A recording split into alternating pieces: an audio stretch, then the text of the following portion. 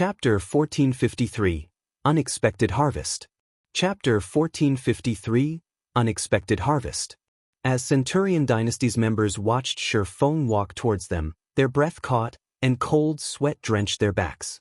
It felt as if a prehistoric beast approached, not a player, and they desperately wanted to turn and flee. One man had inspired thousands of Matchless Family's members to run like frightened rats. If someone had told them of such a thing happening in the past, they would have laughed it off. Now, however, they could not find it in themselves to laugh. They had clashed with the other guild many times, and both were roughly on the same level. Since Feng could suppress Matchless Family by himself, naturally, he wouldn't have any issues doing so to Centurion Dynasty. Sky Slicer wore an ugly expression. Had he known something like this would happen, he would not have poked his nose into the situation. Brother Expert, I believe there has been a misunderstanding. I only came here to recruit you because I have a grudge against Matchless Family. If I had known that Brother Expert was so powerful, I would not have meddled in your affairs. For this offense, I am willing to pay 10,000 magic crystals as compensation, Sky Slicer respectfully told Feng. His previous pride had faded like smoke. What a generous offer. Solitary 9 quietly exclaimed. In his opinion, Sky Slicer was insane to offer 10,000 magic crystals as an apology. Even a well-known adventurer team like Aurora Sword had only accumulated 2,000 magic crystals thus far. Meanwhile, magic crystals were an indispensable resource in Cold Wind City. For example, lifestyle players needed the crystals when producing weapons and equipment. To increase their production success rate, they would spend magic crystals on renting special workshops in their respective lifestyle associations. There was also the Divine Colosseum, and training there cost a lot of crystals. Magic crystals were nearly impossible to save, although there were quite a few ways to obtain magic crystals in Cold Wind City. Handing over 10,000 magic crystals would deal a considerably painful blow to Centurion Dynasty. However, Solitary 9 wasn't a guild leader, so he couldn't understand Sky Slicer's thought process. If an expert of Feng's caliber decided to target Centurion Dynasty and randomly ambush its main force or elite members, the guild would break under the loss. Moreover, Centurion Dynasty couldn't do anything to Feng. If such a situation lasted for a long time, it could cripple the guild. The 10,000 magic crystal offer also served to put some distance between Centurion Dynasty and Feng. 10,000 magic crystals? Feng was slightly confused. The resources in Cold Wind City were far more abundant than he had assumed. Both Centurion Dynasty and Matchless Family would only be third-rate guilds on God's Domain's continent. Giving away 10,000 magic crystals would likely bankrupt the guild. However, based on Sky Slicer's expression, he only felt a slight pang at the loss. When the guild leader saw the small frown forming on Feng's face, he realized that the other party wasn't particularly satisfied with the compensation. Gritting his teeth, he said, "If Brother Expert doesn't find the compensation satisfying, I can include this map as well." Saying so, Sky Slicer took out an ancient, tattered animal skin. Although the hide was quite old, it emitted a faint pressure. Although there was only a trace of this pressure, everyone seemed to fear its divine might. Feng stared at the animal hide in Sky Slicer's hands in surprise. Divine might was an aura unique to gods. Any item that radiated the energy wouldn't be ordinary. Furthermore, this item had manifested in the Ice Crystal world. Although this other world's rank was quite high, it could only accommodate up to Tier 5 creatures. Tier 6 gods were barred from this world. The fact that such an item, once used by God, had manifested here made it even more valuable. Brother Expert, what do you think? Sky Slicer asked, smiling when he saw Feng's interest in the animal hide. He had obtained this animal hide some time ago, but although he recognized it as valuable, he had no way to reveal its secrets. Using it to appease Feng and improve his relationship with the man wasn't a bad trade deal. Feng nodded. His goal in traveling to the Ice Crystal world was to obtain eternal ice crystals, not to dominate Cold Wind City. He had no reason to clash with the local guilds. If not for Matchless Family's determination to pick a fight, he wouldn't have bothered with them. Hearing Feng's reply, Sky Slicer breathed a sigh of relief. He then handed over the 10,000 magic crystals and the animal hide. As for the weapons and equipment littering the street, Feng decided to sell the items to Sky Slicer for coins, and various rare materials, weapons, and equipment took up an entire slot by themselves in a player's bag space. However, materials didn't. One slot could hold multiple articles of the same item. By selling the weapons and equipment for materials, Feng could maximize the number of items he brought back to God's domain naturally. Sky Slicer was more than happy to accept Feng's offer. The matchless family members that had cornered Feng earlier consisted of the guild's elites and experts. Most of the players that had fallen to Feng had been experts. Hence, the weapons and equipment they had dropped were considered top tier in Cold Wind City. Through this transaction, Feng had obtained close to 8,000 gold in rare materials. If he resold these materials in his home world, he could easily earn over 20,000 gold.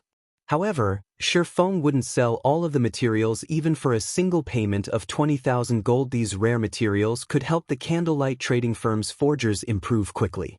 The trading firm might even manage to nurture a master forger after obtaining the materials. Feng quickly made his way to Cold Wind City's library. Meanwhile, news of Feng's triumph over the matchless family quickly spread throughout Cold Wind City, shocking the resident players. That guy is so awesome.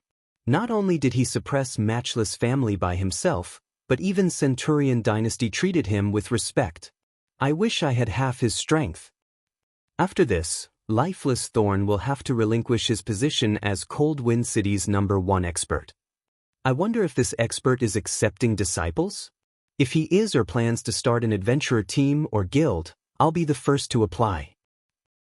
For a time, Cold Wind City's players heatedly discussed this newcomer. Meanwhile, a man wearing ice blue armor and wielding a purple spear faced off against a level 54, Great Lord-ranked demonic Frost Wolf in the Snow Rift, Cold Wind City's forbidden land. Despite the Frost Wolf's upper hand in speed and strength, it was helpless against this indifferent man. On the contrary, the player repeatedly restricted its movements because of this one man. The 20-man team following him easily dealt with the demonic Frost Wolf. Less than a minute after the fight had begun, the demonic Frost Wolf collapsed and dropped several items. The team members watched as their experience bars rose quite a bit while the team rested. A heroic-looking female swordsman turned to the indifferent man, who rested with his eyes closed. Giggling, she said, "Lifeless, didn't you say that you're the strongest player in Cold Wind City? It seems that you have a rival now." A rival? Lifeless Thorn's eyes opened when he heard these words. Shaking his head, he said, "Cold Wind City's experts are clueless. They're nowhere near being a suitable rival for me." "I'm not talking about them," the female swordsman, Cleansing Whistle, responded. Revealing a leisurely smile, she said, "Weren't you boasting about how powerful you are? Do you think you can stand against 10,000 elites from Matchless Family? You've got to be kidding. You're talking about 10,000 elite players." Lifeless Thorn rolled his eyes. "Then why do you claim to be invincible in Cold Wind City? Here, take a look at this." Not long ago, a swordsman expert single-handedly suppressed Matchless Family's army. Centurion Dynasty even offered him a gift as an apology, Cleansing Whistle said, giggling as she sent a copy of Feng's battle video to Lifeless Thorn. Although Lifeless Thorn wanted to refute Cleansing Whistle's words, he couldn't help his shock as he watched the battle video. How can there be such a powerful expert in the city? Well, hadn't you said something earlier about the swordsman class being crap? Now you know how powerful swordsmen are. Cleansing Whistle said, feeling a little proud when she saw the man's shock. He is powerful. He is on an entirely different level than I am. Lifeless Thorn straightforwardly admitted. The assassin's admission stunned Cleansing Whistle. She had thought the news would shake Lifeless Thorn's confidence, allowing her to get some payback for his insults towards her class. Before Cleansing Whistle could say more, Lifeless Thorn stood and took a return scroll from his bag. "What are you doing?" Cleansing Whistle asked curiously. "Do you really have to ask?" "I'm going to look for that expert," Lifeless Thorn said, excitement flashing in his eyes. "Are you mad? We wasted all that time to get here, yet you're going back just like that." Cleansing Whistle was astonished. However, ignoring her words, Lifeless Thorn activated the return scroll. He then transformed into a streak of light as he left the snow rift. Seeing this, Cleansing Whistle and the other team members had no choice but to take out return scrolls and head back as well. Meanwhile, In Cold Wind City's Nobles District, Feng impatiently took out the animal hide Sky Slicer had given him and carefully inspected as he traveled in an advanced carriage. Chapter 1454, Treasure That Surpasses Epic Rank.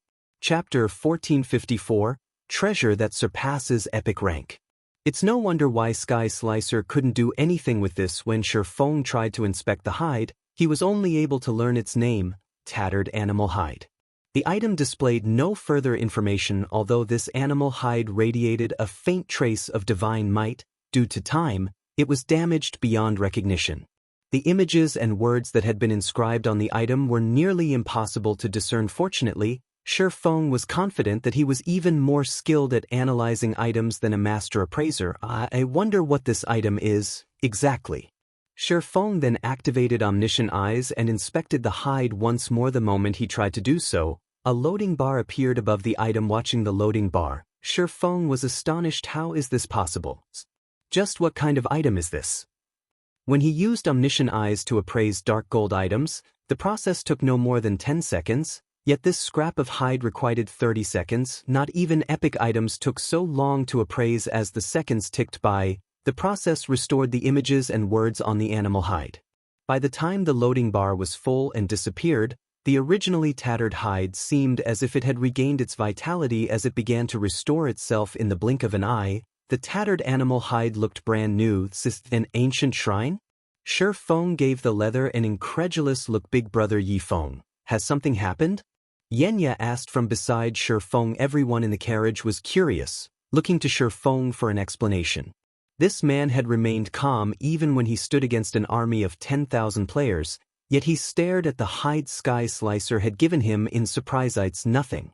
I'm just satisfied with the transaction with Sky Slicer, Feng said, chuckling. Although Feng had brushed the matter off verbally, inside, he was ecstatic. Ancient shrines were considerably old and mysterious locations.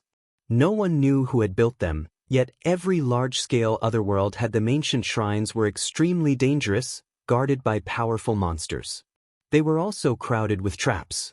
Even so, players residing in large-scale otherworlds swarmed to these ancient shrines like madmen. This was because ancient shrines housed the passage to travel from their otherworlds to God's domain's continent. As otherworlds experts grew more powerful, they would find clues leading to these ancient shrines. They would then search for the shrine's locations before exploring their interiors.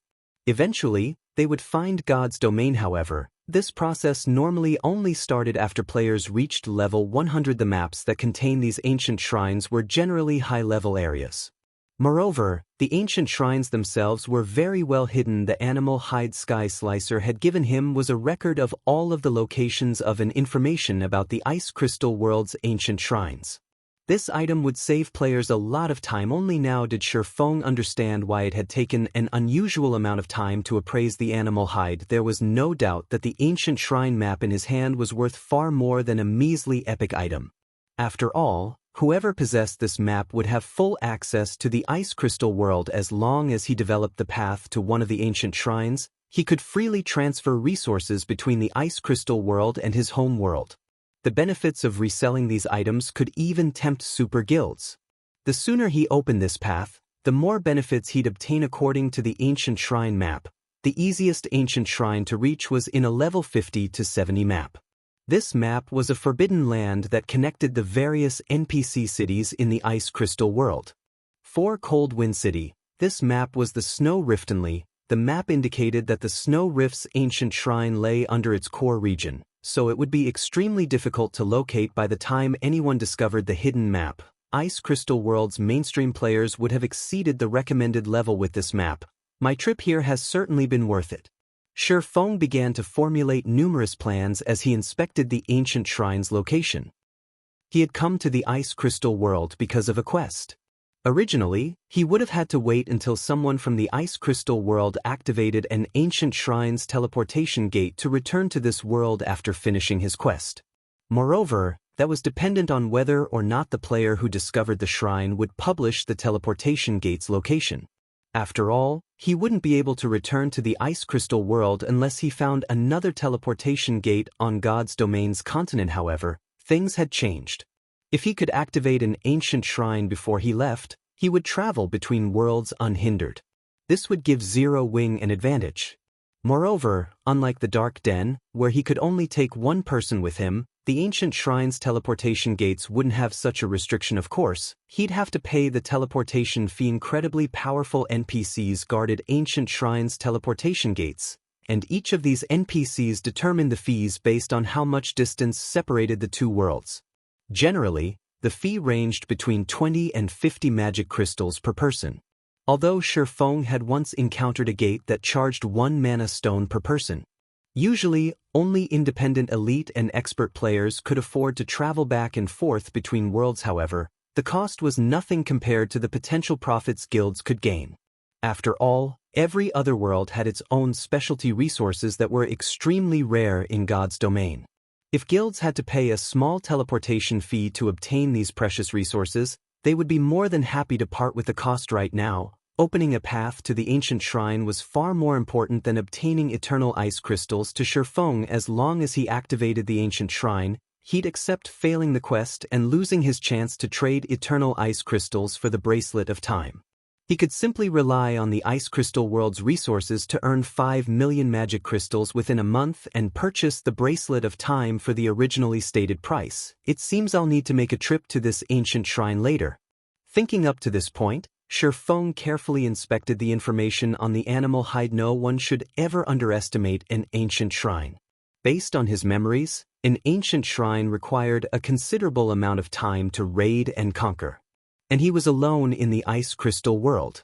It wouldn't be easy to clear a path. As for the eternal ice crystals, Feng intended to visit the library before making his decision. If he could find a way to obtain the 10 eternal ice crystals, he would save a massive amount of magic crystals. After looking at the ancient shrine map for some time, Feng felt his head ache. The ancient shrine in question would be extraordinarily difficult to raid. Only now did he understand why the various other worlds' large guilds required a month to clear out a single shrine. Even a low-level ancient shrine, like the one located below the Snow Rift, was guarded by a level 70 mythic monster. Even the Snow Rift's final boss was a level 70, Grand Lord-ranked 9-headed Earth Dragon. Although only one tier separated the two, the difference in strength was like heaven and earth alone. He could never defeat a level 70, Mythic-ranked boss. When Feng finished examining the ancient shrine map, he turned to Solitary 9 and asked, "Brother 9, would you to help me with something?" "Help you?" Solitary 9 asked, confused. "Yes. I wish to establish an adventurer team in Cold Wind City," Feng stated. Chapter 1455, Adventurer Team Established. Chapter 1455, Adventurer Team Established. Establish an adventurer team. Big Brother Feng, are you joking? For a moment, everyone in the advanced carriage looked at Feng in surprise, wondering if they had misheard. Feng had previously expressed his lack of interest in establishing his own force. He had only come to Cold Wind City from another region to complete a quest, yet this man had just stated that he wanted to establish his own adventurer team. They were both confused and excited to hear this. If Feng formed an adventurer team, it would undoubtedly flourish. In addition, during the previous battle, Feng had made a name for himself in Cold Wind City. He wouldn't have any issues establishing a guild, much less an adventurer team. They could already see players lining up to apply. "What do you need our help with?" Solitary 9 asked, practically glowing. He had already decided to join any force this man established. After all, Feng's strength and combat standards were far more impressive than his own. Watching Feng's battle had opened the doors to a completely new world for him. Unfortunately, Feng hadn't shown any interest in setting up his own force, so he hadn't asked the swordsman about it. He had only hoped to form a close relationship with the swordsman and find an opportunity to seek Feng's guidance now. However, he didn't need to do so. He could simply join Feng's adventurer team. His goal in establishing an adventurer team was to improve his combat standards by delving into God's domain's various ruins and dungeons. He did not like participating in the struggles between guilds. Most importantly, he had always hated the way Matchless family and Centurion dynasty had operated. Hence, he had established the Aurora Sword Adventurer team. He had thought that he and his companions could join Wave Heart, Cold Wind City's #1 adventurer team, if the guilds put too much pressure on Aurora Sword. Fortunately, He didn't have to worry about that anymore. I'd like to ask your help in advertising and organizing the adventurer team's recruitment.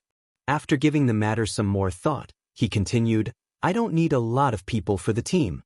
3,000 or 4,000 members will be enough. Official members will have to reach the trial tower's 5th floor at the very least, though the requirement will increase as time goes on. Cold Wind City had its own divine coliseum, and although it wasn't connected to those in other cities, it wouldn't affect players' evaluations. The 5th floor? Yenya's jaw dropped. Big brother Yifeng, very few people in Cold Wind City will be able to meet that requirement. Most experts can only reach the 4th floor. Yenya was one of Aurora Sword's top-ranked experts, but even she had only recently made it to the 5th floor. Quality is more important than quantity. Of course, we could let players take another set of tests before joining the adventurer team, Feng said. He then took out the list of Zero Wing's test criteria when recruiting members, displaying it for Solitary 9 and his party. Not all talents in God's domain were powerhouses. Rather than only recruiting those who were already strong, they could also look for players with potential. Players with potential would become reserve members for the moment. Reserve members would then be tested and judged based on their improvement speed. They could become official members once they reached a certain standard. If not, they would have to resort to the primary test, reaching the trial tower's 5th floor. Although this 2-stage process was tedious, it helped Zero Wing avoid missing out on potential experts. Of course, there was a minimum requirement to become a reserve member. Players had to reach the trial tower's 4th floor at this stage of the game. The trial tower's 4th floor was still a fairly difficult hurdle for players. However, as player standards continued to improve, more of them would reach the 4th floor. If a player could not even reach the 4th floor, there was no point for them to take the test to become a reserve member. Even so, Feng's requirements stunned Solitary 9 and his companions.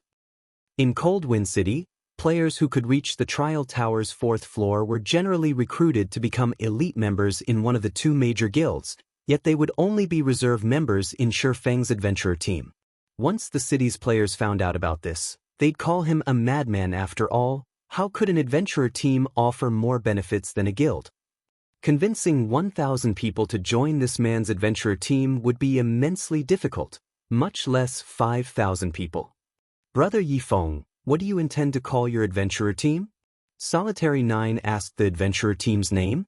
Feng thought about how others had called him an Asura. Being intensely uncreative, he replied, let's call it the Asura Adventurer Team. At first, he had considered simply calling it the Zero Wing Adventurer Team. After all, he had planned to use this adventurer team as reinforcements for Zero Wing's core members. However, after giving the matter some thought, he gave up on the idea. After all, many of God's domain's experts disliked the restrictions guilds imposed on their members. Instead, he could invite the experts that refused to join Zero Wing to his Asura Adventurer Team. This way, the Asura Adventurer Team could collect independent experts who disliked guilds, forming a symbiotic relationship with Zero Wing. Then, Brother Yifeng, can my Aurora Sword Adventurer Team join yours? Solitary 9 asked anxiously after taking a deep breath. Of course. It'll help me out quite a bit if you join. As long as your team members can meet one of the 2 requirements, they are welcome, Feng said, smiling. He already had a rough estimation of Solitary 9's strength. He had also listened to Yenya's comments on the matter. Not only was Solitary 9 one of Cold Wind City's top 3 MTs, but he had also reached the last stage of the trial tower's 6th floor. He was only a step away from the 7th. Although he didn't know any advanced combat techniques, he was not that far from the half-step refinement realm. In Zero Wing, he could easily rank among the guild's top 10 MTS. It was quite impressive. Furthermore, Solitary 9 hadn't received any official training like Zero Wing's core members had. The man had reached that standard of his own power. If Solitary 9 were offered sufficient training and guidance, he could easily reach the half-step refinement realm. Given enough time, reaching the refinement realm wouldn't be much of an issue. As such a capable expert, why wouldn't he welcome Solitary 9 into his adventurer team? Unfortunately, he'd have no choice but to let go the Aurora Sword members who couldn't meet the recruitment requirements. It was important that an organization adhere to its own rules. Otherwise, the organization would lose its members' trust. I understand. Solitary 9 replied. The Asura Adventurer Team wanted experts. He'd have no choice but to compensate the Aurora Sword members who didn't make the cut, following which, Feng and his new companions drew up a list of benefits that the Asura Adventurer team would offer its members. With such a high recruitment requirement, not many players would apply if they didn't offer appropriate benefits before they realized it. Their advanced carriage had arrived before Cold Wind City's library. What a marvelous library! As soon as Feng alighted from the carriage, he could not help but stare at the mountainous building before him. Compared to White River City's library, Cold Wind City's was a giant. The building was well over 300 meters tall. It was large enough to fill 3 sports arenas. At the same time, the library felt ancient, like some long-lost ruin, following which, Feng activated his Demon Hunter title and approached the entrance. The 4 NPC guards by the doors glanced at Feng as he passed by, showing no intention of stopping the swordsman. Elsewhere, Solitary 9 published the recruitment information for the Asura Adventurer team on Cold Wind City's official forums. At the same time, Yenya and the others saw to the necessary arrangements to spread the news throughout the city very quickly. News about Feng's and adventurer team reached every player in Cold Wind City. What? He's actually trying to establish an adventurer team? When Thundering Sky, who had recently resurrected, received the news, his expression darkened. Chapter 1456, Adventurer Team's Benefits. Chapter 1456, Adventurer Team's Benefits. Guild Leader, quite a few of our members have withdrawn from the guild as soon as they heard the news. If we don't do something to stop this, I'm afraid that we'll lose more of our members. Featherwind cautiously reported to Thundering Sky. The battle at the auction house dealt a massive blow to Matchless Family's reputation, and because of that, the guild had lost over 1,000 elites and experts. Yet, despite such huge losses, Matchless Family couldn't do anything about them after all. The guild was utterly helpless against Feng. To make matters worse, Feng had decided to establish his own adventurer team. They couldn't afford to provoke Feng when he stood alone, but they could still avoid the man. Matchless Family had over 100,000 members. Even if Feng were more powerful, he wouldn't be able to damage the guild's foundations if their members spread out. If he had an adventurer team under his control, however, Matchless Family would likely have to face thousands of players in the future. It'd become even harder to deal with this expert. Damn it. Just who is he? Why haven't we heard of this guy before? Thundering Sky's expression twisted as he read the latest report. If not for Feng's sudden appearance, their plans wouldn't have been interrupted, and he would have secured his hold on Cold Wind City. Guild Leader, should we contact those people? Featherwind asked softly. It can't be helped. At this rate, Cold Wind City will either end up in Centurion Dynasty's hands or the Asura Adventurer team's.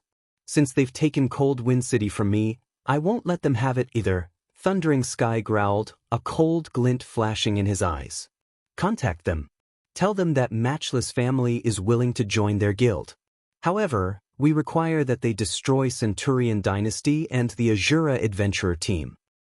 Although Cold Wind City's players couldn't travel to other NPC cities right now, they could communicate with players in these cities offline. An upper echelon from Hecate, a large guild in another NPC city, had contacted Matchless Family, stating Hecate's interest in purchasing the guild. Initially, Thundering Sky had hesitated. After all, Hecate was far more powerful than Matchless Family, controlling more than 5 NPC cities. Hecate even ruled over Ice Crystal City, the Ice Crystal world's largest NPC city. Thundering Sky wasn't confident of Matchless Family's survival should it insult this massive guild. He had hoped to solidify his control over Cold Wind City before anyone cleared the Snow Rift. Even if his city were connected with other NPC cities, he'd more or less have the power to withstand outside forces. Now that he had lost any hope of becoming his city's overlord, joining Hecate was his best choice. Once the passage opened, with Hecate's secret support, Matchless Family would send both Centurion Dynasty and Feng to meet their maker. Understood. I'll see to it right away. Featherwind then logged out of the game and disappeared from the office. Elsewhere, after splitting up, Solitary 9 and the others took the 3,000 gold Feng had given them to purchase a considerably large plot of land from the city hall. They then visited the Adventurers Association to begin their residence's construction. Although the residence was not as luxurious as a guild residence, it could easily accommodate 1,000 people at a time. Hopeful applicants had already surrounded Asura's residence. Over 4,000 players waited for their evaluation, and this was only the beginning as expected of the adventurer team established by Cold Wind City's #1 expert. Asura's residence is even larger than Wave Heart's. That's right. I bet it won't be long before Asura becomes the #1 adventurer team in Cold Wind City. While the crowd waited for the application process to start, Solitary 9 emerged and posted the recruitment requirements at the entrance. As Asura's recruitment standards went public, many players were shocked as the Asura adventurer team crazy. Only those who reached the Trial Tower's 5th floor qualify to join? Do they not know what it means to reach the Trial Tower's 5th floor?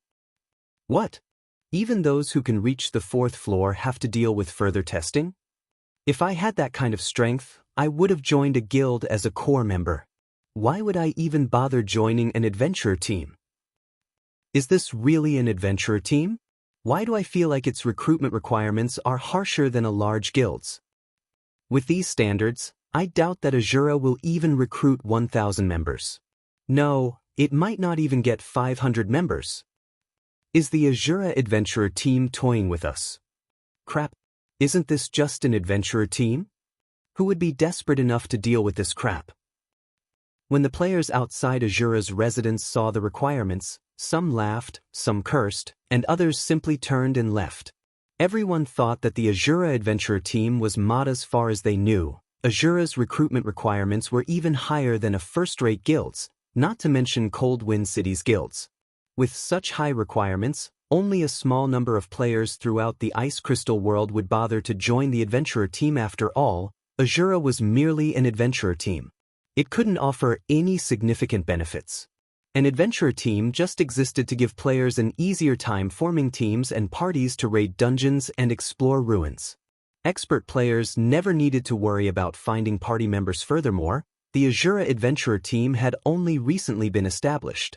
Even with an expert like Feng, without dungeon raid or ruin exploration results, expert players were less inclined to consider an adventurer team commander. Players have stood outside our doors for quite some time now, yet only a few have applied. What should we do? Yenya stated at the crowd outside in frustration. Yenya, stop calling me commander.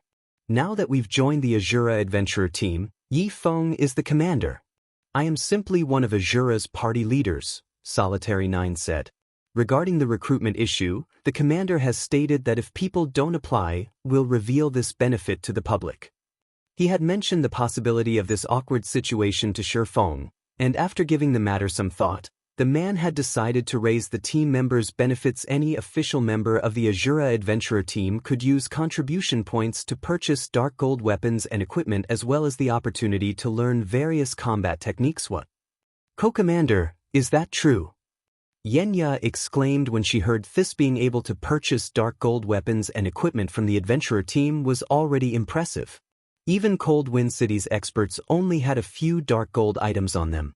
Usually, only guild's core members had any access to such items, yet the Asura's official members could bid on these items. However, the dark gold items paled in comparison to the combat techniques. Most players knew something about combat techniques, mysterious techniques that could significantly improve one's combat power. Unfortunately, very few players actually knew any of these techniques. In fact, neither of Cold Wind City's 2 large guilds had any players that had learned a combat technique yet. The Asura adventurer team offered to teach its members various combat techniques. This felt like a dream. Mitchum, the commander made the decision, so don't worry about it. In any case, publish the information outside. Solitary 9 nodded. He, too, had been surprised when he had heard Feng's decision, following which, Yenya ran to the notice board outside the residence's entrance and published this shocking announcement. Chapter 1457. Clue to Evolution. Chapter 1457. Clue to Evolution. Cold Wind City's library. As soon as Feng entered the library, he felt as if he had just stepped into a different world. The library didn't contain any books whatsoever. Instead, the hall included a starry sky and organized shrubbery. Creeks and bridges snaked through the main hall.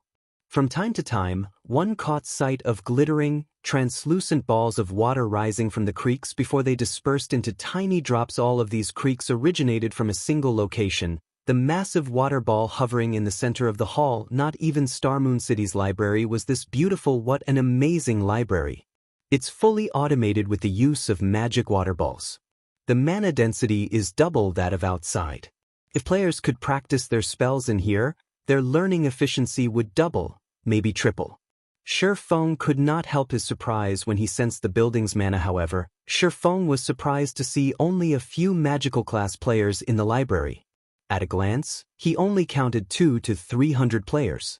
It was an abnormally small number for a library. What he didn't know was that one had to become a baron before they could enter Coldwind City's library. If not for Feng's the Demon Hunter title, the level 180 NPC guards at the entrance would have chased him away. He didn't give the matter too much thought, though. He approached the central water ball and began to search for information on the eternal ice crystals. It was far more convenient to search through the magic water ball than it would be to leaf through numerous books. There sure is a lot of information here. Feng was astonished when his search for the eternal ice crystal came back with over 100 results. Normally, he'd be lucky if he got 10 or so results for a particular search. Fortunately, it was usually enough information to find the item they wanted, yet hundreds of entries mentioned the eternal ice crystals. This almost guaranteed that he could find the crystal's location, following which, Feng browsed through the information. How is this possible? What Feng found shocked him. The eternal ice crystal was actually a mana crystal. Only, due to the ice crystal world's influence, the power of frost tainted these mana crystals, transforming them into eternal ice crystals. These crystals could be found in the ice crystal world's various forbidden lands, but only Great Lord-ranked bosses and above had a chance of dropping them. Unfortunately, these bosses wouldn't drop complete eternal ice crystals. Rather, they had a very low chance of dropping ice crystal fragments. One had a 50% chance of successfully synthesizing 10 ice crystal fragments into one completely eternal ice crystal. No wonder she gave me a month for this quest. It's certainly not going to be easy. Feng frowned. Although the Snow Rift was a forbidden land, it didn't have many field bosses. Considering the low drop rate and the 50% success rate, it would take a long time to obtain one eternal ice crystal, much less 10. I guess I need to hurry. Now that he knew that eternal ice crystals were actually mana crystals, he had even more reason to obtain them. He also needed mana crystals to evolve the Abyssal Blade. Although the Tier 1 Abyssal Blade was plenty powerful, particularly when it came to compatibility rate, its basic attributes weren't quite on the level of top-tier epic weapons. He wanted to evolve the Abyssal Blade, but he hadn't found any mana crystals, so he had been forced to set the matter aside for some time. If he could evolve the Abyssal Blade once more, he'd be more confident of defeating the Ancient Shrine's guardian boss armed with this new information. Feng was glad he had decided to establish an adventurer team in Coldwind City. He wouldn't have had any hope of collecting enough eternal ice crystals in time if he were alone, following which, Feng left the library and hurried towards Asura's residence. Shortly after the Asura adventurer team had published the new benefits, the crowd outside the team's residence went into an uproar. Members can trade contribution points for combat techniques. Asura is actually willing to teach combat techniques. Not even the city's 2 large guilds offer that benefit. Although Coldwind City had many experts, only a handful had learned combat techniques. These experts treated these techniques like family heirlooms, refusing to teach any outsider, but the general public knew how powerful combat techniques were. A player with a combat technique could easily defeat one without. Moreover, unlike skills and spells, players could improve their combat standards while they learned a technique. This was yet another reason that experts refused to teach others their techniques. They adamantly refused all sorts of payment for the training, yet the Asura adventurer team wanted to teach its members various combat techniques. The news stunned countless players. None of them doubted the validity of Asura's offer. As Coldwind City's #1 expert, Feng certainly knew many combat techniques. There wasn't anything surprising about him teaching his members 1 or 2 of these techniques. Moreover, the more powerful an expert was, the more they would value their promises. After a short moment, players crowded the previously empty registration area. The crowd even included players who had yet to reach the trial tower's 4th floor. These players begged Solitary 9 to give them a chance and let them become reserve members for a time. Solitary 9 and the other players manning the registration area were incredibly busy. More players had come to apply than they had expected. Even 5th floor experts were rushing to put in their applications. Among these experts, many had been main force members from well-known adventurer teams or experts from the 2 large guilds. In less than 30 minutes, Asura had over 100 official members and 500 reserve members. Unfortunately, Solitary 9 rejected every player who hadn't yet reached the trial tower's 4th floor, telling these players to return after they did so. News of the Asura adventurer team's offer to teach its members combat techniques quickly spread throughout the city. It became a hot topic among these players, and many expressed their intention to join the organization. The city's 2 large guilds suffered headaches because of this. They had planned to ridicule Asura for its high recruitment requirements, but now, they were only frustrated over the new adventurer team. If Asura gathered enough experts and taught them combat techniques, there was no doubt that the adventurer team would become Cold Wind City's overlord. Guild leader, I've notified Hecate. However, more than 500 players have already joined Asura.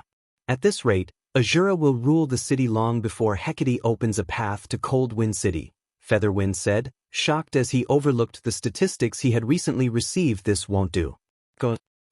We'll go and find Waveheart. Even if we have to pay a high price, we have to form an alliance with the adventurer team and convince them to deal with Asura, Thundering Sky said as he stood. He had hoped to avoid allying with Waveheart to deal with Asura, but it'd be enough if the adventurer team helped Matchless family survive until Hecate arrived. Guild leader, a report just came in. Waveheart's Lifeless Thorn has led a team to Asura's residence. By the looks of it, Lifeless Thorn plans to take action, Featherwind said, smiling coldly at the latest report. Lifeless Thorn was a battle maniac. Since his debut in Cold Wind City, not a single expert he had challenged had lasted more than 5 moves. Eventually, he had become Cold Wind City's publicly acknowledged #1 expert. Not even the city's main guilds could do anything against the man and were forced to ignore his existence. He's making a move? Thundering Sky could not help but laugh. This is going to be interesting. Let's go. We're heading to the residence to watch this play out. Chapter 1458, Demigod-ranked expert. Chapter 1458, Demigod-ranked expert. Cold Wind City, Asura adventurer team's residence. As soon as Feng stepped out of the advanced carriage, he was greeted by a sea of people crowding around the residence's entrance. It was even more lively than an imperial capital's auction house. Why are so many people here? Feng was confused to see such a large crowd. Around a dozen people stood before the registration area, the leader of which was a man in icy blue armor, holding a purple spear in his right hand. Although this man stood in silence, the surrounding players had distanced themselves from him, creating a wide, open space. Clearing aside from this man's companions, no player dared to move within 20 yards of him. I hadn't expected Lifeless Thorn to visit. Why do you think he's here? Do you really need to ask? He's here to issue a challenge. Lifeless Thorn was Cold Wind City's #1 expert. Now that someone has usurped his position, he must be here to reclaim his status. Indeed. I've heard Waveheart members talk about how bored he is because he hasn't been able to find someone who can put up a decent fight. He's been spending time in the Forbidden Land to open a path to other NPC cities so he can find new experts to challenge. This is going to be interesting. I wonder which of the 2 experts will win the duel. You can't figure that out on your own? Lifeless Thorn is definitely going to win. He's invincible in Cold Wind City. On the other hand, the mysterious swordsman has only made a name for himself recently. I wonder if that swordsman will accept Lifeless Thorn's challenge. The spectating crowd discussed the potential duel between Feng and Lifeless Thorn. They all anticipated the fight between these 2 powerful experts. Guild leader, Lifeless Thorn has grown stronger again. He's replaced his old weapon too. His last weapon was a top-tier, level 45, dark gold spear called Meteor Spear. It had been crimson red, and I've heard that Lifeless Thorn had found it in a dark gold treasure chest. It seems that he had earned quite the harvest from the Snow Rift, Featherwind said, smiling as he gazed at the purple spear in the berserker's hand. That damnable swordsman is in trouble. Indeed. If Lifeless Thorn gets serious, not even Sky Slicer and I would have any hope against him. That's why Hecate's been urging us to do everything we can to recruit him. It's a pity that he isn't interested in joining a guild. I doubt he even would have joined Waveheart if not for the help in obtaining better weapons and equipment, Thundering Sky said as he tried to sort out a tangle of complex emotions. He had always treated Lifeless Thorn like the biggest thorn in his side, but even Hecate had warned him not to provoke the man now. Lifeless Thorn would finally be of some use to him. Lifeless, I already told you that our commander isn't here. Standing here is pointless. If you want to challenge the commander, I'll let him know once he's finished his tasks and returns. Solitary 9 growled, frustrated with Lifeless Thorn obstructing the registration area. Solitary 9 had personally experienced this man's power. The gap between them was massive. Despite being one of the top 3 MTs in Coldwind City, he had only lasted 3 moves against Lifeless Thorn. From start to end, he had been powerless to retaliate. Moreover, their duel had been over a month ago. Now, Lifeless Thorn radiated an even more frightening feeling. With a single glance from the man, Solitary 9 felt as if he trudged through a muddy swamp, his movement growing sluggish on the surface. The 2 large guilds ruled over Coldwind City. In reality, however, these guilds only operated as they wished because of Lifeless Thorn's disinterest in struggles over power and resources. Since the Berserker blocked off the registration area, who would be bold enough to come forth to apply to Asura? That won't be a problem. I have plenty of spare time. If I can't face him today, then you can contact your commander and inform him of my challenge, Lifeless Thorn said, smiling. He can choose the time and place. It doesn't matter to me. 9. You know that Lifeless is a battle maniac. Once he has made a decision, nothing can stop him. Just contact your commander, Cleansing Whistle advised. In reality, she, too, was curious to see who would win a fight between Feng and Lifeless Thorn. Lifeless Thorn might have claimed that he wasn't a match for the newcomer, but he was simply being humble. She was fully aware of the man's true power. Not only had he obtained the top-tier, epic weapon, Thunder Spear, but he had also obtained the Lightning Saint's legacy, a peak legacy. Even throughout the Ice Crystal world, Lifeless Thorn could rank near the top. How could he possibly lose to some unknown swordsman? You guys? As Solitary 9 struggled with his frustration, a deep voice reached him from down the hallway. I accept your challenge. Everyone immediately turned towards the voice commander. Solitary 9 gave Feng a confused look as he approached. Feng had told him that he needed to concentrate on finding certain information, and they shouldn't disturb him unless it were of the utmost importance. Hence, he had avoided contacting the commander. You've finally shown yourself. Lifeless Thorn smiled at Feng, who hid his name and appearance. His eyes shining with fighting spirit, he said, I knew an expert like you wouldn't refuse a challenge. The crowd had gasped when they heard Feng's answer. They hadn't expected the Asura adventurer team to accept the challenge. I'll agree to your challenge, but a simple duel would be too boring. Why don't we make a bet? Feng asked, smiling. Even during his previous life, he had heard of this man, one of the 12 sacred berserkers, Lightning Warrior. Lifeless Thorn had only been a step away from becoming a Tier 6 berserker god. This player had become so famous in the past because he had provoked the super guild, King's Return. Although the guild eventually killed him, his defeat had been glorious. During the final battle, King's Return had dispatched 3 Tier 5 players to suppress Lifeless Thorn, yet he had killed one of these Tier 5 players before he had fallen. In the end, a Tier 6, God-ranked expert had joined the fray, and Lifeless Thorn had faltered and died. Lifeless Thorn's rise to prominence had been extremely fast. Although he had been incredibly famous in his own otherworld, he had only become truly renowned after venturing to God's Domain's continent. Once there, he had caused quite the commotion as he had challenged and defeated one expert from the God's Domain experts list after another. It hadn't taken him long to rank among the top 50 on the list if not for the fact that he had remained a solo player, refusing to join any organization. He wouldn't have been stuck at Tier 5 if he hadn't been so stubborn and simply joined some random, first-rate guild. he would have likely become a Tier 6 God-ranked expert. Feng had never thought that he'd encounter Lifeless Thorn in the Ice Crystal world. He was truly blessed in the past. Lifeless Thorn had never joined a guild, but now that Feng had established his own adventurer team, he could attempt to recruit the Berserker. It'd be almost as good as convincing the man to join Zero Wing. If Feng succeeded, he'd have yet another powerful supporter. Chapter 1459. Battle for Number 1.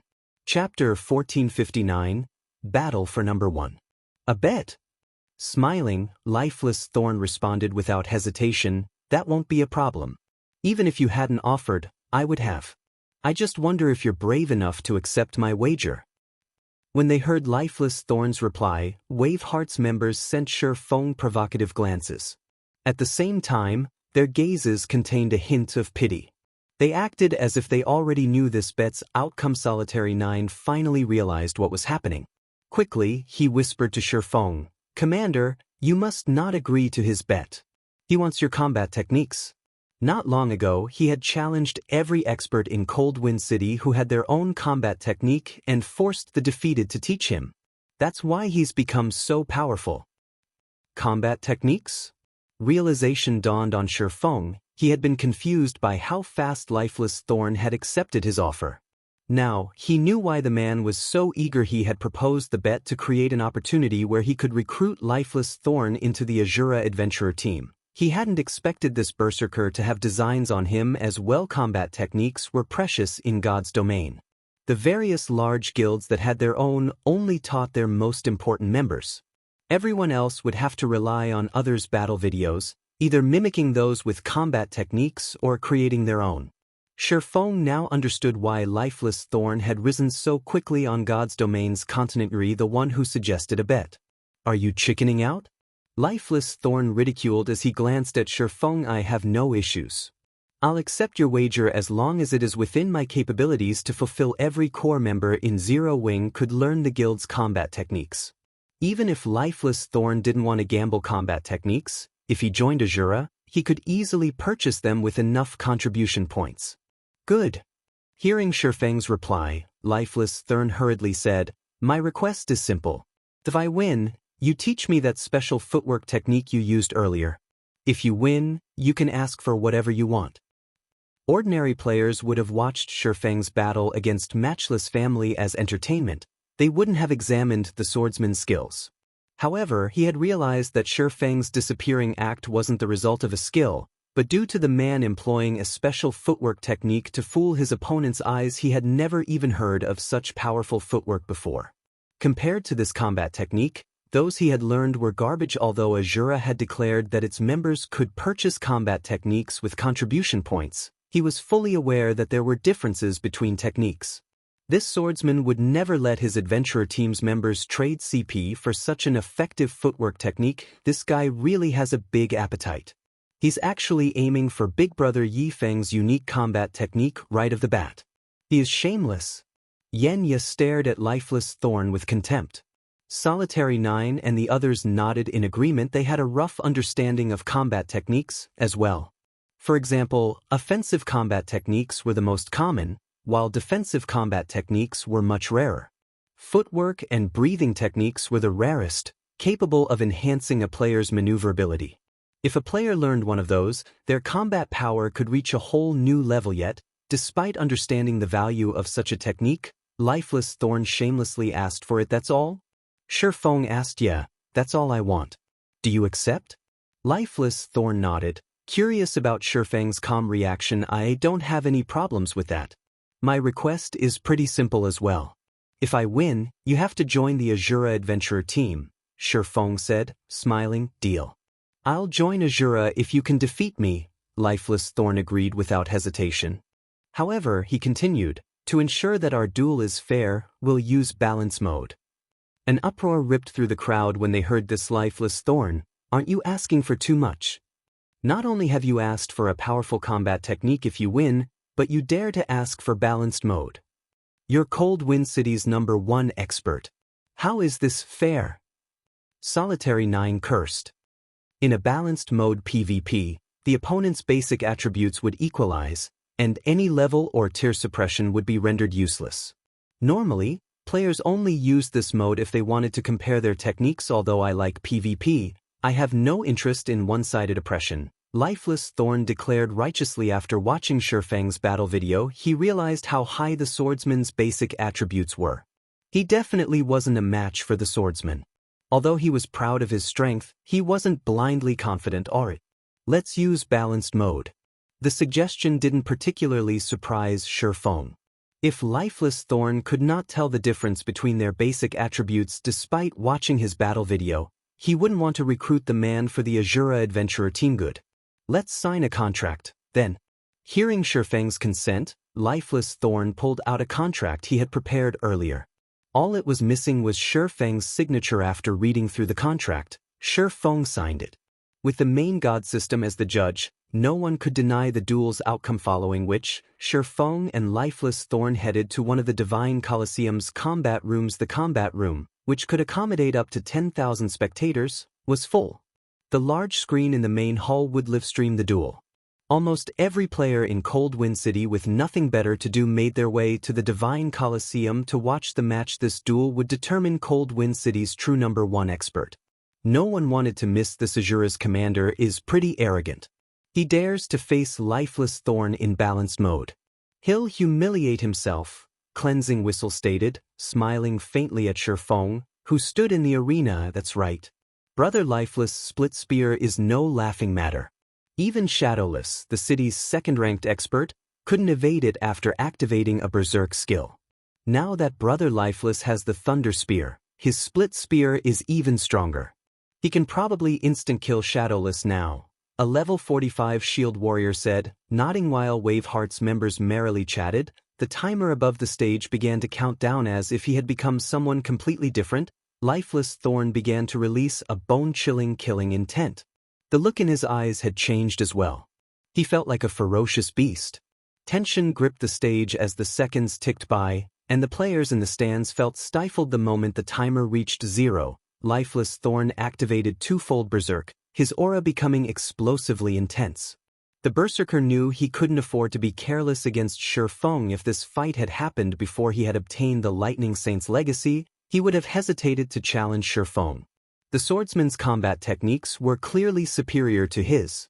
He would have been asking for a beating if he had challenged the man to a balanced mode duel. However, Peak Legacies granted Legacy Berserk skills, which could be used in conjunction with ordinary Berserk skills.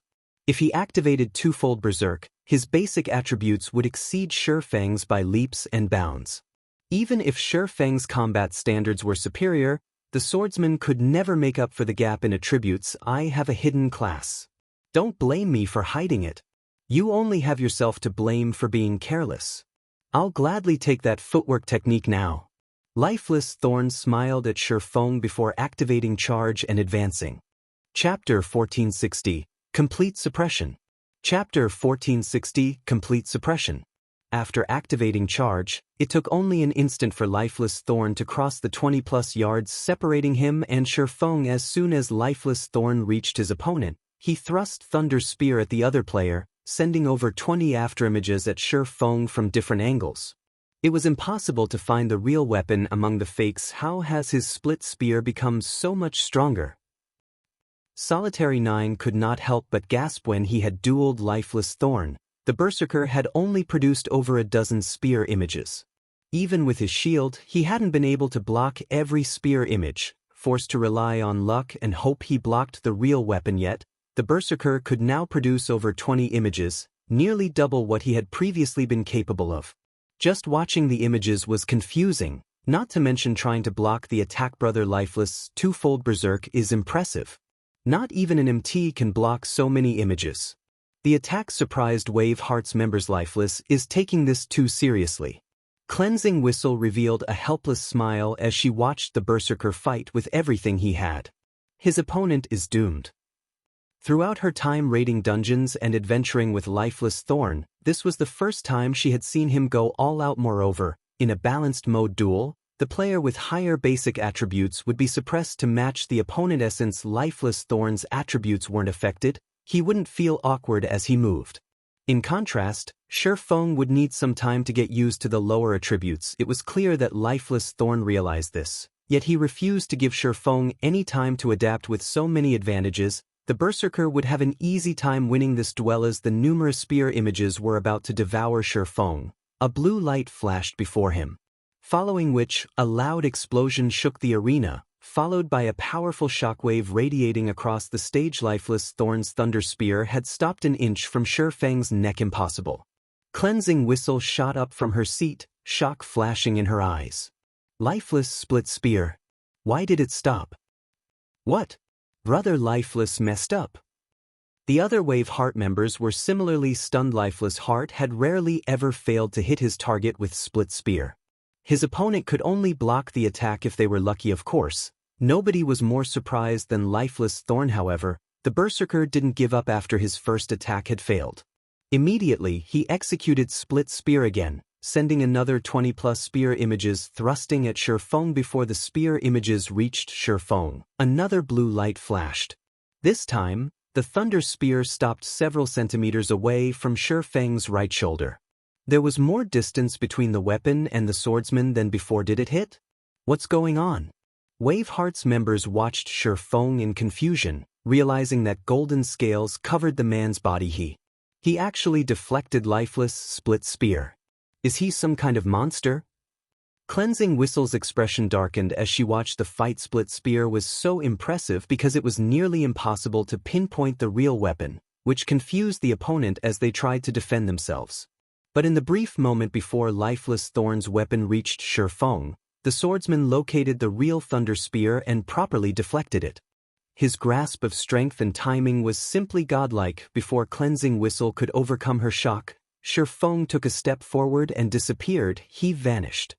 Lifeless Thorn immediately responded by executing Whirlwind Slash, his spear sweeping horizontally to slice everything within 10 yards of the Berserker. Dang! A loud clang echoed throughout the venue. Following which, Feng reappeared as he flew over a dozen yards backward before landing. Despite being knocked back so far, Feng hadn't lost a single HP. He had nullified Lifeless Thorn's horizontal slash with parry as expected of the Lightning Warrior. His reactions are so fast. Feng smiled faintly as he glanced at the still vibrating killing ray. Split sword was Lifeless Thorn's trademark combat technique.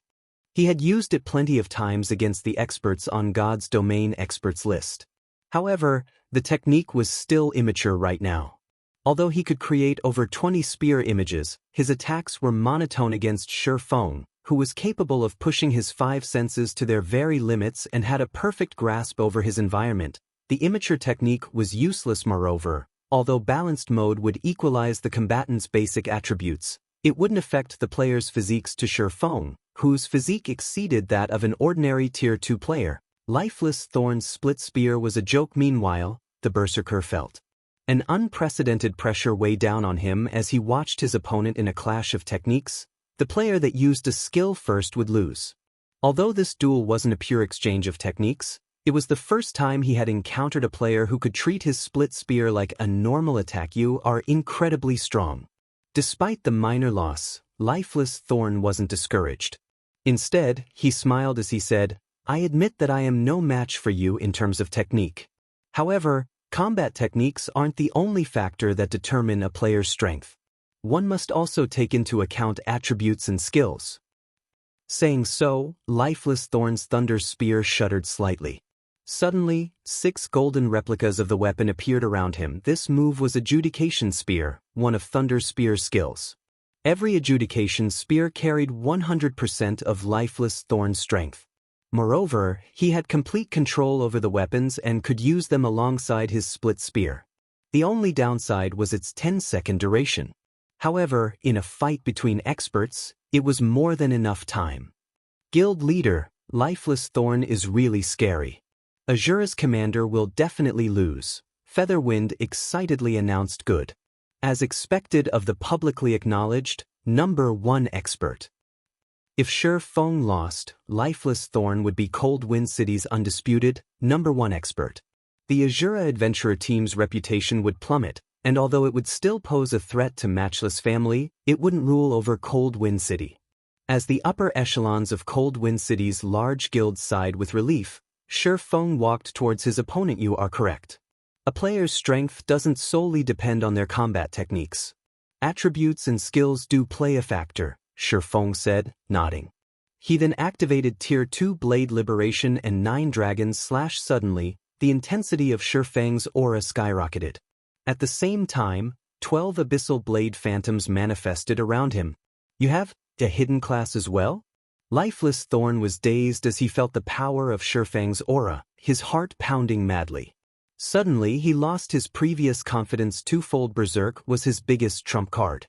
With absolute power, he could easily overwhelm his opponents, even if his techniques were inferior. However, based on the man's aura, Feng's basic attributes were now much higher than his opponent's 12 phantom swords even outnumbered his prided adjudication spears. As Lifeless Thorn stared, Feng appeared before him and lightly swung, killing Ray Tier 2 legacy skill, Shadow Blade. Although Lifeless Thorn tried to defend himself, he was too slow, and 10 streaks of light, 1 blue and 9 black, struck him. Instantly, Lifeless Thorn's HP vanished, his body transforming into particles of light as he disappeared as if time had frozen. Silence dominated the combat room. Lifeless Thorn, Cold Wind City's #1 expert, had been defeated. Chapter 1461, Abyssal Blade Evolves. Chapter 1461, Abyssal Blade Evolves. Only after the system had announced the duel's outcome did the audience react. He won, just like that? So fast. I couldn't even see what he did. Is this really a balanced mode PvP duel? Why do I feel like that guy is much stronger than Lifeless Thorn?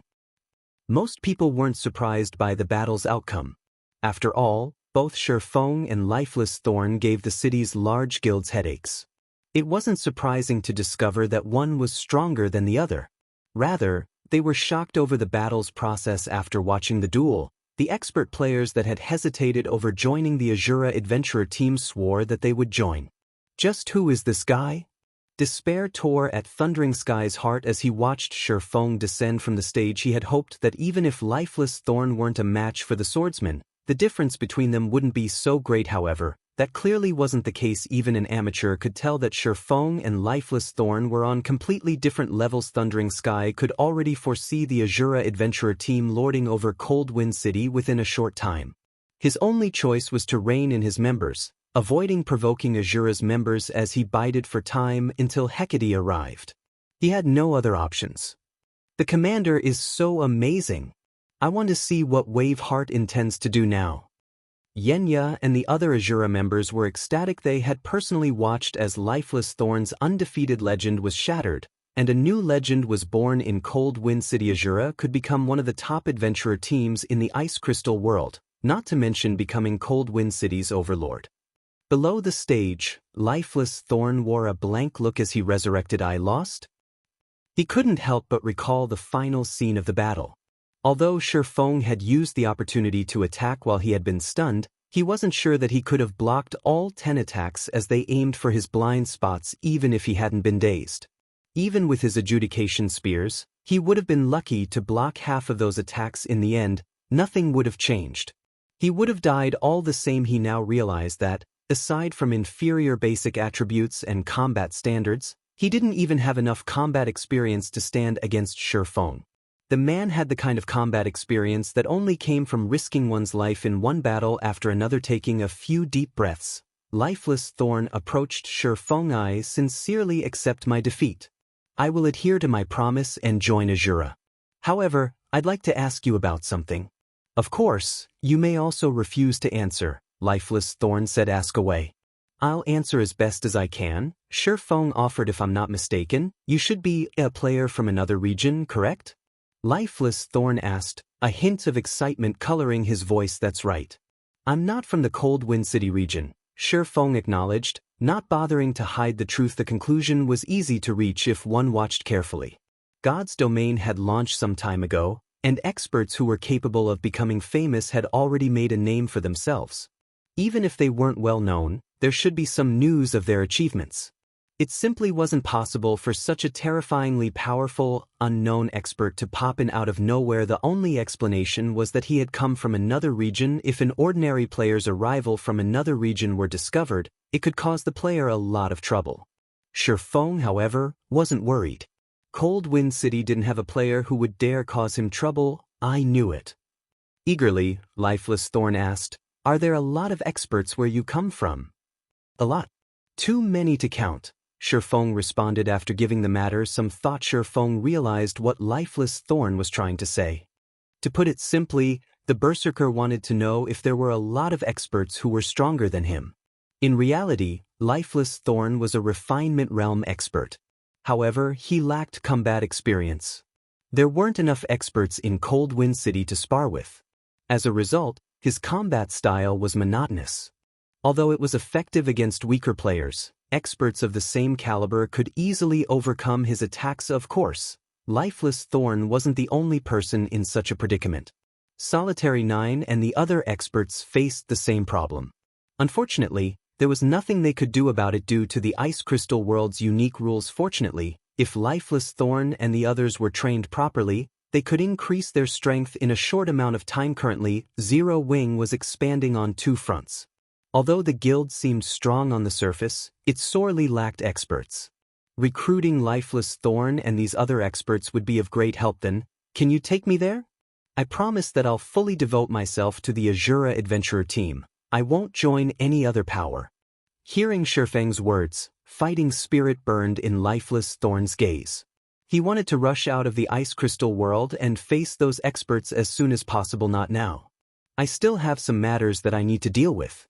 Once I've finished, I'll lead the top-ranking experts in Asura to develop elsewhere, Feng said, shaking his head. In reality, he wanted to leave this place as soon as possible as well, but he couldn't return to God's domain until he collected the eternal ice crystals.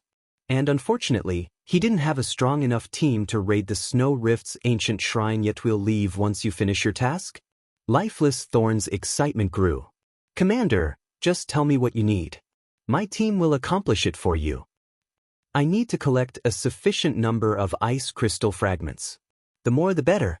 Only the Snow Rift's boss monsters, Great Lord rank and above, have a chance of dropping them, Feng explained. Understood. I'll lead a team and kill those bosses right away. Lifeless Thorn nodded, turning to prepare to depart. Hold on a minute. Before you go, take a look at these. Feng snatched the impatient Berserker's collar. First, he added Lifeless Thorn as a friend. He then sent the man a tutorial video for Void Steps. This is only a tutorial. How much of it you learn depends on you. Void Steps was an advanced footwork technique, which Feng taught Zero Wing's core members. Even if a player failed to learn the full technique, they could grow stronger by studying it. Now that Lifeless Thorn had officially joined Asura, it was best that he learn the technique as quickly as possible. This is shock-colored Lifeless Thorn's face as he watched the tutorial video.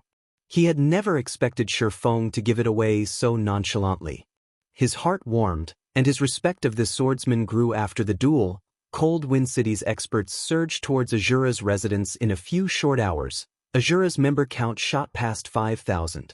Although only 1,000 or so were official members, the rest became reserve members. Even so many experts made it easier for Feng to kill the Snow Rift's field bosses easily. He split the 5,000-plus Asura members into 50-man teams and sent the teams to various locations of the Snow Rift.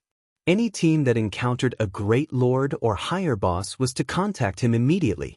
This way, he could use space movement to transport Lifeless Thorn, Solitary 9, and the others. Help their grinding efficiency was leaps and bounds above what Feng could accomplish on his own. In addition, he activated Divine Providence before landing the final blow, using the skill to increase the drop rate for ice crystal fragments. He had to admit again that Icarus's heart was a godly tool. With Divine Providence, he claimed one ice crystal fragment from every 6 or 7 Great Lords. He also obtained a fragment from every 3 or so Grand Lords he killed. Unfortunately, Snow Rift had a limited number of Grand Lord-ranked field bosses. On the bright side, since no one had pioneered the Snow Rift yet, plenty of bosses were available in the Forbidden Land. Their spawn rate was incredibly fast as well. As a result, Feng constantly slaughtered bosses. Feng only gathered 100 ice crystal fragments after 3 days of grinding. By relying on Divine Providence, he transformed those 100 fragments into 10 eternal ice crystals. During this period, Feng had also risen from level 57 to level 58. Naturally, Lifeless Thorn and the others' levels skyrocketed, rising from level 45 to level 48 in just 3 days, pulling far ahead of Cold Wind City's other experts. Although Feng had achieved his goal, he didn't rush to turn in his quest.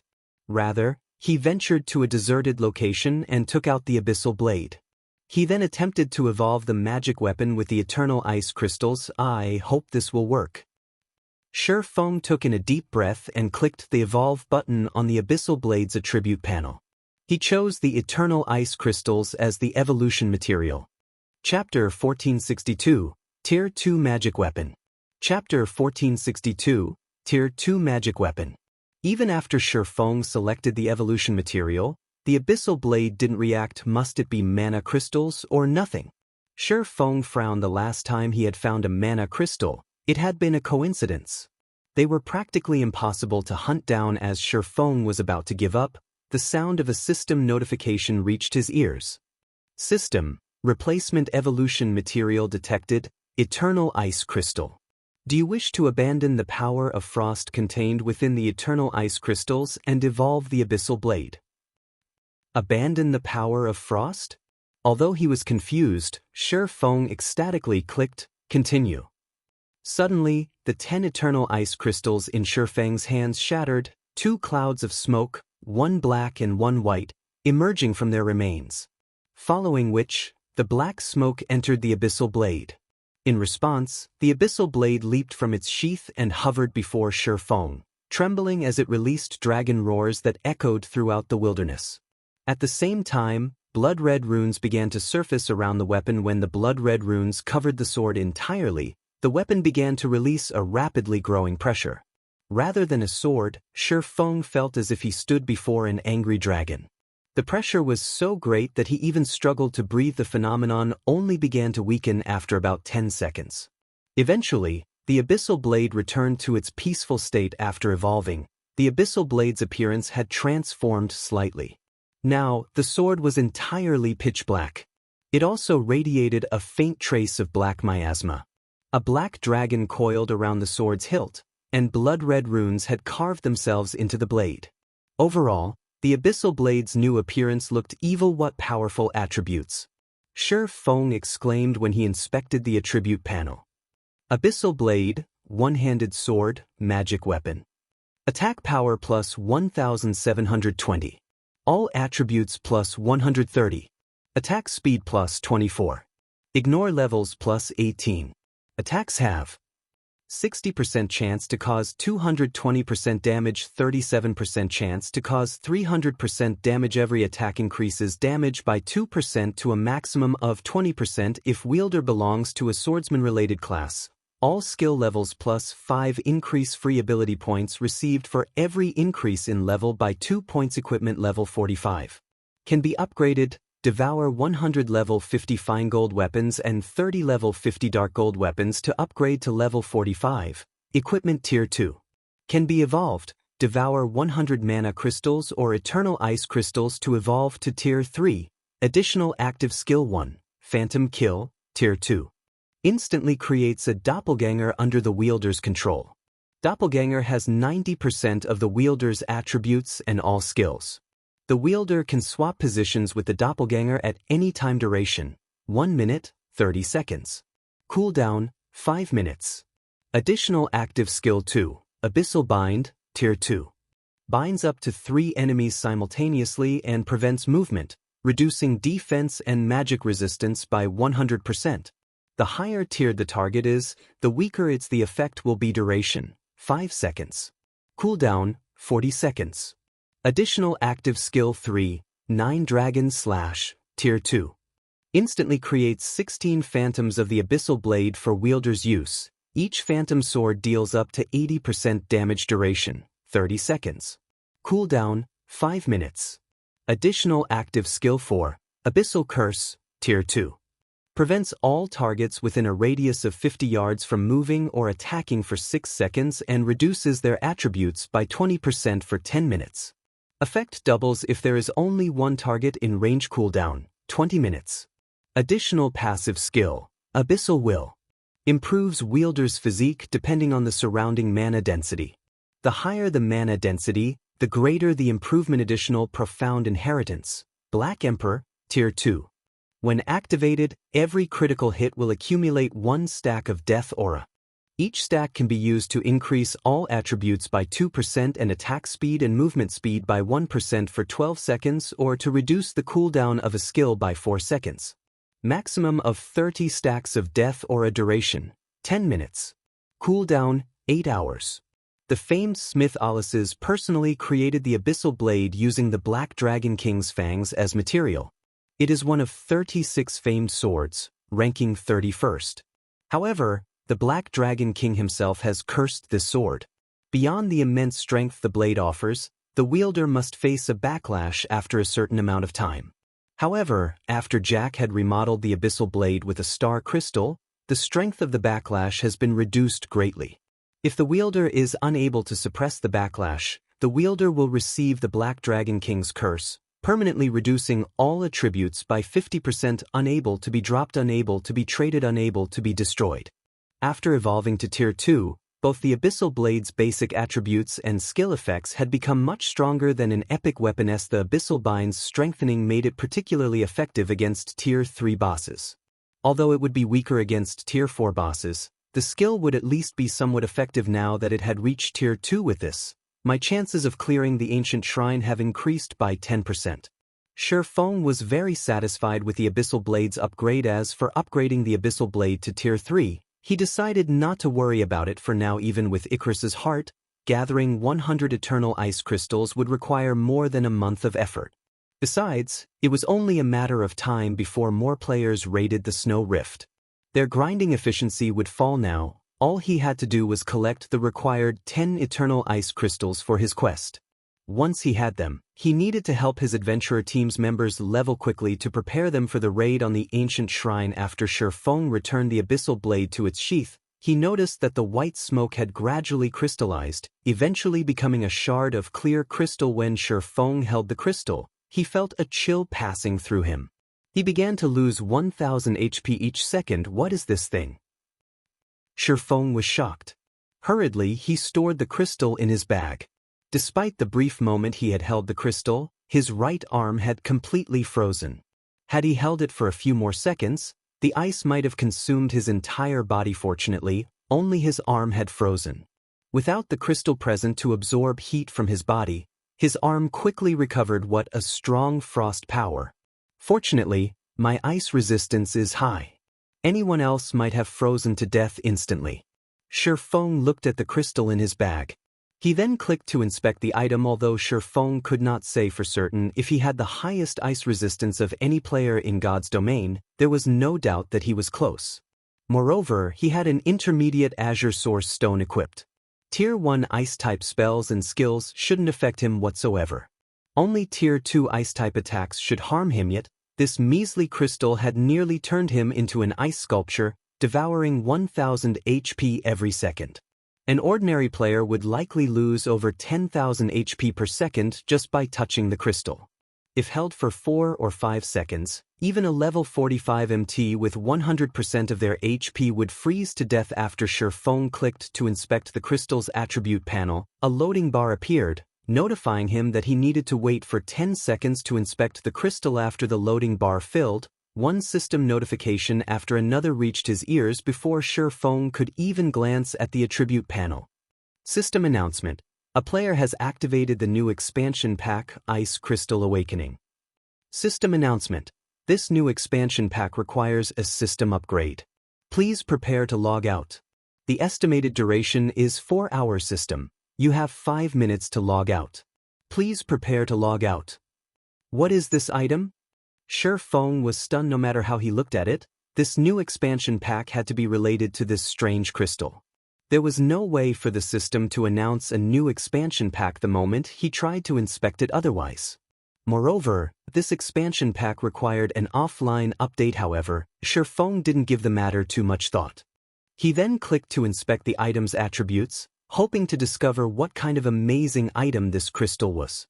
Chapter 1463, Origin Weapon. Chapter 1463, Origin Weapon. When Feng tapped on the crystal, a brief introduction opened before him. As he read the text, Feng was stunned. This is an elemental source. Feng couldn't believe his eyes. Source of true frost. Contains the purest frost power. Although the introduction was simple, almost everyone had known about elemental sources in the past. Any elemental source was valued more than an epic item. In fact, most people offered 2 epic items for a single crystal. However, players almost never sold them. The elemental mana within elemental sources was even purer than 7 Luminaries crystals, and these items had a wide variety of uses. They could be used in forging, alchemy, engineering, magic arrays, and so on. If one used an elemental source while crafting a weapon or equipment, said item would obtain the power within the elemental source. Not only would this strengthen the item's attributes, but it would also carry a powerful original skill. If one could produce an epic weapon or equipment with an origin skill, its value would only be second to fragmented legendary items. Fragmented legendary items were extremely rare in God's domain. Even first-rate guilds were lucky to have a handful, much less second- and third-rate guilds. Hence, in the past, epic origin weapons and equipment became some of the best the various large guilds could procure in large quantities. The epic weapon Feng had used in the past had been refined by a grandmaster forger who used an elemental source. To obtain the weapon, he had spent more than half of the wealth he had accumulated throughout playing God's domain. Although hiring a master forger would have been cheaper, it was much safer to hire a grandmaster. He had never expected to get his hands on an elemental source this early. Feng now understood how he had activated a new expansion pack that would require a 4-hour-long update. When elemental sources had made their appearance in the past, it had started a new era for lifestyle players. That had been due to the various uses for these crystals. Elemental sources could even help lifestyle classes improve their abilities. Hence, a lot of changes had to happen to the game after the first elemental source had appeared in the game. The crystals became more common. If one were lucky, they could even obtain one from a dark gold treasure chest. No one knows the elemental source's true value yet. I can use this opportunity to send Melancholic Smile to purchase them. Thinking up to this point, Feng realized that he had to purchase the crystals in bulk. At first, everyone would treat the elemental source as some kind of rare material, selling it for several hundred gold apiece. By the time they realized its true value, they'd regret selling the items. Conversely, many large guilds would make a huge profit from hoarding the elemental sources. Feng then found a safe location and logged out of the game. The new expansion pack had been too sudden. When Feng opened his eyes inside the virtual gaming cabin, the sun outside the window was just beginning to set. Before Feng had the chance to climb out of the gaming cabin, a series of notifications bombarded his senses. They only stopped after the notification sound repeated several dozen times. Taking his time, Feng left to get something to eat and drink. He only read through the messages after settling down to eat. At the table, contact between the ice crystal world and the continent of God's domain was not possible. Hence, he had instructed Melancholic Smile and Gentle Snow to keep him up to date via offline messages. However, to obtain the required elemental ice crystals as quickly as possible, he had remained in the game for 3 days straight. Finally willing to let go? Feng smiled as he read a message from Gentle Snow. Recently, nothing major had occurred in God's domain. The most noteworthy development was that Gentle Snow had finally captured Hidden Fog Town. Meanwhile, Zero Wings branch guild in the Black Dragon Empire had recruited 70,000 additional members. The number might not be significant for a first-rate guild, but it was a different story for Zero Wing. After all, Zero Wing's recruitment requirements were quite strict. Players capable of passing the entrance test would be elite players in the public's eyes. It was impressive that a branch guild had recruited so many members so quickly, but Feng wasn't surprised. What made him smile was the news that the companies that had supported Ouroboros had finally agreed to sell the training center to Gentle Snow.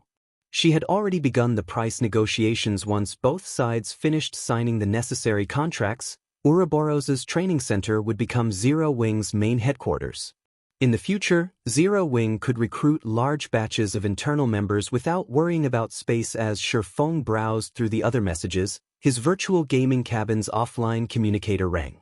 The caller ID belonged to Phoenix Ranger. Feng reconnected to the game and entered his offline rest space. After doing so, he accepted the call. Immediately, a virtual screen appeared before him. The screen showcased Phoenix Rain, who currently wore a set of exquisite, blue mage robes. She had already reached level 48, and excluding Zero Wings members, she could hold the top position on the Black Dragon Empire's ranking list. Phoenix Pavilion Master. To what do I owe the pleasure? Has something urgent happened? Feng asked curiously. Indeed, something has happened. I've been competing with 9 Dragons Emperor on a quest, but for some reason, something has changed on his side. Not only did he complete the quest before I did, but he's also completed the quest much sooner than expected. Many of the guild elders have begun to side with him. Now, the Dragon Phoenix Pavilion just so happens to be activating some ancient ruin. I hope that guild leader Black Flame can lend me a few experts on the raid. Phoenix Raid said straightforwardly, not bothering to hide anything from Feng. As for the remuneration, I'll sell you a high-potential shop in the Apocalypse Empire's capital. What do you say? She had an acute understanding of Zero Wings experts. This was especially true for Zhao Yueru, who had participated in the Black Dragon Empire's ranking competition.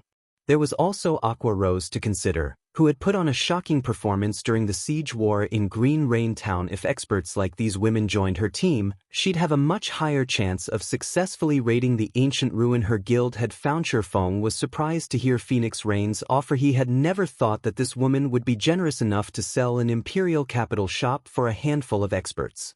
Such shops were incredibly hard to come by. Many organizations offered 2 or 3 times the market price for them, but only a fool would willingly sell an imperial capital shop so early in the game. Ancient ruins? Can you tell me which ancient ruins you intend to raid? Feng asked after calming down. We activated the Apocalypse Empire's Sunset Forest. Phoenix Rain answered, confused as to why he'd ask such a question. I see. Realization immediately dawned on Feng. After giving the matter some thought, he said, if you wish to borrow some manpower, then you shall have it. However, I have a better proposal. I'll help you clear the ruins. In return, I want 20% of the resources we obtained during the raid. God's domain had countless ancient ruins, many of which stored various items and materials that had been hidden since before the Great Destruction. Normally, these items wouldn't surface on the market. Meanwhile, the Apocalypse Empire's Sunset Forest had been particularly famous in the past due to its ancient origin. Wood, a top-tier material used in ships' construction. Phoenix Rain couldn't help but frown when she heard Feng's counteroffer.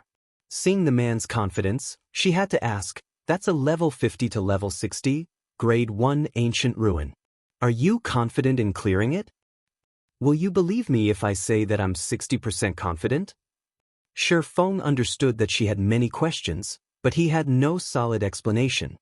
After all, he couldn't possibly tell her that he had learned about the Sunset Forest during his previous life, or that he knew certain tricks to raid the ruin. Chapter 1464, Mutated Magic Array Scroll. Chapter 1464, Mutated Magic Array Scroll.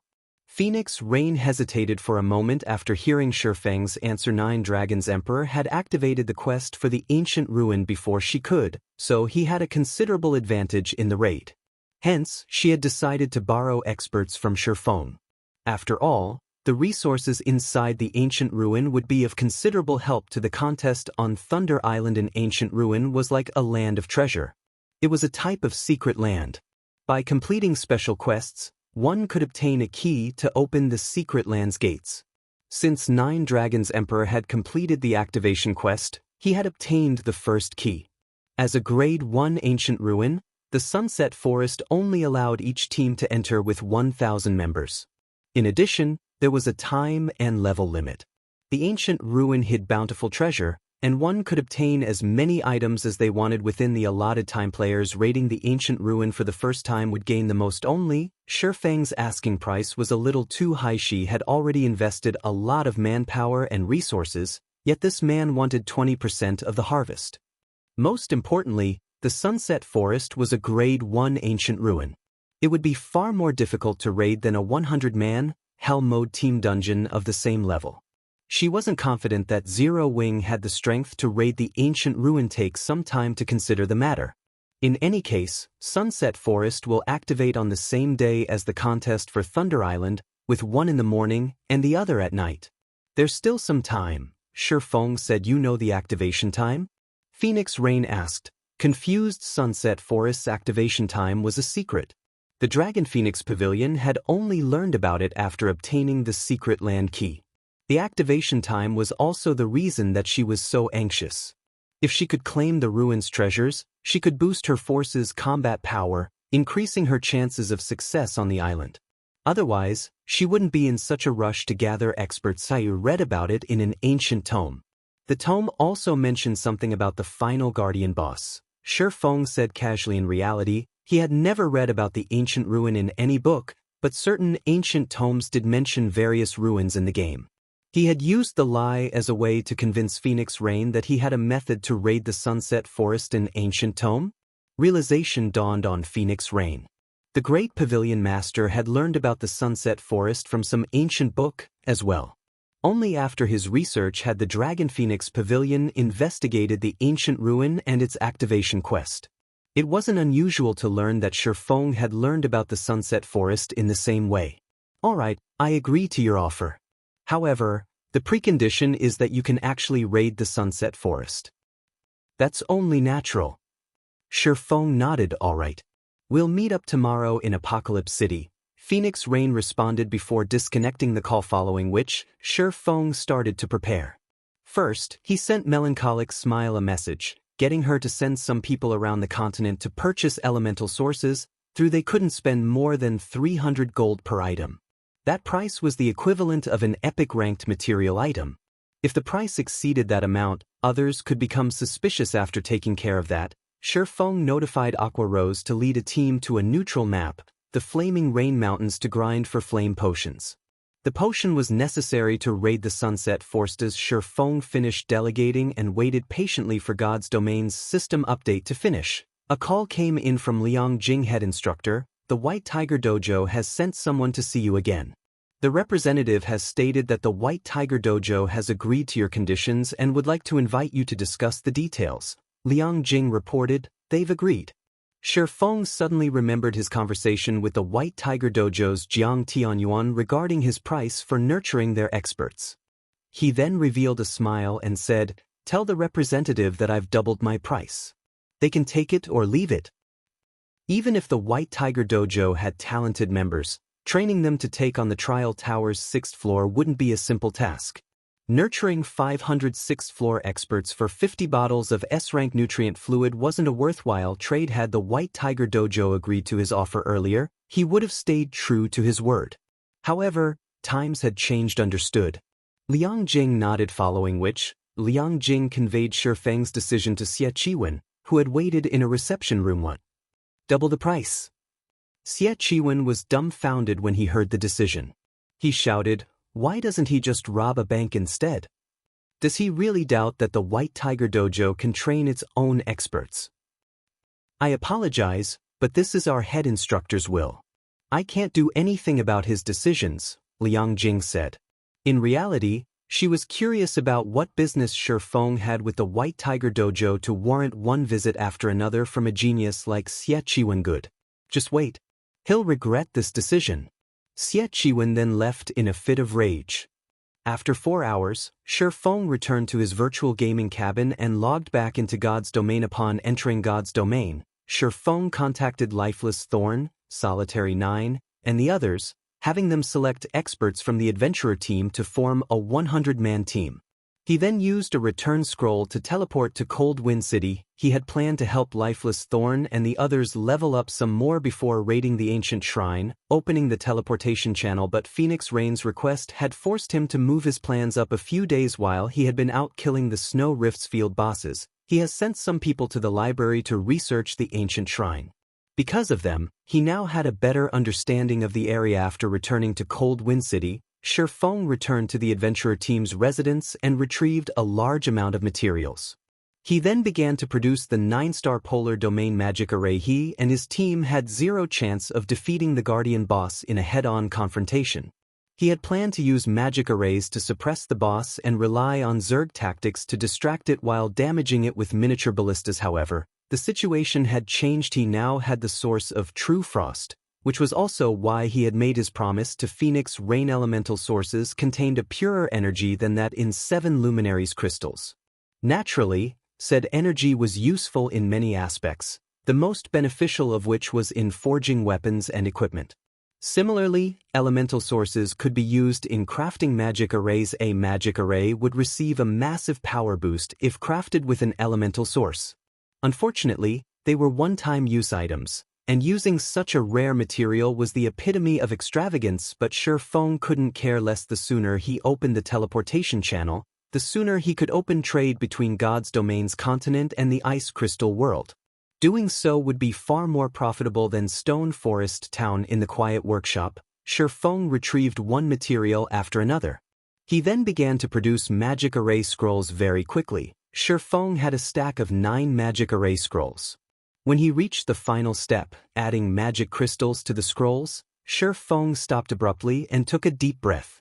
Rather than selecting the magic crystals, he retrieved the source of Extreme/True Frost from his bag. The moment Feng did so, his arm froze solid. He very quickly placed the elemental source in the center of the scrolls. The source of Extreme/True Frost gasified rapidly. Streams of cold mist flowed into the stack of magic array scrolls. Following which, the scroll's power began to increase. By the time the magic array scrolls absorbed every drop of power from the elemental source, the workshop's temperature had dropped drastically. Even with his high ice resistance, Feng couldn't help but shiver. The originally dark purple magic array scrolls lightened to an icy blue. Had Feng not been prepared, using Earth Dragon skin as the scroll's base material, the magic array scrolls would have exploded from so much energy. Feng waited until the turbulent power within the magic array scrolls calmed before storing. The magic array scrolls produced with elemental sources are pretty impressive. I wonder how the effects have changed? Feng clicked to inspect the new 9-star polar domain magic array scrolls. Chapter 1465, Top Tier, 8-piece set. Chapter 1465, Top Tier, 8-piece set. So, this is the power of an elemental source.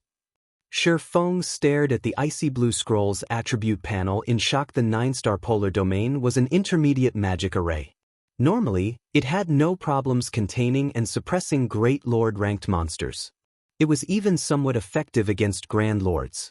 Of course, mythic monsters could easily break free with a few attacks. However, after improving the 9-star polar domain with the source of Extreme/True Frost, the magic array had undergone a heaven-defying change, although it still required 9 players to activate and maintain it. Now, it could suppress trapped enemies' attributes by 70%. It could even weaken a mythic monster by as much as 50%. Most advanced magic arrays could barely suppress a mythic monster's attributes by 30%. Now, the mutated 9-star polar domain magic array could rival a master magic array. It's a pity that it's only a one-time use item. It would be great if I could use it a few more times. Feng was slightly disappointed with such a powerful magic array. He could lead Zero Wing's main force to a neutral map, hunting its various mythic-ranked field bosses. The harvest they could gain from securing the first kills would be beyond imagination. However, Feng only played with the idea. He knew full well that the main god system would not permit such a thing. After he finished the scrolls, Feng hurried to Cold Wind City's Forging Association, intending to upgrade his team's equipment. The Forging Association in Cold Wind City was different from those on God's Domain's continent. Similar to Cold Wind City's library, the Forging Association was ancient. It was likely older than Star Moon Kingdom itself. However, it was due to this Forging Association that the Ice Crystal world's crafting standards were significantly higher than in his home world. At first, Feng had assumed it was due to the abundance of rare materials in the Ice Crystal world, but in truth, that was only part of the reason. The real reason for these players' success was the Forging Association. The Forging Association here could rival Titan City's Lifestyle Association. Only, it lacked the massive databank and high mana density. In addition, the Forging Association in Cold Wind City had the Forging Guidance System, which allowed players to purchase one-time use forging designs with magic crystals for level 45, fine gold forging designs. The prices ranged between 10 and 50 magic crystals for level 45, dark gold forging designs. The prices ranged between 100 to 150 magic crystals. Although these one-time use designs were expensive, they gave players an advantage that wasn't available to those who learned from the Real. Forging designs. These players could increase their success rates with magic crystals for fine gold weapons and equipment. Players could increase their success rate to a maximum of 25%. As for dark gold weapons and equipment, players could increase it to 15%. This was a considerable boon to advanced forgers. With a 15% bonus on top of their original success rate, an advanced forger could easily achieve an overall success rate of 30% or above when forging a dark gold item. If one avoided mistakes during the forging process, they could craft one dark gold weapon or piece of equipment for every 3 tries. However, while mass-producing fine gold items was easy, the same couldn't be said for dark gold items. It was far more difficult to obtain the necessary materials, which generally dropped from high-level Great Lords and Grand Lords. Not every team could kill monsters of such caliber. It was also more difficult due to the required amount of magic crystals to increase one's forging success rate. With dark gold weapons or equipment by 15%, they'd have to pay an additional 100 magic crystals. Including the cost of the forging design, each attempt could easily cost anywhere from 200 to 250 magic crystals, and that was excluding any magic crystals required to produce the item itself. While coins were easy to earn at this stage of the game, magic crystals were not. Although Cold Wind City's players had an abundance of fine gold weapons and equipment, they lacked dark gold ranked items. Only the city's 2 large guilds had a substantial stock. Fortunately, Feng wasn't concerned about either issue. During the last 3 days, he had spent his time killing level 50+ Great Lords and Grand Lords, obtaining a large stock of materials. As for magic crystals, he still had over 30,000 on him. That was more than enough to produce weapons and equipment. "Hello, sir. How may I be of service?" An NPC receptionist greeted Feng sweetly. "I wish to rent a special mana forging room for 2 hours. Feng stated the mana forging rooms had greater mana density than the average forging room. Though they weren't on the level of a meditation room of the same rank, they could improve a player's concentration. "Understood, sir. That will be 50 silver, the NPC receptionist said as she offered Feng a key. Handing over the 50 silver coins, Feng grabbed the key and went to the Forging Association's top floor. "The Ice Crystal World's forging guidance system is amazing," Feng thought as he opened the forging guidance system for the special mana forging room. Previously, he had thought that the forging guidance system only offered fine gold and dark gold weapon and equipment designs. Now, he discovered that it also sold set equipment designs. As Feng wondered why he hadn't seen anyone in Cold Wind City wearing fine gold or dark gold set equipment, his eyes fell on the designs' price tags. The designs for level 45 dark gold equipment only cost 100 magic crystals. To purchase the designs for 6 pieces, one would have to spend 600 crystals. However, the design for a 6-piece, level 45, dark gold set equipment cost 1,800 crystals, 2,500 crystals for an 8-piece version. Moreover, the design was a one-time use item. It would disappear regardless of the player's success. Not even a first-rate guild's leader would mess around with so many magic crystals, much less guilds like Centurion Dynasty and Matchless Family. Based on magic crystals' market price, each attempt to forge an 8-piece, dark gold set equipment would cost over 700 gold.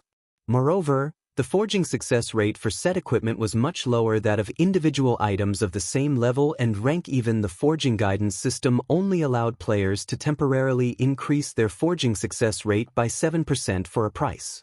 An advanced forger would be lucky if their base success rate reached 8% with level 45 dark gold set equipment. Most would have a total success rate of only 15%. With such a low chance, it'd be a miracle if a forger succeeded once with every 10 tries. Even wealthy guilds and players wouldn't dare waste their money so extravagantly with this. "My trip has definitely been worth the trouble."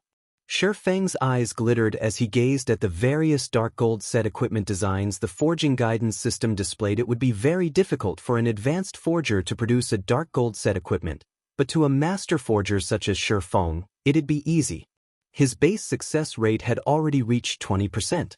Including the Book of Forging, the Mysterious Flame, the Master Forger's Insignia, and the Black Steel Insignia, he could easily achieve a success rate of more than 35%. with the forging guidance system that would put his forging success rate at over 42%, following which, Feng bought the design for an 8-piece, level 45, dark gold set equipment for shield warriors and began to craft. Feng started to refine and shape one material after another. Due to the Abyssal blade, the density of the ambient mana rose even higher, increasing his concentration. Before Feng knew it, he had produced the protector set. This set's attributes are really powerful. No wonder it costs 2,500 magic crystals per attempt. Feng was astonished as he inspected the protector set's attributes. The set's basic attributes could already rival that of individual level 50 dark gold equipment. The set effects would greatly enhance a shield warrior skills as well, following which, Feng forged one of each of the following sets: Burning Fire set, Courage set, and Icicle set. All three were 8-piece, level 45, dark gold set equipment and were meant for the Berserker, Guardian Knight, and Swordsman classes, respectively. After producing the 4 sets, Feng couldn't bear to push his luck. Producing the 4 sets had already cost him over 15,000 magic crystals. If he tried to forge more, he'd run out of magic crystals. He could only select a few level 45 dark gold weapons and equipment to craft at this point. After forging over 40 items, Feng noticed that his 2-hour session was almost over. He packed up and hurried to the Snow Rift to meet up with Lifeless Thorn and the others. The Snow Rift's core was in the middle of a mountainous region. Solitary 9, Lifeless Thorn, and the other team members had gathered their commander. "I've selected the required members. We are ready to move out on your command," Solitary 9 reported upon seeing Feng approach. "We have also investigated the cave entrance's guardian boss. It is a level 67 Grand Lord. Its speed, attack power, and perception are extraordinary. We sent one of our scouts ahead, and the boss discovered him before he was within 150 yards of the monster. He died instantly. Even though our MTs tried to tank it, we only lasted 2 hits. With our team's current strength, I'm afraid." Fear filled everyone's hearts. The strongest boss they had ever fought was only a level 60 Grand Lord, and they had already witnessed this level 67 boss's power. To put it simply, its destructive power was terrifying. "I understand," Feng said after watching the battle video Solitary 9 had sent him. He then took the weapons and equipment he had forged from his bag and said, "For now, put these on. We'll raid the boss once you've gotten used to them." "We're replacing our equipment." Every member of the team stared at Feng in confusion. They didn't understand why he wanted them to replace their equipment. They already wore the best in Cold Wind City, and they were used to their old weapons and equipment. "These are..." "Commander, how did you get these?" However, when these players saw the items Feng had given them, their eyes widened in shock. Chapter 1466, First Kill Jackpot. Chapter 1466, First Kill Jackpot. How is this possible? Both Lifeless Thorn and Solitary 9 were stupefied by the items Feng had brought them. If Feng had revealed a bunch of level 45 dark gold weapons and equipment, they would have only been surprised at how many dark gold items he had obtained. But when they saw the 4 dark gold sets, as far as they knew, Cold Wind City didn't have a single available dark gold set, not to mention level 45 dark gold set equipment. Not even Centurion Dynasty or Matchless Family had succeeded to forge a full set, yet Feng had brought 4. Moreover, they were all 8-piece sets: 9, Lifeless, Whistle, and Madness. "You 4 will be the team's main force, so put these sets on," Feng instructed his players after glancing over the team. After the Asura adventurer team had developed for some time, Lifeless Thorn had finally persuaded Dark Madness, Wave Heart's commander, to join. As a result, the rest of the Wave Heart adventurer team had followed his lead, helping Asura become Cold Wind City's bona fide #1 adventure team. At this point, Asura had over 2,000 official members with over 10,000 reserve members. Not even Centurion Dynasty or Matchless Family had so many experts. Moreover, due to Dark Madness becoming a member, they had solved the problem of Asura's main force lacking MTS. Dark Madness, the city's #1 Guardian Knight, was the reason Wave Heart had become Cold Wind City's #1 adventurer team. Due to his presence, Wave Heart had easily raided one powerful dungeon and field boss after another. Hearing Feng's orders, The four nodded enthusiastically before joyfully replacing their old equipment with the 8-piece sets. No one on the team complained. After all, these four players' strength was irrefutable. If their team wanted to get the most out of the dark gold ranked sets, the best players among them should use the items. Don't be jealous. I will reward whoever reaches the refinement realm with even better dark gold set equipment, Feng said, smiling when he saw the other team members' envious expressions. Commander, are you serious? Everyone breathlessly turned to Feng. These 8-piece dark gold sets were the best available in Cold Wind City. They dreamed of obtaining such a set, not to mention even better equipment, of course. I always keep my word. As long as you reach the refinement realm, you can come to me directly, Feng said, nodding. He wasn't lying. The sets he had given to Lifeless Thorn and the others were merely level 45, dark gold set equipment. Meanwhile, he could head to Titan City and purchase the level 50, dark gold ranked magic light set equipment design. In the past, he had only been an advanced forger, so it would have been very difficult to forge the set, but no, he was a master forger. It'd be easy as long as he had enough materials. When the team members heard Feng's confirmation, an intense fighting spirit burned in their eyes. They were even more inspired to reach the refinement realm. After a quick break to switch out the old equipment with the new, Feng prepared his team to raid the three-headed Frostwolf, the cave entrance's guardian boss. Three-headed Frostwolf, elemental creature, Grand Lord. Level 67. HP 130, 000, 000/130, 000, 000. Despite the upgrade to better weapons and equipment, these players stared anxiously at the three-headed Frostwolf, standing over 20 meters tall, as their hearts began to pound. Although their basic attributes had increased, defeating a Grand Lord that was over 20 levels higher than they were was unrealistic. 9. Dark, you'll be on support. Everyone else, spread out alongside the boss, Feng commanded the team as he watched the sleeping Frostwolf. He then took out the Bible of Darkness and activated demons. Summoning with the team's current strength, it was impossible to raid the ancient shrine. However, he had the Bible of Darkness, so he could, more or less, make up for the lack. Following which, a massive demon gate appeared before Feng. A tier 3 demon wielding a dark blue greatsword then emerged. Fear Demon, Dark Creature, Demon. Level 73. HP 23, 500, 000/23, 500, 000.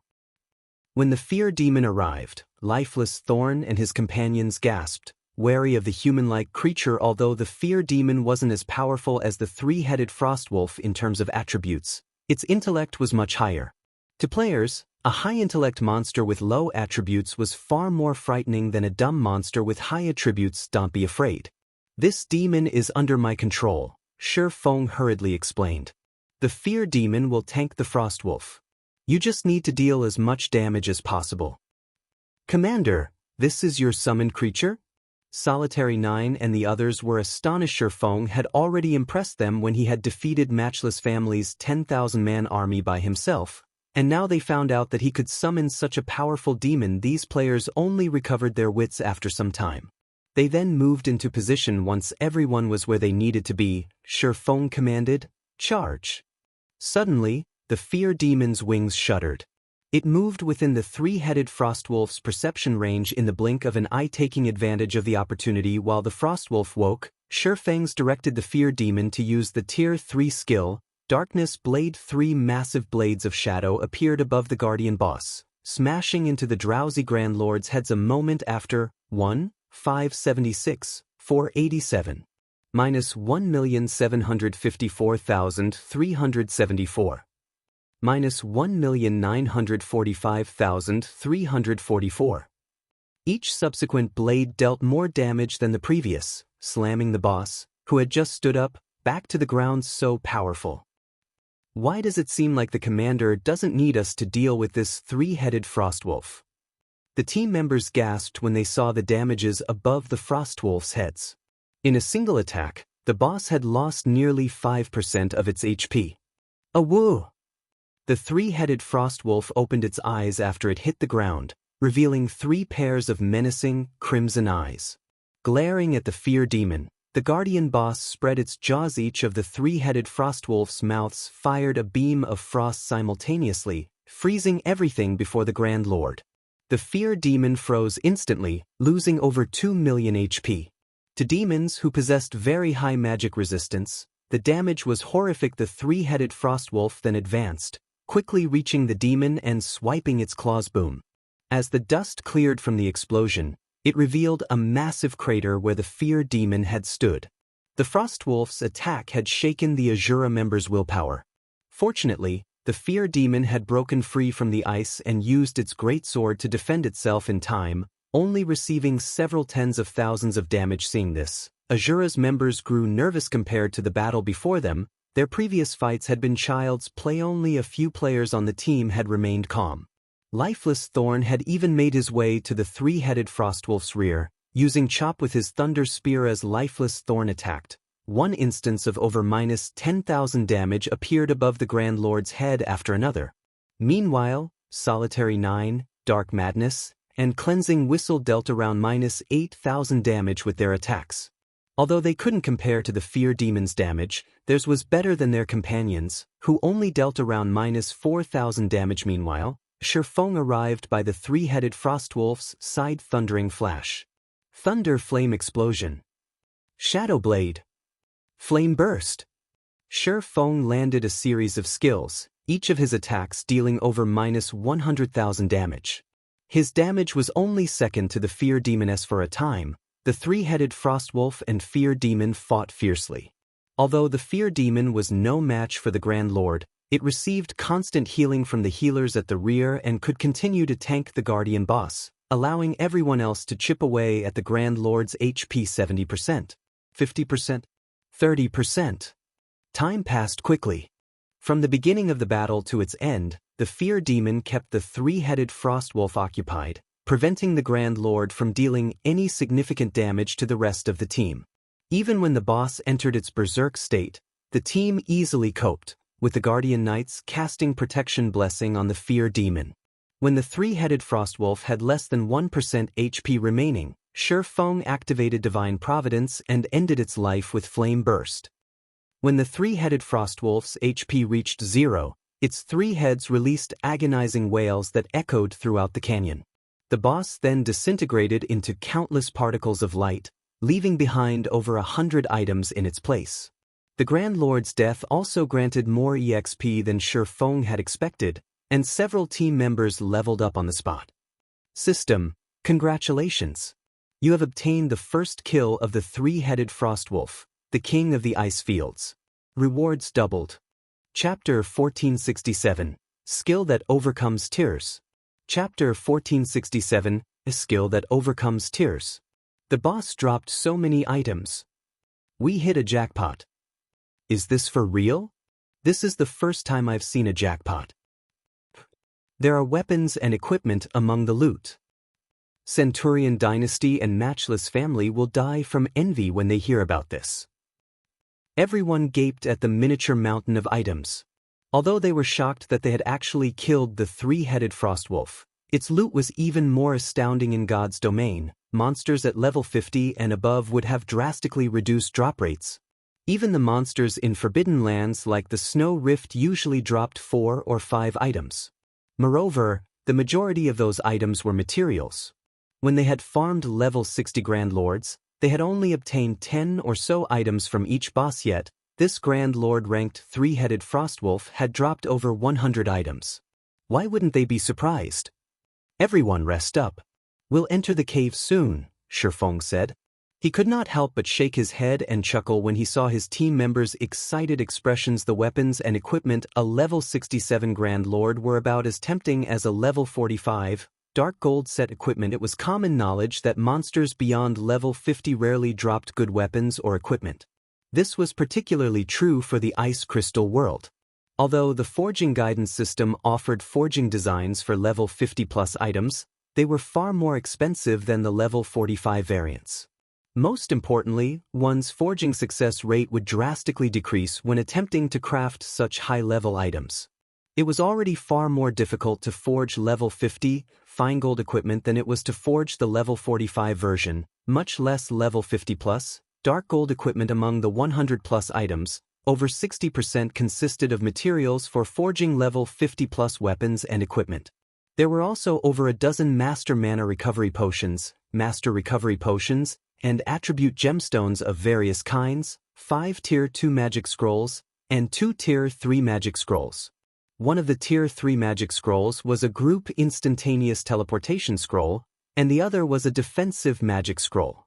5 pieces of level 60 fine gold equipment and 2 pieces of level 60 dark gold equipment had also dropped. However, among these dropped items, one caught Feng's eye: a thick, golden book. The book's cover didn't offer any clues about its contents.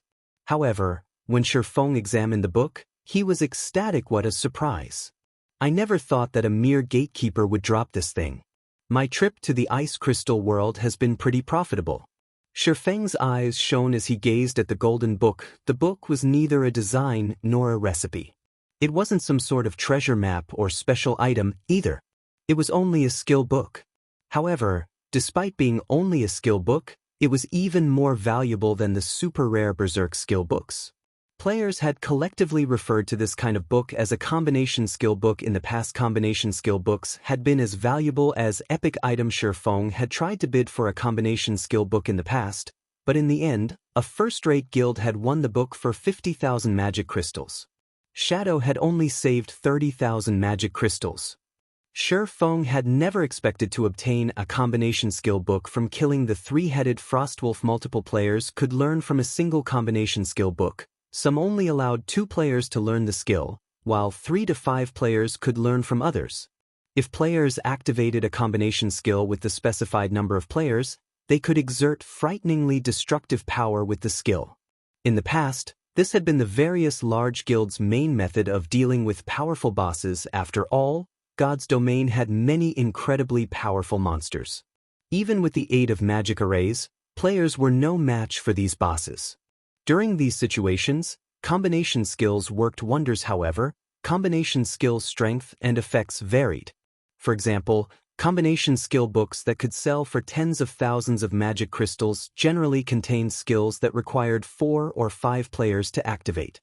With such combination skills, even Tier 1 players could severely injure mythic monsters, becoming far more powerful than Tier 3 magic scrolls. Generally, one could only obtain combination skill books from mythic monsters or dark gold treasures found in level 60 maps and above.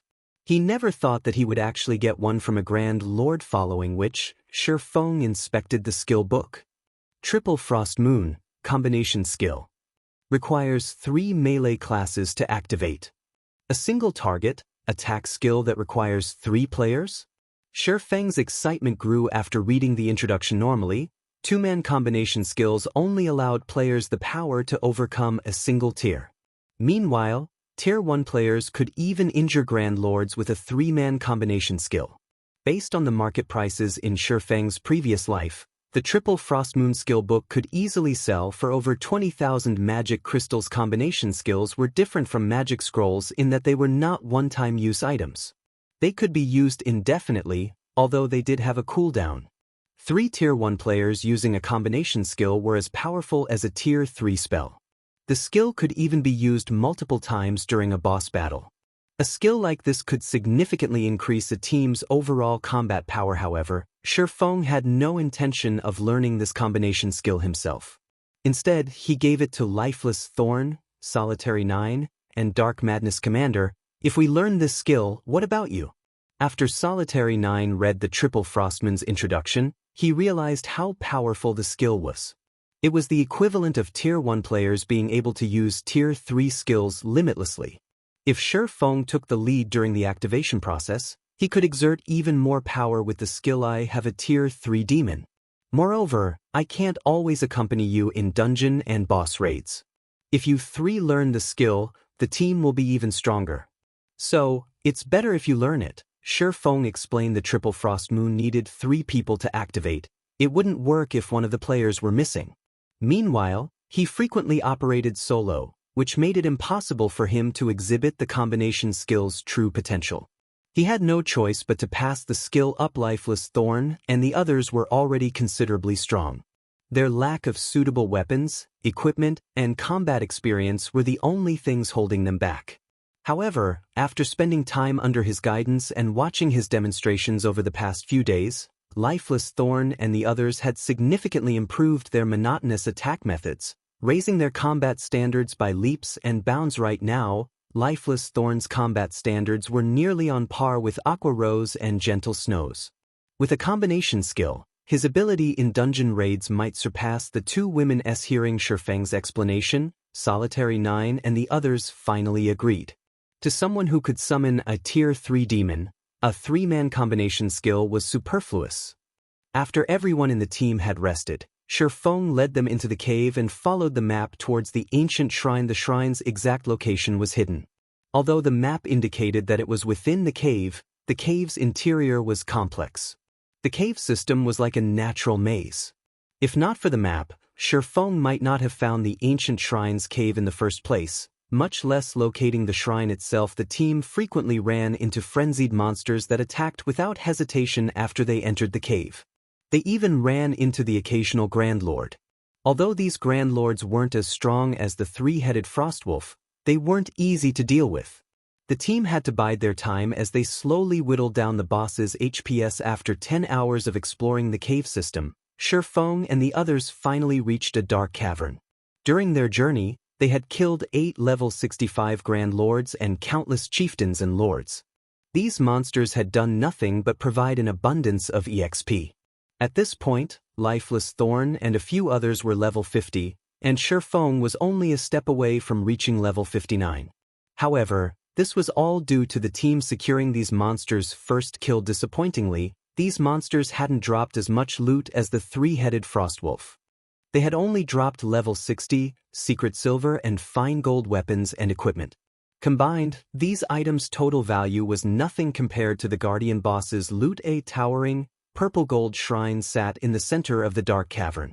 It radiated a sacred aura, and as players gazed up at the shrine, they shuddered. When Feng and his companions moved within 500 yards of the shrine, they heard the sound of a system notification.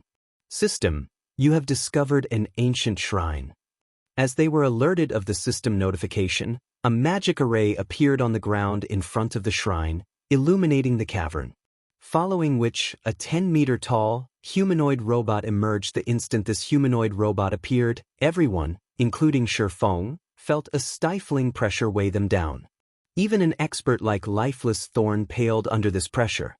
The weaker team members nearly lost their footing. Chapter 1468, Raiding a Mythic. Chaptering 1468, Raiding a Mythic. Mythic. Before they even checked the Titan Warrior statistics, the pressure it radiated overwhelmed the team. Now that they had seen its information, they were shocked. No one throughout Cold Wind City, not even an expert like Lifeless Thorn, had ever seen a mythic monster. Now that they stood before one, they were terrified to stand within 500 yards of the Titan Warrior, not to mention attempt to fight the thing. This was the first time they had felt anything like this since they joined God's domain. Their minds screamed at them, warning that if they proceeded, they would dance with Death. Commander, this monster is too powerful. We can't afford to provoke a monster like this yet. Do we have to fight it? Solitary 9 asked, his complexion ashen. Before he had encountered the Titan Warrior, he had thought that it might be possible for their team to defeat a mythic monster. However, after experiencing the Titan Warrior's near-tangible killing intent and absolute power, he knew that Tier 1 players had no hope against it. The Titan Warrior's battle recovery alone would regenerate 3,600,000 HP every 5 seconds. If their team couldn't deal over 720,000 damage each second, their team would never kill it, even if the Titan Warrior stood there and watched them try. This wasn't a battle. This was a suicide mission. A mechanical life form? Feng fell into deep thought as he watched the Titan Warrior. Although he had known that the final Guardian boss would be a mythic monster, he hadn't expected it to be a mechanical life form. Mechanical life forms were famed for their high defense, strength, and magic resistance. Because of these stats, they were known to be the best guard monsters available. Even super guilds struggled against mechanical life form bosses since they couldn't take advantage of their collection of high-tiered magic scrolls and mana pulse cannons. Even magic arrays had little effect against these creatures. Players could only defeat a mechanical life form with brute strength, There simply weren't any loopholes, Commander. Are we still going to fight that thing? Lifeless Thorn asked hesitantly. Before they had come here, Feng had told Asura's upper echelons that they could travel to another world if they finished this quest. They wouldn't have to stay cooped up in Cold Wind City, but as they faced an insurmountable mythic monster, even Lifeless Thorn felt helpless. This wasn't some random dungeon. If they died in this cave, they would lose an entire level. At their level, recovering the lost EXP would take a lot of time. Let's make an attempt, Feng said after giving the matter some thought. The attempt? Lifeless Thorn and the others were slightly confused. Feng took a Tier 2 summoning scroll from his bag and summoned a Tier 2 Gale Cheetah. He then used Phantom Kill, sending his doppelganger forward while he directed the Gale Cheetah to circle the boss. He wanted to test the Titan Warrior's reaction and turning speed. Although mechanical life forms had high defense and strength, they also had a glaring weakness: slow reaction and turning speed. Of course, this was only compared to monsters of the same rank. A Mythic-ranked mechanical life form's reaction and turning speed should be higher than a Grand Lord's of the same level. As his doppelganger approached the Titan Warrior, Feng sat down and focused on controlling his summoned twin. 400 yards. 300 yards. When the doppelganger moved within 200 yards of the guardian boss, the previously immobile mythic monster abruptly opened its eyes, revealing two dazzling crimson orbs. It advanced on the doppelganger so quickly that by the time the watching crowd reacted, the boss had crossed 40 yards. When the boss had moved, it had created a massive crater where it had originally stood. It looked like a cannon had bombarded the area, so fast. Upon seeing the Titan Warrior approach, Feng immediately had his doppelganger activate Defensive Blade. In the blink of an eye, the boss reached the doppelganger, swinging its colossal greatsword down at the invader. The moment the greatsword began to descend, the doppelganger jumped from the weapon's path. However, the Titan Warrior nimbly adjusted its attack trajectory halfway through the swing, slicing at the doppelganger, who had yet to land. Boom. Immediately, a deep gash over 30 yards long tore through the ground. Although Feng's doppelganger had nullified the attack with Defensive Blade, the boss's strength was overwhelming. The impact threw the doppelganger over 20 yards away. Asura's members gasped. Even Lifeless Thorn wore a grim expression. It was just too fast. His eyes couldn't keep up with the Titan Warrior's speed. Even against the three-headed Frostwolf, Lifeless Thorn had been able to keep up with the Grand Lord's attacks, but he couldn't even see the Titan Warrior's afterimages. He had no doubt that he wasn't capable of dodging an attack if he were on the receiving end of that mythic monster's greatsword. Its reaction speed is quite impressive. At the very least, our reaction speed will have to be on par with a Grand Lord to block and dodge its attacks.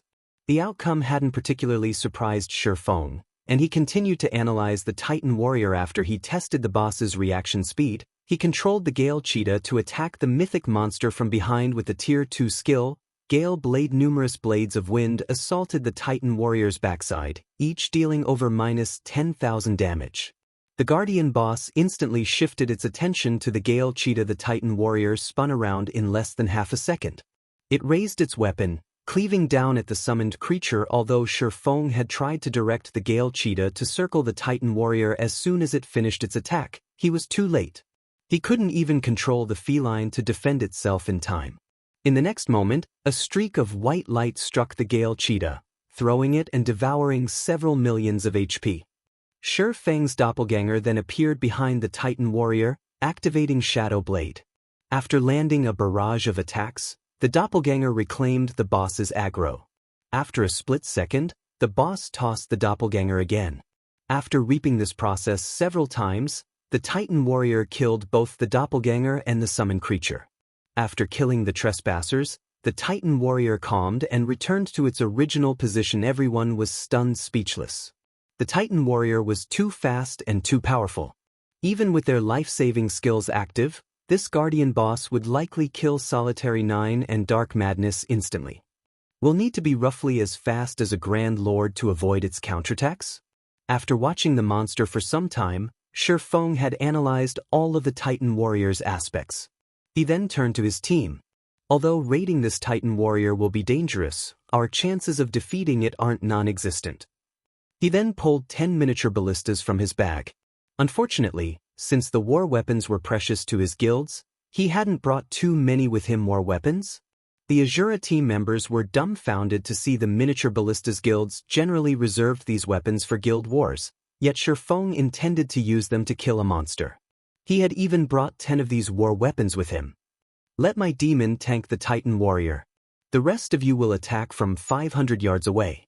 Try to move around and attack from behind it as much as possible, Feng said. He then pointed to a group of magical class players and instructed, "You 9, come to me. Each of you will take one of these scrolls and stand in these locations. When the fight begins, move within 100 yards of the boss and activate the magic array." Following which, each player began to prepare for the battle.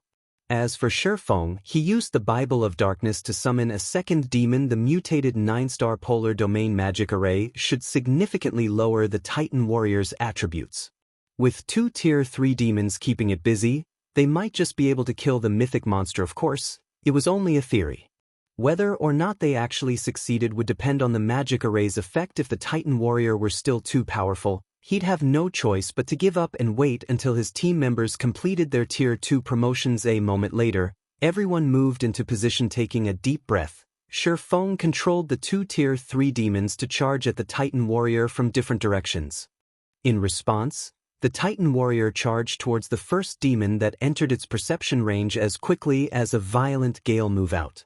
Feng commanded. Following his commands, the 9 magical class players closed in on the Titan warrior. Chapter 1469, Godly Control. Chapter 1469, Godly Control. As soon as the summoned Tomahawk demon moved within the Titan warrior's perception range, the mythic monster rushed up to meet the demon, its great sword rapidly descending. Even though Feng saw the weapon through the Tomahawk demon's vision, it was too fast to evade. He could only direct the demon to lift its battle axe to block the great sword ping. The impact instantly threw the Tomahawk demon over 30 yards away, and although it had blocked the attack, it still lost tens of thousands of HP. Before the demon could land, the Titan warrior had appeared behind it, swinging its great sword once again. Although Feng had tried to maneuver the demon to defend itself, it suffered a brief numbness from the first impact. As a result, its reaction speed had fallen considerably, and it couldn't keep up with the Titan warrior. As the great sword descended, the weapon tore through space. Itself tier 4 skill, Spatial Rend.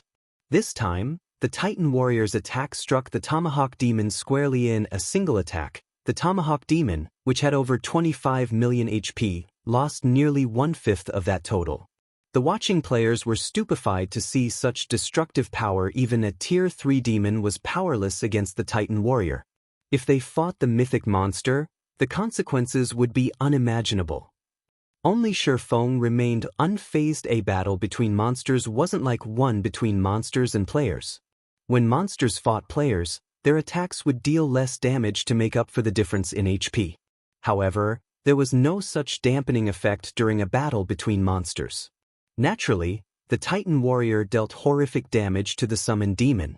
It was a system mechanic that prevented players from using summoned creatures or NPC guards to toy with powerful bosses. Moreover, the Tomahawk demon was only tier 3, whereas the Titan warrior was a tier 4 mythic. Due to the tier suppression, the Titan warrior's attacks were enhanced to a certain degree. There was also the fact that demons generally had much lower HP than monsters of the same rank. So, he really wasn't surprised to see a tier 4 skill destroy 1/5 of the Tomahawk demon's HP, following which, the Titan warrior dealt one blow after another. Despite the Tomahawk demon's attempts to defend itself, its HP fell rapidly. In seconds, the demon had less than 50% of its HP remaining. Fortunately, the 9 magical class players had surrounded the Titan warrior. Begin. Feng shouted with Feng's command. The 9 players unfurled the magic array scrolls and began to chant the required incantation. Suddenly, an icy blue magic array appeared above all, enveloping the Titan warrior inside it completely. The cavern's mana rampaged as it surged towards the array's core. Following which, a blue magic barrier manifested, enclosing the Titan warrior within. Boom. The instant the barrier took shape, a layer of mist wrapped around the guardian boss's body. Its joints began to freeze, and its basic attributes rapidly decreased 90%, 80%, 70%. So, this is the power of an origin magic array? Feng could not help his surprise at seeing how much the barrier weakened the mythic monster in the blink of an eye. The Titan warrior's basic attributes had fallen to 60%. Although it wasn't as high as the stated 50%, it was impressive. After all, mechanical life forms had very high magic resistance. In fact, Feng hadn't expected to reduce the Titan warrior's attributes by as much as 40%. Even better, the magic array's freezing effect had slowed the boss's movements. Unfortunately, despite the suppression, the Titan warrior still overwhelmed the Tomahawk demon. Only, its HP didn't fall as fast. That didn't even do much. Lifeless Thorn and the others stared at the boss, dumbfounded. At this rate, it was only a matter of time before the Tomahawk demon died as expected of a mythic monster. Even with the suppression, a Tier 3 demon still can't put up much of a fight. Feng smiled bitterly. However, this wasn't unexpected. Following which, he took out the Ring of Gospel and fed it 5,000 magic crystals to activate world projection. The Ring of Gospel skills were not considered magic arrays and could stack with the 9-star polar domain. The Titan warrior's attributes fell further. However, the decrease wasn't as significant as the first. In the end, the Titan warrior still had 50% of its original attributes.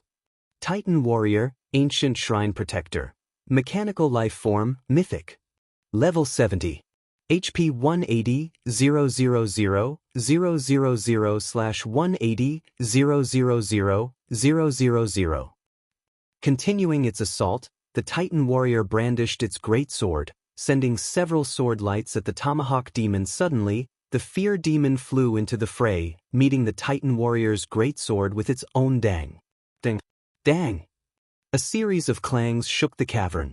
Although both the Tomahawk demon and the Fear demon were forced to retreat over a dozen yards, they had blocked the boss's attacks. The two demons had only lost a few tens of thousands of HP, which wasn't considerable when their maximum was over 20, 000, 000. They blocked every attack. Shocked gripped Solitary 9 as he watched the battle between the demons and the mechanical lifeform. Logically, the two Tier 3 demons shouldn't be able to keep up with the mythic monster, even if the Titan warrior's attributes had been suppressed by 50%, yet they had blocked every one of its attacks. The commander is awesome. Lifeless Thorn glanced at Feng in shock. Watching him control the two demons from afar, the other team members might not have realized what had just happened, but he had caught a glimpse. Although the Tier 3 demons weren't a match for the Titan warrior and even began to show signs of momentary paralysis after blocking the attacks, Feng had controlled them to alternate.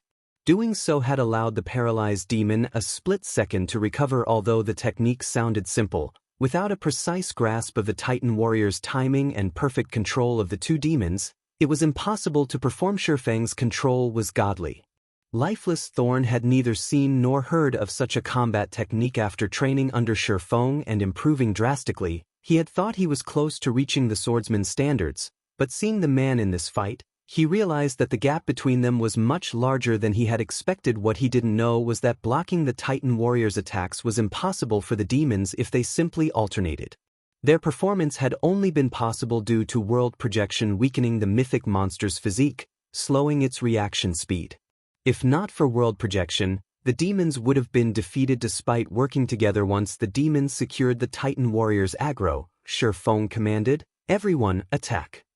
Immediately, Lifeless Thorn and the others, who operated the miniature ballistas, fired one exploding arrow after another at the guardian boss. Shio. The arrows crossed the 500 yards between the miniature ballistas and the boss in a breath.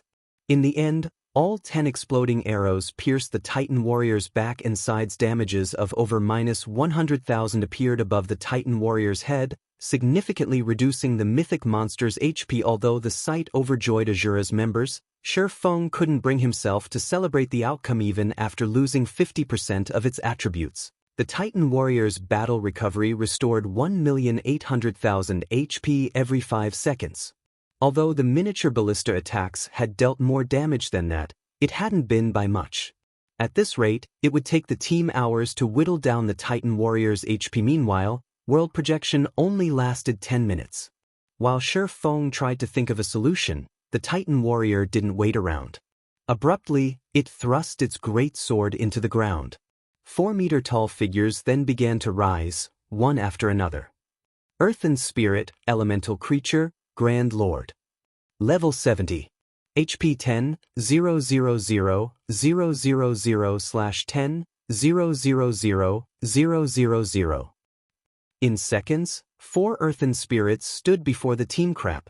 How is this even fair? Is this a joke? We're doomed. Asura's members gaped when as the boss summoned reinforcements. The Titan warrior was already terrifying on its own, yet it could summon 4 grand lords. Suddenly, the 4 earthen spirits dashed for the miniature ballistas 500 yards away. Sure enough, the main god system won't let players easily exploit a loophole. Feng frowned at the earthen spirits. Gritting his teeth, he took 2 summon guard scrolls from his bag. Chapter 1470, Slaying a Mythic Monster.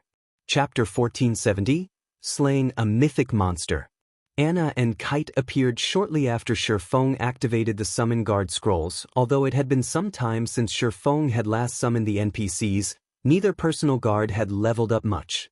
Anna was only level 76, whereas Kite was level 75. Kill those earthen spirits. Feng commanded. Although Anna and Kite were only tier 2 NPCs, one was an epic guard, and the other was dark gold rank.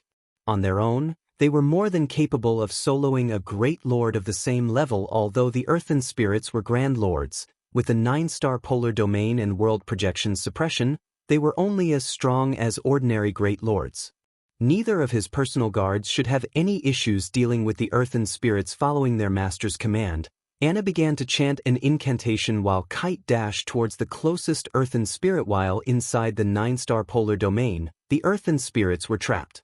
They could only bombard the magic barrier, but even the Titan warrior would struggle to destroy the strengthened 9-star polar domain, much less these weakened elementals. When he arrived before an earthen spirit, Kite swung one of his longswords. Dozens of wind blades bombarded the earthen spirit, each dealing minus 40,000 damage. By the time Kite's attack ended, the elemental had lost 1/10 of its HP. As a result of this attack, all 4 earthen spirits shifted their attention to the NPC. Although Kite's combat standards were superior to the earthen spirits, the latter had the advantages of higher attributes and numbers. Kite had no choice but to focus on defense as he was forced to retreat one step after another. Anna finished her chant. Suddenly, a tier 3 golden giant and 10 tier 2 rock guardians appeared around Kite. These summon creatures easily pulled 2 of the earthen spirits' aggro, alleviating the pressure on the NPCs. With both guards working together, they quickly got the upper hand in the fight. It was only a matter of time before the 4 earthen spirits died. Just what rank are those personal guards? They can actually suppress 4 grand lords. How are those NPCs' levels so high? Just who is the commander? Asura's members, who had begun to despair, were dumbfounded. Although they had seen players with personal guards in Cold Wind City before, those NPCs had been very weak and of little use to players. They couldn't compare to Anna and Kite's strength. Everyone, prioritize the earthen spirits. We'll deal with the Titan warrior afterward. Feng hurriedly instructed as he glanced at the elementals. Lifeless, move your group forward and use your combination skill from the side. Tier 1 skills and spells were almost no threat to the earthen spirits and the Titan warrior, but the combination skill was a different story. If Lifeless Thorn, Solitary 9, and Dark Madness used Triple Frost Moon, the skill would be as powerful as a tier 3 spell. It should be able to deal a considerable amount of damage to the weakened mechanical life form, let alone the elementals. The players manning the miniature ballistas turned the weapons towards the earthen spirit. Kite tanked, launching a volley of exploding arrows at the Great Lord. When the exploding arrows struck, the earthen spirit instantly lost 1/5 of its HP. Meanwhile, Lifeless Thorn, Solitary 9, and Dark Madness led 3 healers as they advanced. Unlike ordinary skills, a combination skill had an optimum formation. The closer the users were to that formation, the stronger the skill would be. Lifeless Thorn's group were among Cold Wind City's top experts. The trio quickly reached Kite's earthen spirit, forming a triangle around it. They then activated Triple Frost Moon simultaneously. Immediately, 3 crescent beams of light converged on the earthen spirit. Boom. The moment the 3 beams collided, They created a towering pillar of silver light that extended to the cavern's ceiling, devouring the elemental. The earthen spirit, which had less than a quarter of its HP remaining before the attack, transformed into particles of light and disappeared. Every player that saw the attack was stunned by its power. Lifeless Thorn's group was no exception. Only Feng remained unfazed. In fact, he had expected the result. Combination skills were extraordinarily rare. If a team had one, it would elevate the team's damage output to a whole new level. Needless to say, the effects of such a skill against the earthen spirit, which had been suppressed to a great lord standard, would be marvelous. However, although combination skills were very powerful, their cooldowns were long. These cooldowns generally lasted a minute or longer. The earthen spirit's death granted the team members a large amount of EXP. Unfortunately, the Grand Lord hadn't dropped any items. On the bright side, with one earthen spirit down, it became much easier to deal with the remaining three. Less than 1 minute had passed between the first elemental's death and the last. When the team saw their overall damage, they felt as if they were dreaming. Everyone, focus, you're on fire. The Titan warrior. Feng shouted once the earthen spirits were gone. Lifeless, only jump in after Triple Frostman's cooldown has ended. Understood. The team turned towards their last and largest target. With Anna and Kite's help, the team's overall damage output increased by a large chunk.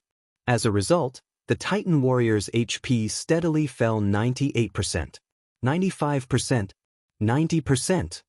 Time passed quickly. Throughout the battle, Feng focused on controlling the two demons, distracting the Titan warrior. When the demon's HP fell below 30%, he moved forward and activated Life Domain, healing all allies within a 50-yard radius by 10% every second for 30 seconds. The rest of the team bombarded the mechanical life form with attacks. While Triple Frostmoon was on cooldown, Lifeless Thorn's group used Tier 2 magic scrolls to attack. By the time world projection's duration ended, the Titan warrior only had 63% of its HP remaining. Feng then fed the Ring of Gospel another 5,000 magic crystals and activated the skill once more. However, with this investment, Feng ran out of magic crystals. When the Titan warrior's HP reached 30%, the mythic monster bellowed and tossed its greatsword away. It then retrieved the two crimson sabers from its back and changed its attack pattern. Although its attack power had declined, its attack rate had doubled. Feng had already struggled with maneuvering the two demons to block the Titan warrior's attacks, but the sudden change overwhelmed him. As a result, the demons' HPs began to plummet. Even when Kite and the Golden Giant tried to help, they only slowed the draining HP slightly. When one demon's HP fell below 50% and the other fell below 30%, the Titan warrior merged its twin sabers. It pointed its weapon at the demon with less than 30% of its HP. Suddenly, a scorching red beam of light shot forward, tearing through the demon and only stopping after it crashed into the magic barrier. Even the magic barrier trembled when the beam struck. The fear demon died on the spot. The Tomahawk demon received some damage from the resulting shockwave as well, its HP falling to 31%. With only one demon remaining, Feng had a harder time blocking the Guardian boss's attacks. The Tomahawk lost 2% of its HP or more every second. Seeing this, Feng realized that this fight had reached a critical moment. He immediately turned to Anna and commanded, "Activate Angel Summoning." The NPC didn't hesitate to start the incantation. When the Tomahawk demon's HP fell below 10%, a white-winged Valkyrie descended onto the battlefield. Her wings shuddering slightly, she arrived before the Titan warrior, her golden spear sweeping towards the mythic monster. A golden flash blinded the players, and the impact threw the incomparably powerful Titan warrior over 30 yards away, a damage of over -1 million appearing above its head. Before the Titan warrior could react, the Valkyrie stood before it again, thrusting her spear of thunder into the mythic monster's heart, devouring a large chunk of its HP. Attack with everything you have. Feng shouted in the team chat. Abandoning his control over the Tomahawk demon, he activated Heavenly Dragon's power and Blade Liberation before dashing towards the Titan warrior. Following suit, Lifeless Thorn, Solitary 9, and Dark Madness also activated their Berserk skills and charged towards the boss. With the Valkyrie as the team's MT, they overwhelmed the Titan warrior. The mythic monster couldn't even defend itself, much less retaliate. the Valkyrie could only join the fray for 10 seconds. Hence, holding nothing back, she used one powerful skill after another against the Guardian boss. Feng and the other Asura members used every skill and spell they had alongside her. The Titan warrior's HP fell rapidly 20%, 15%, 10%. By the time the Valkyrie disappeared, the Titan warrior had 3% of its HP remaining. Lifeless Thorns trio then executed Triple Frost Moon, destroying a little over 1% of the mythic monster's HP. Following which, Feng activated Divine Providence before he and his doppelganger activated Flame Burst and Shadow Blade. By the time Feng's attacks ended, the Titan warrior had stopped moving, its HP gone. Chapter 1471, Mythic Monsters Loot. Chapter 1471, Mythic Monsters Loot. Success! We won. We actually killed a mythic monster. Despite their miserable state, when these players looked at the Titan warrior's corpse, excitement welled within in them. For a moment, they even felt as if they were dreaming. Even the Snow Rift's gatekeeper had only been a level 70 Grand Lord. Even so, it was invincible to Cold Wind City's players, yet they had just defeated a monster even more powerful than that gatekeeper. Why wouldn't they be excited? Shortly after the Titan warrior's HP reached 0, it collapsed to the ground before transforming into numerous, large particles of light. As the light faded, they revealed many dazzling items. System, congratulations! You have obtained the first kill of the Ancient Shrine Protector. Rewards doubled. Rewarding Shrine Warrior title. After the announcement, the team members' experience bars rapidly increased. What bountiful EXP! Feng was astonished at how much his experience bar grew. After all, he had already reached level 58. He needed a tremendous amount of EXP to level up, yet even after it had risen from 95% of level 58 to level 59, it continued to increase. Level 59, 10%, 30%, 60%. His experience bar only started to slow after it passed 85% of level 59. It gradually increased until he eventually reached level 60. Feng wasn't the only one to experience the sensation. Everyone else had leveled up at least twice.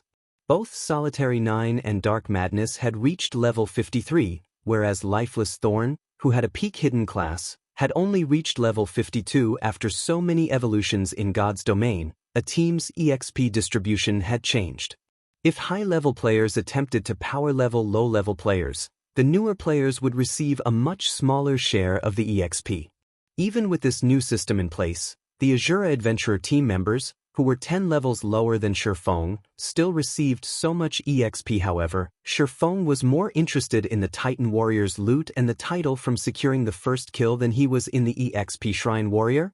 Feng then clicked to inspect the title. Shrine Warrior. Grants wielder the ancient shrine's favor. Reputation gain increased by 20%, and teleportation fees halved. It halves teleportation fees and increases reputation gain by 20%? No wonder so many guilds had eagerly hunted ancient shrines guardians in the past. Feng was slightly astonished. In Feng's previous life, ancient shrines had been very popular as many players loved to visit other worlds. Other worlds had a lot of money-making potential since they all had their own unique resources. Unfortunately, ancient shrines' teleportation's fees had been quite high. Not even elite players could afford to teleport to and from other worlds frequently. However, traveling to an ancient shrine was typically more troublesome than the teleportation fees. Although ancient shrines had teleportation gates, these teleportation gates only allowed teleportation between a specific otherworld and the continent of God's domain. They wouldn't teleport players to specific locations like the local NPC cities. Players couldn't travel to the teleportation gates from the city's teleportation halls. Either if players had wanted to visit or leave an otherworld, they had to travel to an ancient shrine by foot. However, these shrines were usually tucked away in remote locations, and players had to face many monsters on the way. As a result, getting to a shrine had been very time-consuming, but there was a solution. Players could increase their reputation with specific ancient shrines. When a player earned 1,000 reputation points with a particular ancient shrine, they could purchase its ancient shrine emblem. Players could then use this emblem to teleport directly to the shrine, saving a lot of time. Because of this, many players had tried to grind reputation with ancient shrines. Unfortunately, doing so was no easy feat. Most players had been lucky to earn 500 reputation points after 1 or 2 months of hard work. Meanwhile, the Shrine Warrior title could increase players' reputation gain by 20%. Closing off the title's attribute panel, Feng began to organize the loot. As a mythic monster, the Titan Warrior dropped far better items than a Grand Lord of the same level. Moreover, the loot was even more impressive since they had gotten the first kill. With a quick glance, Feng spotted over 150 items. Seeing the small mountain of treasure, passion burned in Lifeless Thorn and his companions' eyes. They all wanted to dive into the pile. How bountiful! Even a super guild would be tempted to trying robbing us. Feng's excitement grew as he looked at the items in his bag. Although he had killed a lot of mythic monsters in his previous life, the difference between their loot and that of the Titan Warrior was like heaven and earth. Generally, mythic monsters had a high chance of dropping epic items. Some special mythic monsters could even drop fragmented legendary items. For example, the final boss in the Dragon's Graveyard, a forbidden land in the Black Dragon Empire, had a chance of dropping a fragmented legendary item. Although the Titan Warrior wasn't as powerful as the Dragon's Graveyard's final boss, its loot was quite impressive. The majority of the 150+ items were rare materials for crafting epic weapons and equipment, all of which could easily fetch over 100 gold on the market. Among them, a particular item was an important component for forging the epic ranked broken steel set equipment Nucleus of Life. Epic set equipment had been out of Feng's reach in the past. The best he had equipped were individual epic weapons and pieces of equipment. It was common knowledge that set equipment was half a rank stronger than individual pieces of the same rank. If he had worn an epic set equipment back then, he would have had an 80% chance of completing his Tier 4 promotion. If he could forge the broken steel set now, he would become invincible. Although he had thought of doing so, the materials required to forge the broken steel set were simply too rare. Aside from the required mana stones, he had no way to collect the Titan or the flame, water, wind, and earth source crystals. And then there was the Nucleus of Life. One could only obtain a Nucleus of Life if they were lucky. There was no set method to obtain it. One could say that it was the most difficult material to obtain among the various required materials. Feng had never expected a Nucleus of Life to drop. Although he knew where he could obtain the rest of the materials, he wasn't strong enough to reach them. Yet the Titan Warrior had also dropped plenty of master-ranked potions and magic scrolls of various tiers. Among the most precious scrolls was a Tier 4 magic scroll, Titan's Wrath, a Tier 4 large-scale destruction magic scroll. In a guild war, it would be a nightmare for the enemy. There were also quite a few Tier 2 skill books for various classes. The system only allowed players to learn low-tiered skills from NPCs during the early stages of the game to help them adapt to the game's environment. Players could only learn Tier 2 and above skills or spells from loot or purchasing them with legacy skill points. Skill books containing Tier 2 skills were incredibly rare, and many players in the past had only found a handful after reaching Tier 2. Obtaining most from completing their promotion quest. As a result, those players hadn't been able to exhibit the true strength of their Tier 2 classes. The Titan Warrior had dropped over a dozen Tier 2 skill books. It had even dropped the popular Tier 2 spell for healers, Combat Resurrection. With this skill, healers could resurrect a fallen companion even while still in combat. It also reduced the normal death penalty by 40%. The only downside was the spell's 12-hour-long cooldown. There were also 2 combination skill books. However, one particular item had caught Feng's attention, a shield radiating a faint trace of divine might. It was the most eye-catching item among the loot. A shield? Feng activated Omniscient Eyes and began to appraise the item. Chapter 1472, Titan Guard. Chapter 1472, Titan Guard. In God's domain, any item that radiated divine might was extraordinary. Even more so were the weapons and equipment pieces that emitted the energy. After Feng scanned the shield with Omniscient Eyes, the system informed him of appraisal time 20 seconds. Feng rejoiced. Normally, epic items only took a dozen or so seconds to appraise. Since the shield had a 20-second appraisal time, it must be particularly high-quality. Shields were very important to a team. If a team's MT had a powerful shield, the team would have a much easier time against boss monsters. Because of their importance, they were hard to find on the market. Furthermore, these shields were generally worth twice as much as a weapon of the same level. Once Omniscient Eyes finished appraising the Crescent Shield, the shield's attribute panel revealed itself to Sure Feng. What an awesome growth-type shield! Sure Feng was ecstatic when he saw the shield's statistics. Titan Guard, Shield, Bronze rank can grow. Minimum equipment level, 50. Equipment requirement, Strength 800. Attributes adjust according to user's level. Defense plus 3550, level 50.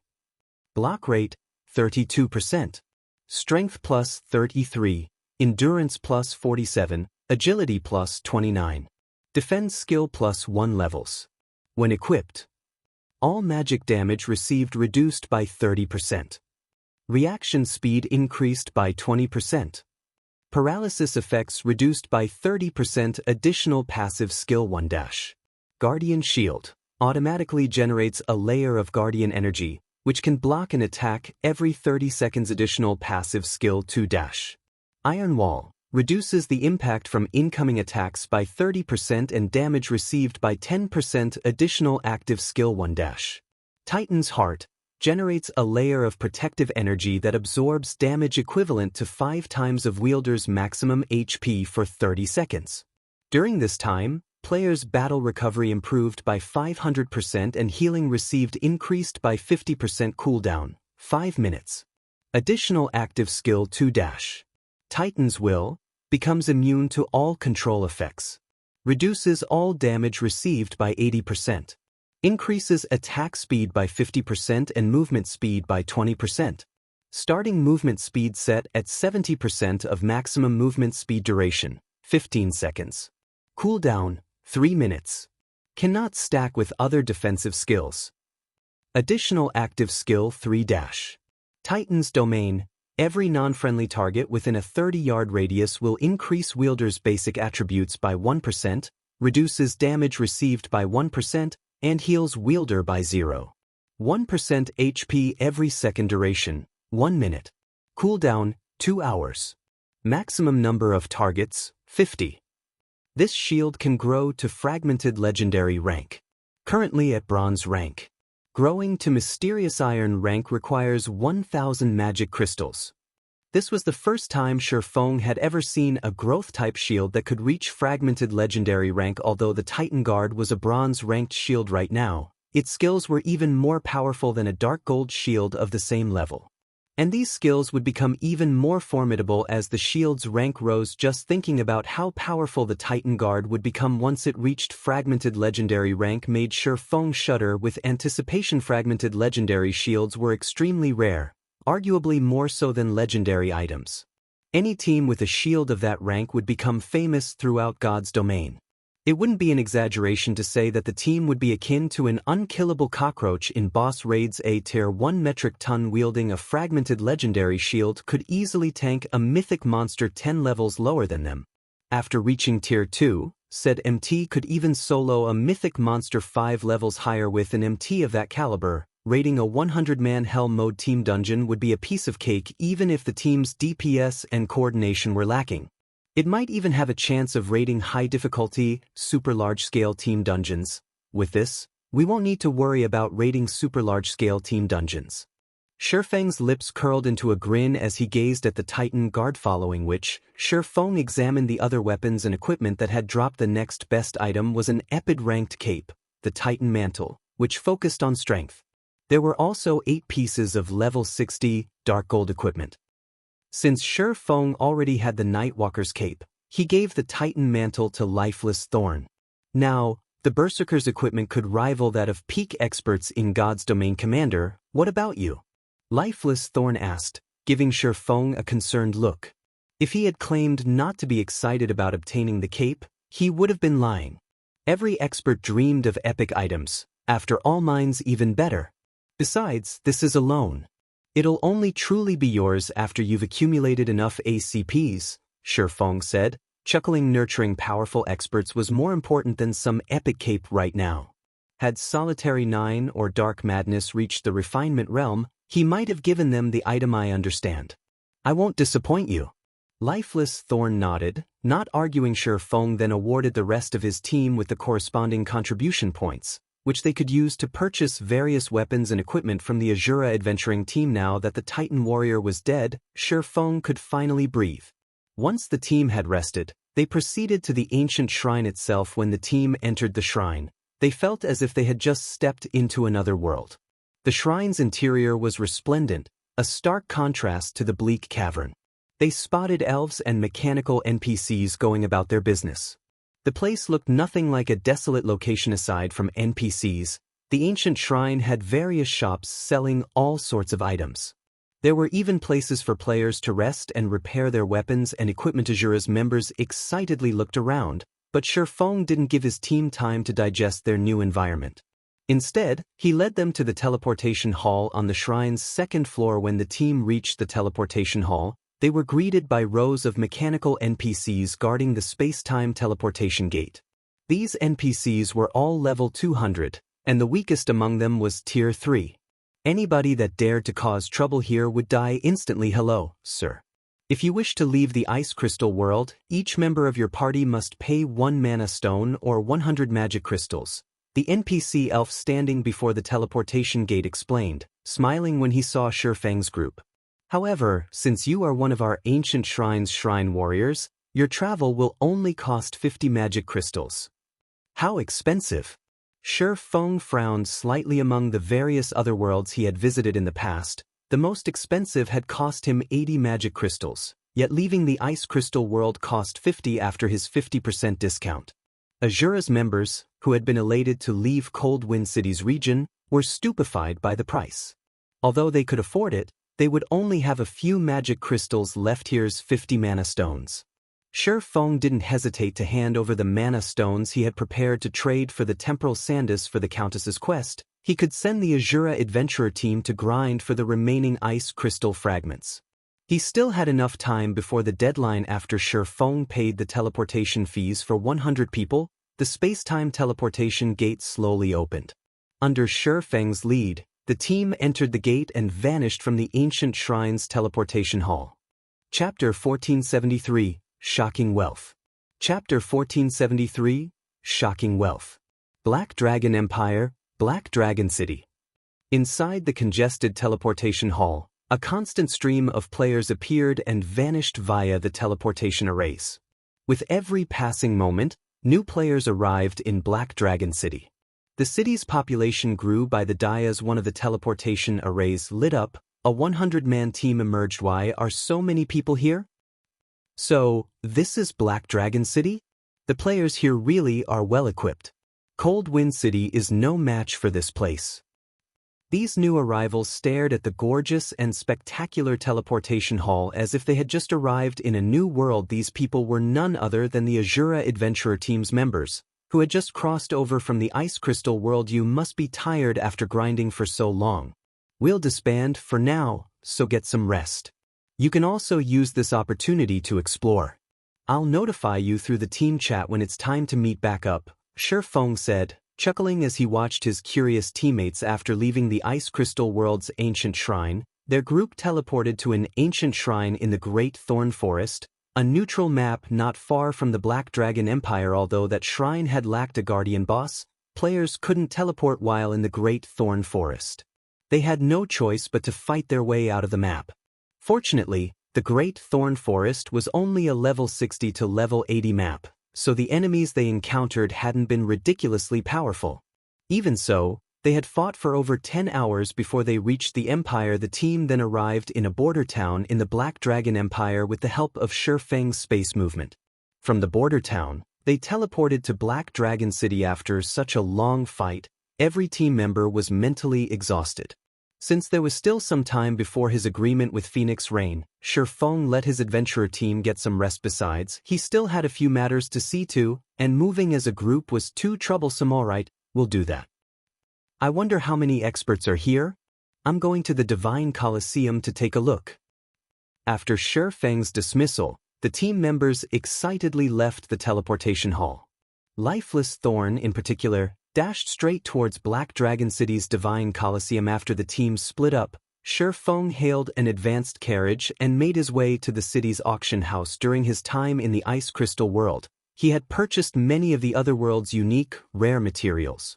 Including the items his Asura adventurer team had gathered, his bag space and epic-ranked spatial bag were full to the brim. Although he had been absent from God's Domain's continent for some time, Gentle Snow and Aqua Rose had sent him regular reports. The various large guilds had been busy trying to equip their members with mounts by offering their elite and expert members subsidies. Mounted players could explore distant resource maps, gathering more resources for their guilds.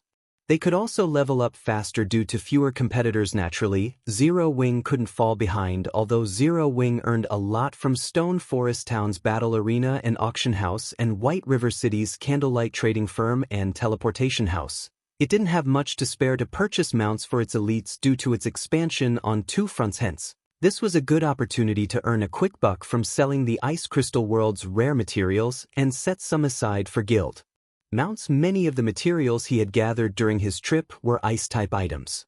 Not only could they be used to craft weapons and equipment, but they would also be useful in brewing potions that increased ice resistance and ice-type damage, both of which God's Domain's continent sorely lacked. Mainstream players had already begun to encounter leveling maps with various environments, and as a result, increasing one's resistances had become a necessity. Without those resistances, players' leveling speed and combat power would suffer. Frost steel, or in particular, was the main material to produce ice resistance armor kits, and mysterious iron and secret silver with ice resistance. In the Ice Crystal world, a stack of 100 frost steel or only sold for 1 gold. In God's Domain, a stack could go for more than 5 gold. Feng had intentionally collected a large stock of the material. He had planned to sell the materials in Zero Wing's auction house, but at the end of the day, Stone Forest Town didn't see enough traffic. It was no match for Black Dragon City. Moreover, only a high-population city like Black Dragon City could exhaust his stock. If he tried to sell the materials in Starmoon Kingdom, he'd saturate the market, and the prices would eventually fall. Half an hour later, Feng arrived before the Black Dragon auction house. He saw far more players than his visit a few days ago. There were several times more merchant players from other kingdoms and empires specifically. These merchant players hawked their wares outside the building in an intense competition. After entering the auction house, Feng found a secluded corner and took a seat. He then called up the auction house's system interface and began to place various items up for sale. He had bought almost every ingot of frost steel or Cold Wind City had to offer, collecting over 5,000 stacks. Aside from the frost steel ore, Feng had over 3,000 stacks of ice-capped grass, a required component for brewing intermediate ice resistance potions. Each stack had sold for 60 silver in Cold Wind City, but in the Black Dragon Empire, they could sell for 3 gold. Overall, Feng had over 16,000 stacks of materials. Among them, over 13,000 stacks were common materials in the Ice Crystal world. For now, he only sold the common materials, saving the more valuable items for the candlelight trading firm. Someone's selling frost steel or for 5 gold per stack. That's so cheap. I finally found the ice-capped grass I've been looking for. It wasn't long before players bought out the first batch of materials Feng had scheduled in the auction house. Due to the intense competition for the items, Feng made more than the marketplace even after deducting the processing fees. Overall, just the first batch of materials had earned Feng a net profit of over 3,000 gold. At this rate, he should be able to earn over 30,000 gold. And this was his profit after a single visit to the Ice Crystal world. If the various super guilds learned his secret, they'd pop a blood vessel in envy. After he finished dealing with the common materials, Feng used a guild transfer scroll and teleported to Stone Forest Town. He stored the remaining materials in the town's candlelight trading firm. He also collected the magic crystals the town had stockpiled while he had been gone to upgrade the Titan Guard. He had spent most of his magic crystals during the battle with the Titan Warrior, so he only had a few hundred crystals on hand. It wasn't enough to upgrade the Titan Guard. The number of magic crystals Stone Forest Town's advanced auction house and battle arena had earned stunned Feng. Even after deducting the town's expenses, Stone Forest Town had earned over 60,000 magic crystals in just 3 days. However, upgrading the Titan Guard wouldn't be cheap. After spending 1,000 magic crystals to upgrade the shield from bronze to mysterious iron rank, he spent another 3,000 crystals upgrading it to secret silver rank, 6,000 to fine gold rank, 10,000 to dark gold rank, and 18,000 to epic rank. Unfortunately, upgrading the shield to fragmented legendary rank would cost 100,000 magic crystals in the end. Feng could only afford to upgrade the Titan Guard to epic rank.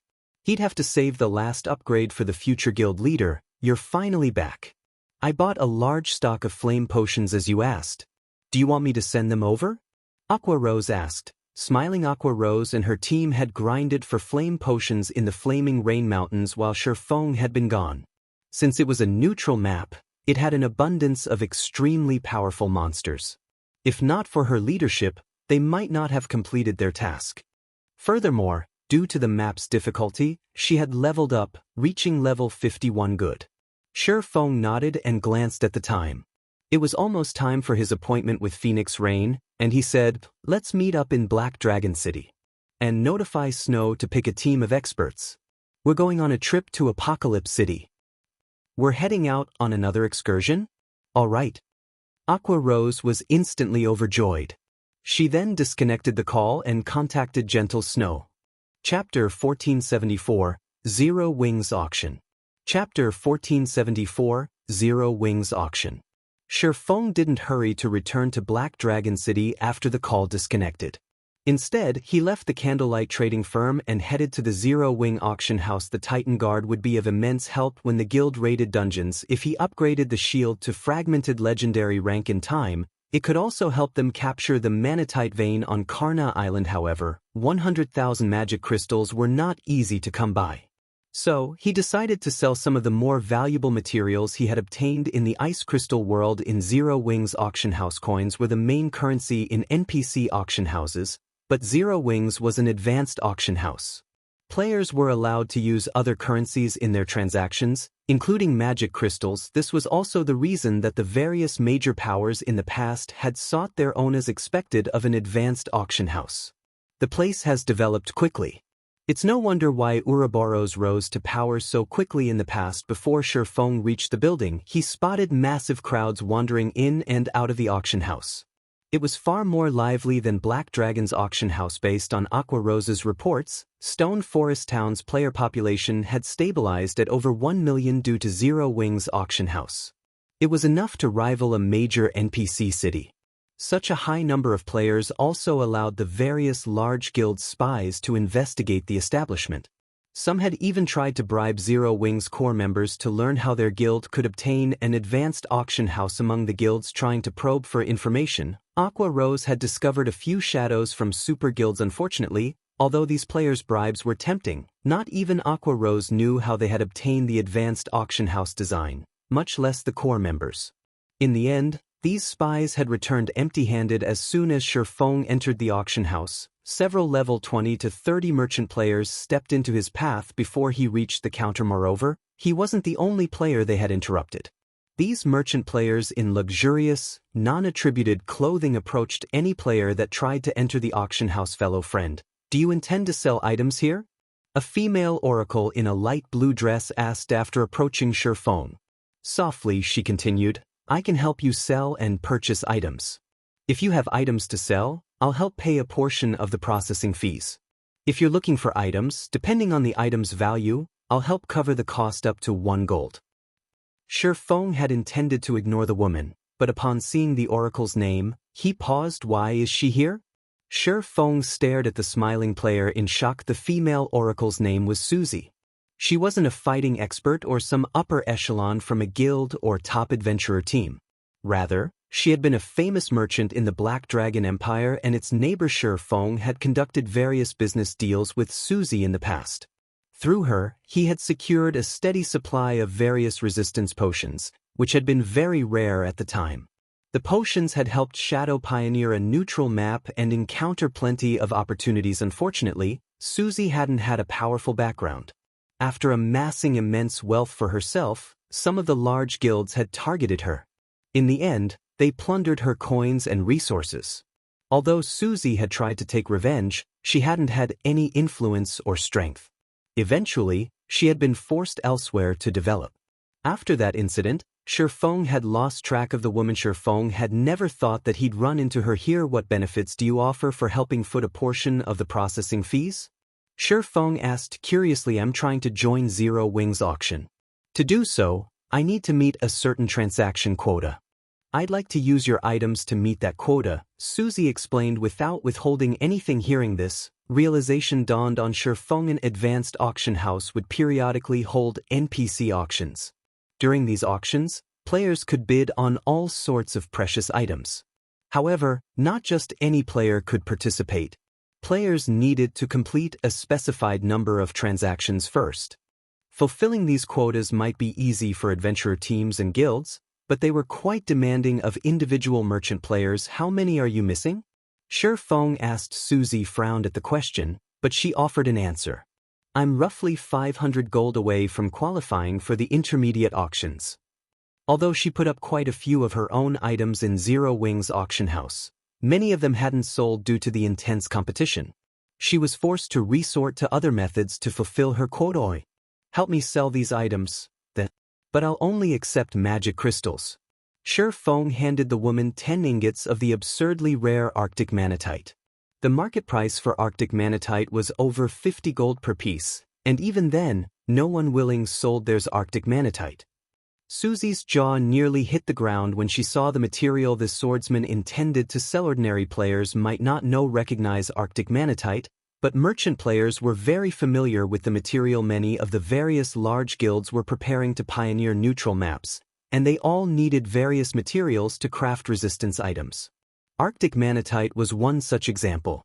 One ingot could easily sell for 180 magic crystals or more. Meanwhile, magic crystals' current market price had climbed to 30 silver each. Even at such a high price, guilds would fight over the metal, yet Feng wanted to sell 10 ingots. Are you sure you want to consign them with me? Susie asked, giving Feng a surprised look. She understood what it meant for a player to so easily collect 10 ingots of Arctic Manatite. With Feng's wealth, he likely wasn't worried about processing fees. Every coin counts, Feng said, nodding. Susie had, more or less, helped in him the past. Since he had encountered her in this life, he didn't mind returning the favor. Upon hearing the swordsman's agreement, Susie stopped wasting time talking with the man. She pulled a pre-prepared contract from her bag and began to fill in some of the blank areas. Since this was a consignment, the consignor would have to receive the materials to put them up for sale in the auction house.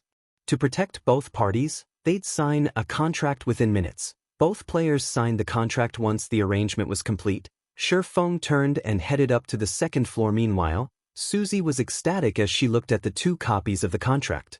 Once she sold the Arctic Manatite, she would complete her quota. All she would need to do then was prepare for the intermediate auction. However, when Susie read the consignee's name, she was dumbfounded. How is this possible? Is Zero Wings Feng?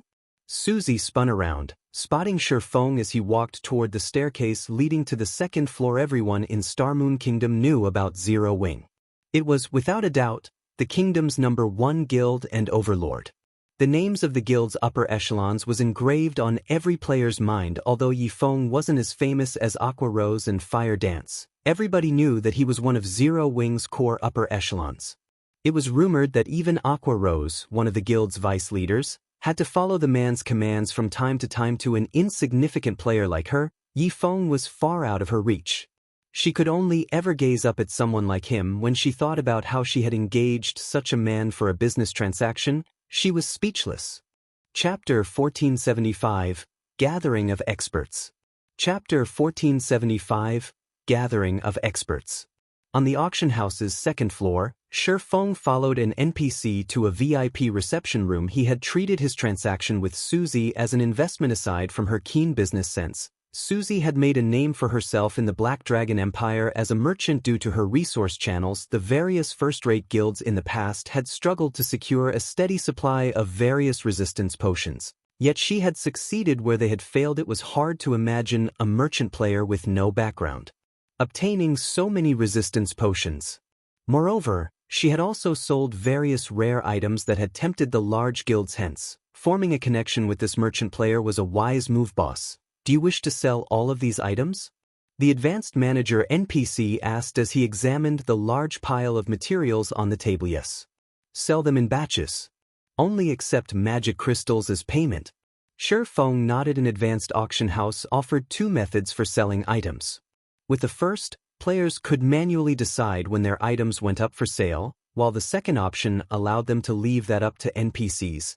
NPCs would then sell the items based on the player's requirements and the current demand, putting them up for sale when they could generate the most profit. However, only the auction house's advanced members had access to the second method. Every player dreamed of accessing this option. Not only would it save them the hassle, but their items would also sell at an appropriate time. Usually, players increase their profits by at least 10% with this method. 10% might not make a difference for a transaction worth dozens of silver coins, but it was a different story for those worth hundreds or thousands of gold. This was one of the advanced auction house's trump cards. However, Feng had no intention of offering this function to the public just yet. Otherwise, the various superpowers would become even more eager to obtain their own establishment. They might even attempt to steal the building. After all, God's domain had certain tools that could return a building to its design even after its construction, but doing so was difficult and costly. Although the rare materials he wanted to sell wouldn't earn 100,000 magic crystals, he should be able to earn around 60,000. Including the income from the auction house fees and the battle arena, he should have enough to upgrade the Titan Guard once he finished in the auction house. Feng glanced at the time. He then used a return scroll to travel to White River City before making his way to Black Dragon City. Black Dragon Empire, Black Dragon City. The teleportation hall had fallen silent due to the arrival of a particular player group. What? They're actually from Zero Wing. They're so strong. Aren't they Gentle Snow and Aqua Rose? Why are Zero Wing's Vice Guild leaders here? Is that the Flame Witch? I've heard that she recently taught the Dark Guilds lurking around Lake Heart City another lesson. With no way to deal with her, they had been forced out of the city. Why are so many people from Zero Wing here? Are they going to declare war on some guild? When Gentle Snow and the other core members of Zero Wing arrived in the teleportation hall, everyone turned towards the party. Every player in the area felt an immense pressure weigh down on them the moment the group arrived. Many people unconsciously stepped out of the way, opening a path for Zero Wing's members. The Black Dragon Empire's players hadn't been particularly familiar with Zero Wing several days ago, but after the ranking competition and the Siege War, it had become one of the most popular guilds in the Empire, with countless players attempting to join. However, after the ranking competition and the Siege War, Zero Wing had already become one of the most popular guilds in the Empire, and many players desperately wanted to join. With such a large group of the guild's experts before them, why wouldn't they be surprised? In the past, almost no one knew how strong Zero Wing was, but looking at these members, every player in the teleportation hall sighed with admiration. Not only were Zero Wing's members sitting atop their mounts, but their levels were also awesomely high. The lowest leveled among them was level 48. Even the number 1 expert on the Black Dragon Empire's ranking list was only level 48. Guild leader, everyone's arrived. We can set out at any time, Gentle Snow said when she noticed Feng approach. Good. Feng nodded in satisfaction at the strict, orderly 100-man team before him. Take a quick break. The others will arrive shortly. We'll head over once everyone's here. There are more?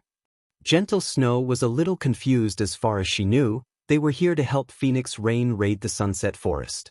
She hadn't heard of the woman asking for other reinforcements. As soon as Gentle Snow finished her question, a team entered the teleportation hall, approaching her group. Every player on the team wore a black cloak, hiding their levels, but she felt the threat of death around all of them. When Gentle Snow looked a particular berserk with a dark purple spear across his back, she felt as if she were looking at a ferocious beast that had been released from its cage. The berserker's aura was also as sharp as a blade. For a moment, Gentle Snow sensed the threat of death radiating from this berserker peak expert.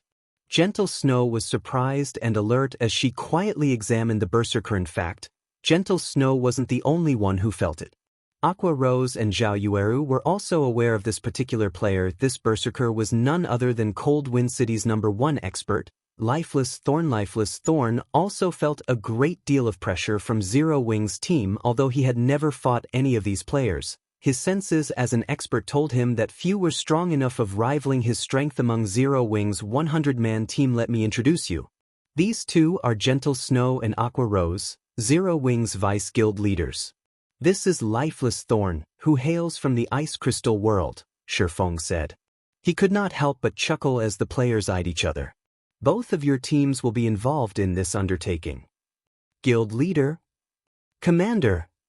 All three players turned to Feng in unison. Confused Feng then patiently explained Zero Wing's guild and the Asura adventurer team to both sides. The news shocked all of them, and both teams struggled to digest the information. Guild leader, just how many secrets are you hiding? Shock overwhelmed Gentle Snow as she watched Asura's members. Although the black cloaks prevented her from gauging the adventurer's strength, based on their movements, she could tell that every member of the team was an expert. The various large guilds would offer insane prices to recruit such experts, and even then, they had only succeeded in convincing a small number to join them. Yet, Feng revealed one ally after another.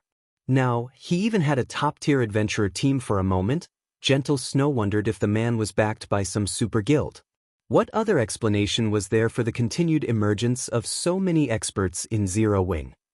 Once Feng confirmed that everyone had arrived, he smiled and announced, "Since we're all here, let's head out to Apocalypse City." Chapter 1476, Zero Wing arrives. Chapter 1476, Zero Wing arrives. Apocalypse Empire, Apocalypse City, Dragon Phoenix Pavilion's residence. As the Dragon Phoenix Pavilion's main headquarters, the residence was lively as members often came and left. At this moment, however, tension gripped the residence's front courtyard. Both pavilion masters and their respective forces stood in the courtyard, each occupying one side with a clear divide between the two. The smell of gunpowder wafted between the forces. Most of the uninvolved guild members were too afraid to enter the residence. It was common knowledge in the Dragon Phoenix Pavilion that Phoenix Rain and Nine Dragons Emperor were in a constant struggle for the Great Pavilion Master's position. At this point, neither side held anything back. If players weren't careful, they could get caught in the crossfire and die without knowing what killed them. What's going on? Why are both Pavilion Masters here? Don't you know? I've heard that a historical site is going to open today, so they've gathered here before setting out. Look, some of the guild's more elusive experts are among them too. Our guild's experts aren't the only ones here. Look at those players. They aren't wearing our guild's emblem. They must be hired help. I've heard that the historical site they plan to raid is particularly powerful, a Grade 1 ancient ruin. The treasures in the ruin will definitely help whichever side gets them first. The Nine Heavens Pavilion's 9th floor master raided a Grade 2 historical site. Nobody knows what items he found, but the elders promoted him to 8th floor master. It caused quite a commotion in the guild. It's no wonder why our pavilion masters are so desperate to compete for the ancient ruin. The Dragon Phoenix Pavilion members chatted quietly as they watched the guild's two major factions stare each other down. The requirements to become the next great pavilion master had already been announced to the guild as a whole. Now, all they had to do was wait and see which pavilion master completed the requirements first. Since they had found a Grade 1 historical site, the two factions would spare no effort in obtaining the first clear. After all, this competition over the ruin might affect the outcome on Thunder Island. Big Sis Rain, those people seem to be from Bloody Paradise, Blue Phoenix said, her expression darkening as she watched the several dozen players behind Nine Dragons Emperor. One thing separated these players from the Dragon Phoenix Pavilion's members: a blood-red pattern on the back of their hands. Bloody Paradise was not a guild, but a famous adventurer team in the virtual gaming world. Although Bloody Paradise was only an adventurer team, it had outlasted many large guilds. However, Bloody Paradise was powerful because, to the adventurer team, strength was everything. The adventurer team had become famous in the gaming world due to its history of provoking super guilds. The adventurer team had even foiled these super guilds' attempts to eliminate the team. Bloody Paradise would do anything for money. For a high enough price, they'd even strike out against a super guild. Nine Dragons Emperor really has gone all out. Phoenix Rain could not help but frown as she watched a black-clad, middle-aged man chat merrily with Nine Dragons Emperor. She was very familiar with Bloody Paradise. Although it wasn't a super guild, Its experts were no less powerful than many of those in the various superpowers. This was especially true for the adventurer team's current commander. Undead had ranked 18th on the God's Domain experts list, but he had recently risen to rank 11. Even the Dragon Phoenix Pavilion's old monsters were afraid of the manth black-clad man beside Nine Dragons Emperor was none other than the monster known as Undead. Phoenix Rain also noticed quite a few familiar experts among her competitors' team. Only, these great experts were not as famous as Undead, although she had recruited quite a few experts herself, even inviting Quiet Melody, the Vice Temple Master of the Super Guild, Sacred Temple. They were insignificant compared to Nine Dragons Emperor's recruits. Furthermore, Quiet Melody was only helping as a good friend. Phoenix Rain hadn't been able to borrow the Sacred Temple's true strength. Nine Dragons Emperor flashed Phoenix Rain a gleeful smile. He could already see the Sunset Forest treasure in his bags. Nine Dragons Pavilion Master, your opponent seems quite formidable. She's invited quite a few exciting experts to help her, Undead said, smiling as he glanced at the people beside Phoenix Rain. True, she has recruited a good number of experts, but how can any of them compare to you, Commander Undead? Your team will likely have an easy enough time defeating them, Nine Dragons Emperor responded. He had already investigated Phoenix Rain's allies. Only Quiet Melody and the few experts she had brought with her were worth any concern. Moreover, this was a historical site raid, not a PvP battle. Once we enter the ruin, I'll rely on you to take the lead. The team Undead had brought with him was leagues above Quiet Melody's Bloody Paradise was precisely the reason that the Nine Heavens Pavilion's 9th floor master had secured the first clear of a Grade 2 historical site. On his own, the 9th floor master would have failed. Rest assured, I've already collected quite a bit of information on the Sunset Forest and seen to ample preparations, Undead stated. However, Nine Dragons Pavilion Master, you have to fulfill your promise as soon as possible. Of course. Nine Dragons Emperor nodded. As the Sunset Forest's activation time approached, both sides completed the final groundwork for the raid. A historical site was far more dangerous than a dungeon. Multiple team wipes were normal. Players would also go through resources such as stamina, concentration, and mana far faster than outside of the ruin. Without preparing, a team could easily waste the opportunity. Big Sis Rain, it's almost time to depart, but Zero Wing isn't here yet. Should we contact them? Blue Phoenix asked anxiously. Although every team entering the historical site would have the same amount of time, the sooner they entered the ruin, the sooner they could secure the first clear. Glancing at the time, Phoenix Rain noticed that they only had 15 minutes before the Sunset Forest opened. All right. Give them a call, Phoenix Rain said just as Blue Phoenix pulled up her communication interface. A large group of players rode through the residence's entrance. The moment these people arrived, the Dragon Phoenix Pavilion members in their way instinctively parted to open a path as the pressure the team radiated swept over them. Zero Wing? A cold glint flashed in Nine Dragons Emperor's eyes when he saw Feng at the head of the group. Due to Zero Wing, the resource towns he had invested in had been destroyed. Although Zero Wing hadn't captured the two towns, they had flattened them. They would be incredibly expensive to rebuild. Even if he had the funds, Zero Wing could simply destroy them all over again.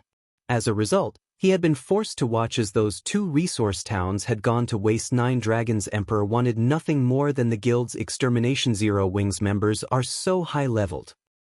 Crap, isn't that the Flame Witch? She's Aqua Rose. Didn't she defeat the Shadow Dragon Legion? The Phoenix Pavilion Master is amazing. She actually hired Zero Wing's members. The competition for the historical site's first clear will be interesting. The Dragon Phoenix Pavilion members in the courtyard erupted into a fevered discussion as Zero Wing's members walked into their residence. Everyone had heard of Zero Wing's experts. Chapter 1477, Unknown Adventurer Team. Chapter 1477, Unknown Adventurer Team. Not only had Zero Wing's arrival attracted the guild members' attention, but the experts Phoenix Rain and Nine Dragons Emperor had hired also turned towards these experts. Most of God's Domain's ordinary players hadn't heard of Zero Wing's experts. After all, God's Domain had only launched a few months ago, and countless guilds rose and fell each day. Most players were only familiar with the veteran large guilds that had been founded many years ago, but it was a different story for players of their caliber. They were privy to far more information than ordinary players, and they were all familiar with what kind of guild Zero Wing was. Not only had Zero Wing become Starmoon Kingdom's #1 guild early in the game, but it was also one of the Black Dragon Empire's top 6 guilds, excluding the Dragon Phoenix Pavilion some time ago. A rumor had spread about Zero Wing's victory over the Dragon Phoenix Pavilion's Shadow Dragon Legion. The Shadow Dragon Legion was one of the guild's trump card legions and very formidable in large-scale battles. The fact that Zero Wing had defeated such a powerful force proved its extraordinary combat power. Big Sis Melody, what is the Phoenix Pavilion Master thinking? We're raiding a Grade 1 historical site, yet she invited so many players from Zero Wing? Is she so desperate for manpower? A male summoner named Lonely Fantasy asked, dissatisfied as he watched the 200 players Feng led. It was common knowledge that a Grade 2 historical site was more difficult than a 100-man Hell Mode team dungeon of the same level. Needless to say, a Grade 1 historical site would be a greater challenge. If that hadn't been the case, Phoenix Rain wouldn't have recruited so many experts. Meanwhile, the Sunset Forest only allowed each team 1,000 members per raid, yet Zero Wing had dispatched 200 members, taking 1/5 of the available slots. I doubt that. Rain might have her own ideas on the matter. Quiet Melody could not help but reveal a playful smile when she saw Zero Wing's members. But the guild is interesting. Despite knowing how important this is, it didn't dispatch most of its main force members. Most players didn't have a clear idea of Zero Wing's structure, but she did. She had thoroughly investigated the guild, memorizing almost every face in Zero Wing's main force. Although Zero Wing had sent a lot of players, Fire Dance, the main force's commander, Cola, Yiwumien, and Turtledove, the 3 top MTs, were absent. Other important individuals such as Violet Cloud, Flying Shadow, Shadow Sword, Rampant Blade, Black Cloud, Minor Wind, and Alluring Summer weren't here either. Without these experts, Zero Wing's main force would be nothing but a joke in the various superpowers' eyes. You've finally arrived. Phoenix Rain frowned as Feng's group approached. Team leader Yifeng, do you plan to bring all of these members to the historical site? She could ignore the fact that Zero Wing hadn't mobilized all of its top experts, but the guild had gone a little too far if they expected to bring all 200 players to the Sunset Forest. It was not that she doubted Zero Wing's strength. Rather, it was impossible for the guild to gather so many players who qualified to challenge a Grade 1 historical site with its current capabilities. All of the players participating in this operation were top experts in their guilds or adventurer teams. In her opinion, only Zero Wing's main force members were qualified to stand beside them. This operation was of utmost importance. She couldn't afford to lose because of such a minor issue. Moreover, she had long since prepared the 1,000 members required for the raid. Zero Wing's members were nothing more than reinforcements, of course. I wouldn't have brought them otherwise. Feng could hear the ire in Phoenix Rain's tone. Immediately, he explained, "Let me introduce you. This is Lifeless Thorn, the vice commander of the Asura adventurer team. I specifically invited Asura to help us." "Hello." Lifeless Thorn nodded in greeting, confusion gripping his heart. Since when was he Asura's vice commander? Lifeless Thorn wasn't the only confused player. Gentle Snow and Aqua Rose shot Feng disdainful looks. The Asura adventurer team? Phoenix Rain examined Lifeless Thorn before glancing at the cloaked players behind him. She had assumed they were from Zero Wing, but upon closer inspection, she realized that their appearances were foreign to her. She had never heard of an adventurer team called Asura yet. Feng had invited this unknown adventurer team to join such a crucial operation. For a moment, she was at a loss for words. "Relax. I can vouch for their strength." Feng was fully aware of the questions plaguing Phoenix Rain's mind. He chuckled and said, "Moreover, Asura will be absolutely necessary if we want to raid Sunset Forest." When he had established the Asura adventurer team, his goal had been to recruit the various independent experts that detested guild restrictions. Since he didn't want others to realize how closely tied the team was to Zero Wing, he had named it Asura. After all, any adventurer team that had a guild behind it would struggle to recruit members. In addition, Zero Wing's enemies might target Asura, which would be a detriment to the adventurer team's development. He intended to develop Asura separate from Zero Wing. The Dragon Phoenix Pavilion's operation was a good opportunity for Asura to make a name for itself in God's domain, creating a foundation for the adventurer team to grow. With this, he could save himself the trouble of trying to promote the teams secretly since they had Feng's vote of confidence. Phoenix Rain sized up the berserker before her. Although the black cloak hid Lifeless Thorn's name and level, it did nothing to conceal his killing intent. Even she felt slightly threatened when subjected to this stranger's aura. As for the purple spear on Lifeless Thorn's back, although he had hidden the weapon's glow effect, she guessed that it was at least dark gold rank based on the design on the shaft and the small arcs of electricity dancing around it. It was very likely that the spear was, in fact, an epic weapon. The black cloak hid most of the berserker's equipment as well, but after a close look, she noticed that every piece had a unified theme. In addition, a distinct pattern flowed from one piece to the next. Its glow proved that it was dark gold rank, proving that Lifeless Thorn wore a dark gold set equipment. Moreover, it was an 8-piece set, the level 40, 8-piece Barbarian set? Phoenix Rain guessed. The Barbarian set is silver. This one is crimson. Could it be a level 45 dark gold set equipment?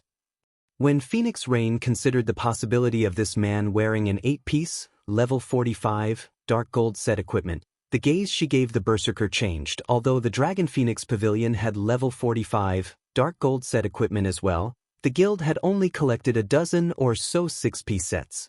Naturally, they weren't as strong as an 8-piece set. The fact that an adventurer team had obtained such a set, in addition to an epic weapon, proved Asura's prowess. Fine, have it your way. We'll enter the Sunset Forest together.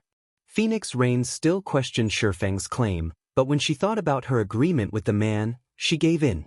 However, we need to finish the raid as soon as possible. Nine Dragons Emperor has invited Bloody Paradise. I've heard that they helped the Nine Heavens Pavilion raid a Grade 2 historical site. They should know what they're doing.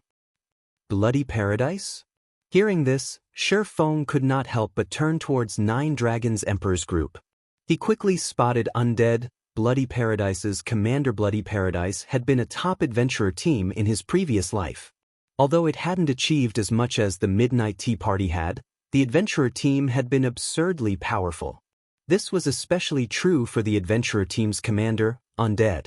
He had been a madman who had dared to kill a super guild's leader and countless players from the Midnight Tea Party. Eventually, however, the various super guilds and Midnight Tea Party had hunted the man down, removing him from God's domain entirely. In any case, we need to raid the Sunset Forest as fast as possible. If you need recovery items, let me know, Phoenix Rain offered as she glanced at the time. Only a few minutes were left before the Sunset Forest opened, and even though Feng now knew about Bloody Paradise's participation, nothing had changed. All they could do was rest up and prepare for the raid. When Nine Dragons Emperor's players saw Zero Wing's members join Phoenix Rain's forces, the laughed Phoenix Rain has lost her mind. She actually let Zero Wing bring 200 members. Blood Dragon, the guild leader of the Dragon Phoenix Pavilion's branch guild in the Black Dragon Empire, could not help but laugh when he looked at the opponent's team composition. Have you looked into these 200 members yet? Nine Dragons Emperor asked as he glanced at Feng's group. Although he didn't think that Zero Wing could make much of a difference, there was no harm in being cautious. After all, this raid was incredibly important. I sent someone to probe for information. Among those 200 players, 100 belong to Zero Wing, while the other 100 are from an adventurer team called Asura. Unfortunately, we don't know anything about this adventurer team. My guess is that they've only recently established. Many of Phoenix Rain's experts aren't happy about the situation, Blood Dragon reported, chuckling. A new adventurer team? The news stunned Nine Dragons Emperor, but after a moment, he laughed uncontrollably. Phoenix Rain is trying her best to sabotage herself. Have someone leak the information to those obstinate elders. Let them know who they should truly support. Understood. Blood Dragon began to compile the information and sent his subordinates to spread rumors. The last few minutes passed quickly. When the Sunset Forest activated, both Phoenix Rain and Nine Dragons Emperor retrieved a silver crystal ball from their bags at almost the same time, shattering it. The crystal balls then opened a spatial tunnel that allowed Phoenix Rain and 9 Dragon Emperors teams to enter very quickly. 2,000 players entered their respective spatial tunnels, vanishing from the Dragon Phoenix Pavilion's residence. A breath later, the spatial tunnels also disappeared. Chapter 1478, Asura's Edge. Chapter 1478, Asura's Edge. When Feng entered the spatial tunnel, a glaring light blinded him for a moment. When his vision recovered, he noticed that he stood in a familiar, yet foreign, location. System: you have discovered the historical site, Sunset Forest System. You will be teleported out of the Sunset Forest automatically after 8 hours. It seems we've gotten pretty lucky. We were actually teleported to the werewolf zone. After taking a quick look around him, Feng had a general grasp of their location. A historical site was like a special secret land. It only opened at certain times. Players had to complete the key quest each time they wanted to enter a particular historical site. In addition, players would be teleported to different locations every time they entered. The Sunset Forest was massive, no smaller than a leveling map. The map was divided into 8 zones, and each time players entered the historical site, they'd be teleported to one of the areas randomly. Naturally, each area's danger would also differ. Among the 8 areas, the werewolf zone was considered the easiest to get through. Each of the Sunset Forest's 8 zones offered varying challenges. For example, the swamp zone would drag players down, drowning those who weren't careful. In the stone forest zone, players weren't able to use spells. The darkness and hail zones were the most dangerous. Random orbs of ice would rain down in the hail zone, claiming players' lives. In the darkness zone, players could only see 8 yards around them, making them easy targets for monster ambushes. The reason the werewolf zone was considered the easiest was that its main threat came in the form of a larger monster population. The zone's monsters were also quite organized. All 8 zones had one thing in common: they eventually led to the Sunset Forest Center. However, players didn't often get that far. Once the team was accounted for, they adjusted the team's formation. Phoenix Rain sent scouting parties of assassins and rangers ahead to determine their next move. Unlike dungeons, players didn't have access to a system map in historical sites. They had to explore the available routes. This was also why the system gave them 8 hours to clear the ruin. If a team wasn't careful, they could venture into a different zone, bypassing the historical site's core. After 15 minutes or so, the scouting parties reported back with what they had discovered. When Phoenix Rain read the reports, she was astonished. So, this is a grade 1 historical site. Phoenix Rain frowned deeply at the reports. Their current location was extremely dangerous. Based on the scouting party's investigation, they were surrounded by werewolf caps. Moreover, a large number of werewolves patrolled the various paths leading to the Sunset Forest core. If they tried to advance, they'd march straight into these werewolves' den. 30 werewolf squads patrolled the straightest path to the core, and each patrol consisted of around 100 monsters, led by at least one Great Lord. The more powerful patrol squads were commanded by Grand Lords. Even the weakest werewolf in the zone was a chieftain, and they were all level 52 and above. Dealing with one werewolf patrol squad would be difficult and time-consuming, much less dealing with 30. Furthermore, if they weren't careful and disturbed any of the nearby camps, they'd be overrun. Each werewolf camp had at least 11 Grand Lords, including a specialized Grand Lord. Attempting to face such a force would be suicidal. After several evolutions to God's domain, even monsters of the same rank had varying levels of strength. Monsters that failed to evolve properly tended to upgrade a portion of their basic attributes first, such as their strength, agility, and defense. These monsters were known as specialized bosses. They were much stronger than bosses of the same rank and level, but they were extremely rare once they knew what they were up against. Even Quiet Melody was shocked. She had raided a grade 2 historical site in the past, but compared to this grade 1 ruin, that experience had been child's play. Even extremely rare specialized bosses were common here. Although players would only lose 20% of their EXP if they died in the ruin, it would add up after multiple deaths. I see why they say that historical sites are even more difficult than 100-man Hell mode team dungeons. This grade 1 historical site really knows how to render players powerless. Phoenix Rain smiled bitterly. She then turned to Feng and asked, "Team leader Feng, do you have a way to break through?" I don't have any ideas either. We'll have to fight our way through. Feng stated players in other areas might be able to rely on their wit to overcome the zone's challenges, but the werewolf zone didn't offer that option. The only way to the core was to kill their way there fight our way through? Phoenix Rain rolled her eyes at Feng. She had asked him precisely because that wasn't possible. Since we don't have other options, I guess we have no choice but to use the 4 Tier 3 summoning scrolls earlier than expected. To raid the Sunset Forest, she had prepared plenty of trump cards. However, she hadn't expected to use them so soon after entering the historical site. No one else on the team voiced an opinion either. With their team's strength, fighting 30 werewolf patrol squads was pushing it. They'd have to face over 20 level 55 Great Lords and several level 55 Grand Lords. There were thousands of weaker monsters as well. If they had 4 Tier 3 summon creatures to hold off the Grand Lords while they defeated the rest of the monsters, they might have a chance of making it through. It's too wasteful to use Tier 3 summoning scrolls right now, Feng commented as he stopped Phoenix Rain. That's easy for you to say. How are we supposed to get past the Grand Lords if we don't use the Tier 3 summon creatures to distract them? Lonely Fantasy snapped, clicking his tongue when he heard Feng. However, Quiet Melody quickly silenced Lonely Fantasy, turning to Feng. May I know if Elder Feng has a different plan?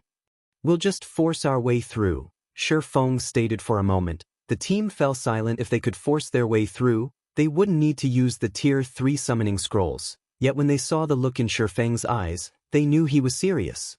They were stunned. Team leader Feng, what about the Grand Lords? Phoenix Rain asked when she saw the man's expression. The Asura adventurer team will distract the Grand Lords in our path. Everyone else can worry about the other monsters as we advance, Feng explained. Leave them to Asura?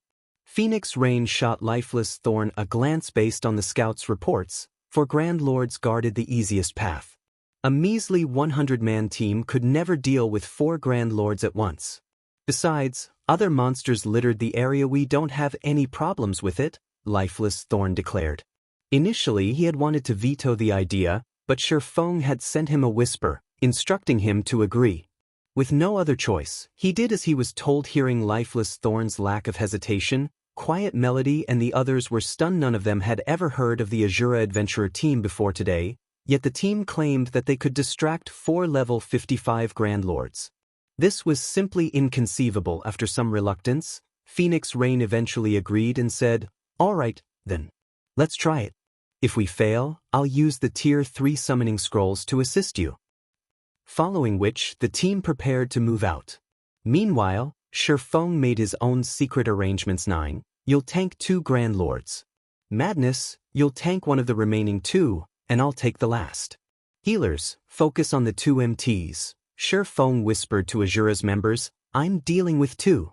Solitary 9 was beginning to grow nervous. "Relax," Feng said, chuckling. After all, he had lent Solitary 9 the epic-ranked Titan Guard.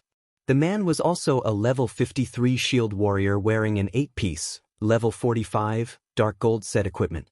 If he couldn't hold his ground against 2 Grand Lords, he didn't deserve the equipment. A moment later, the 1,000-man team moved out under Feng's command.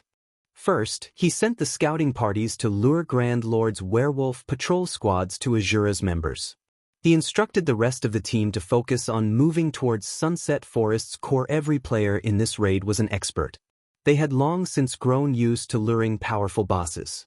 It wasn't long before the scouts ran back with 4 werewolf patrol squads behind them. "Go," Feng commanded when he saw the oncoming monsters taking the lead. Solitary 9 ran up to one of the Grand Lord-ranked werewolf captains and executed a shield bash.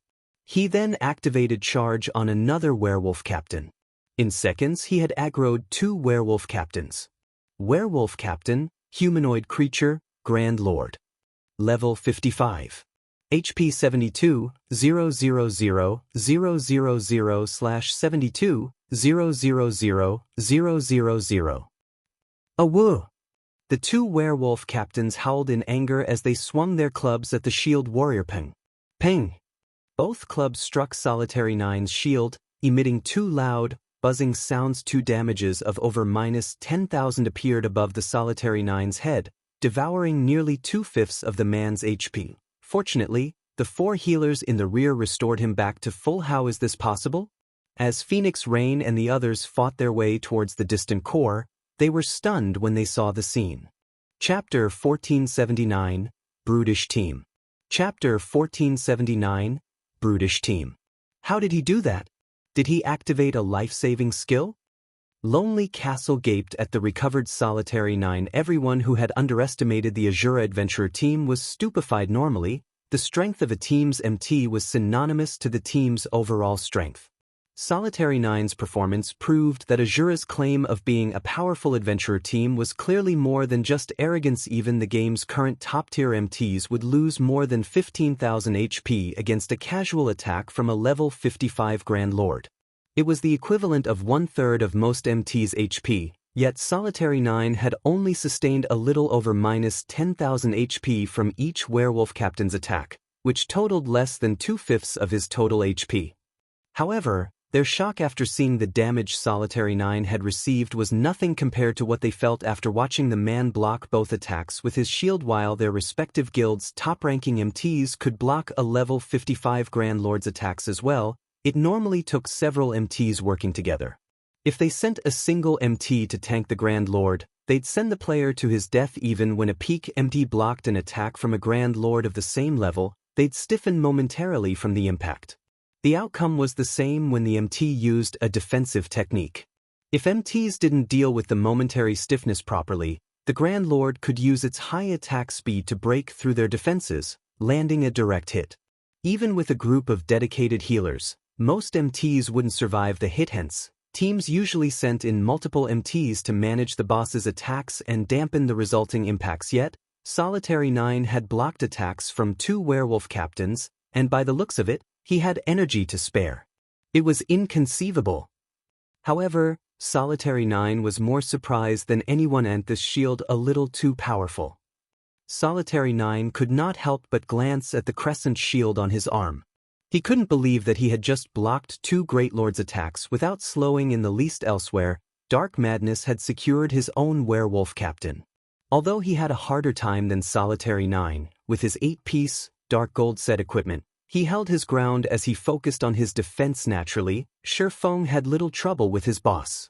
Although he wasn't an MT, his attributes rivaled a Grand Lord's of the same level. At level 60, distracting a Grand Lord that was 5 levels lower than him was a piece of cake. With the 4 werewolf captains distracted, the rest of the team had an easier time dealing with the remaining werewolves.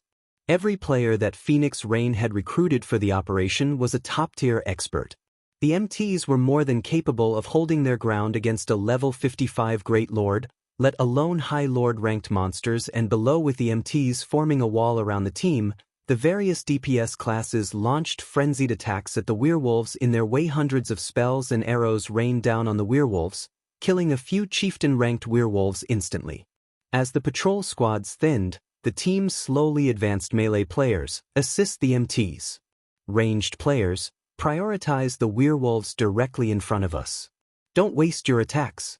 Healers, coordinate and make sure there aren't any long breaks between heals on the MTs. Phoenix Rain commanded hurriedly as more werewolves converged on their location. Don't prioritize the werewolf captains and ignore the mobs. Feng interjected. The mobs are increasing by the minute. If we don't clear them out soon, we won't be able to move forward. Quiet Melody snapped as she glanced at the approaching werewolf squads. She strongly disapproved of Feng's plan. It would take too long to kill the Grand Lords. They simply had too much HP. Rather than targeting the Grand Lords, they should focus on killing the weaker monsters. That way, they could break through the blockade sooner than later. I have a plan to deal with the mobs. For now, prioritize the werewolf captains, Feng said, chuckling. Even the weakest of these werewolves have several million HP. If they swarm us, the MTs won't be able to hold them back. Quiet Melody growled when she saw the swordsman's calm expression. His plan wouldn't be an issue if they were fighting common or elite monsters, but the werewolves coming at them were chieftain rank and above. Even if they bombarded those monsters with one AoE spell after another, it would do little to thin their numbers. Only large-scale destruction spells would be useful. Even then, the spells would be of limited help. If they didn't get rid of these monsters soon, the werewolves would overwhelm the team. But before Quiet Melody could respond, Phoenix Rain got ahead of her and said, "All right, You have command of the team now, Yi Feng. Rain. This is too risky. Quiet Melody spun towards her friend in confusion and shock. I know. But I want to see what tricks he's got up his sleeve. If things go south, I have a backup plan, the Phoenix Pavilion Master softly explained. While Quiet Melody had been correct about needing to deal with the weaker monsters first, there was an issue with her plan. If they ignored the 4 Grand Lords and advanced, the pressure on the team would only increase as they moved forward and more werewolf patrol squads joined the fight. On the off chance that they came across another Grand Lord squad, the team would be annihilated. Hence, prioritizing the werewolf captains was a sound idea. In addition, she could use the opportunity to gauge Zero Wing's strength. Once Phoenix Rain handed Shi Feng the leadership rights, he instructed the team to focus their fire on the werewolf captain in front of him. Although the werewolf captain had 72 million HP, its HP steadily decreased as hundreds of players bombarded the monster. Most of the team members dealt around -5,000 damage, occasionally dealing double that due to critical hits. Gentle Snow, Aqua Rose, Xiaoyueru, and Lifeless Thorn, however, dealt over -10,000 damage on average. They even dealt several times that every now and again. Aqua Rose's damage was particularly frightening. She was already a Tier 2 player, and after she gained the Sea Dragon Staff, her Tier 2 spells had gained the power of Tier 3, each capable of dealing several 100,000 damage. Xiaoyueru had a similar benefit with her staff. Despite only being a Tier 1 player, her spells were on par with Tier 2 spells. With Shi Feng distracting the werewolf captain, both women could attack freely, dominating the team's damage output ranking and leaving the rest of the players in their dust crap. This is insane. Their combined damage is more than the next 7 players combined. So, this is Zero Wing. Aqua Rose and Xiaoyueru's damage stupefied many of the team's experts. Even Lifeless Thorn and his companions from Asura were surprised. They had never dreamed that Zero Wing was this powerful. It wasn't long before one werewolf captain after another fell.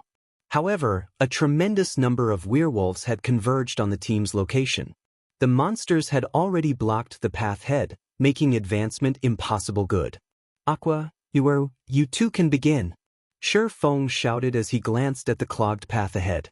He then switched the aura of wind for the aura of fire. Aqua Rose and Xiaoyueru exchanged smiles as they cast the Tier 2 spells, Rising Flow and Frost Flame Hell simultaneously.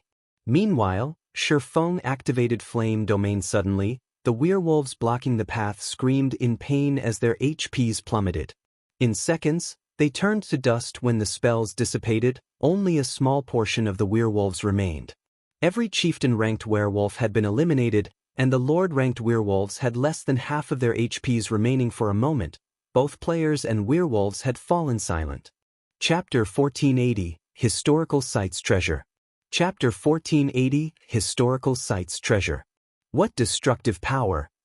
Am I seeing things? All of the chieftains are dead.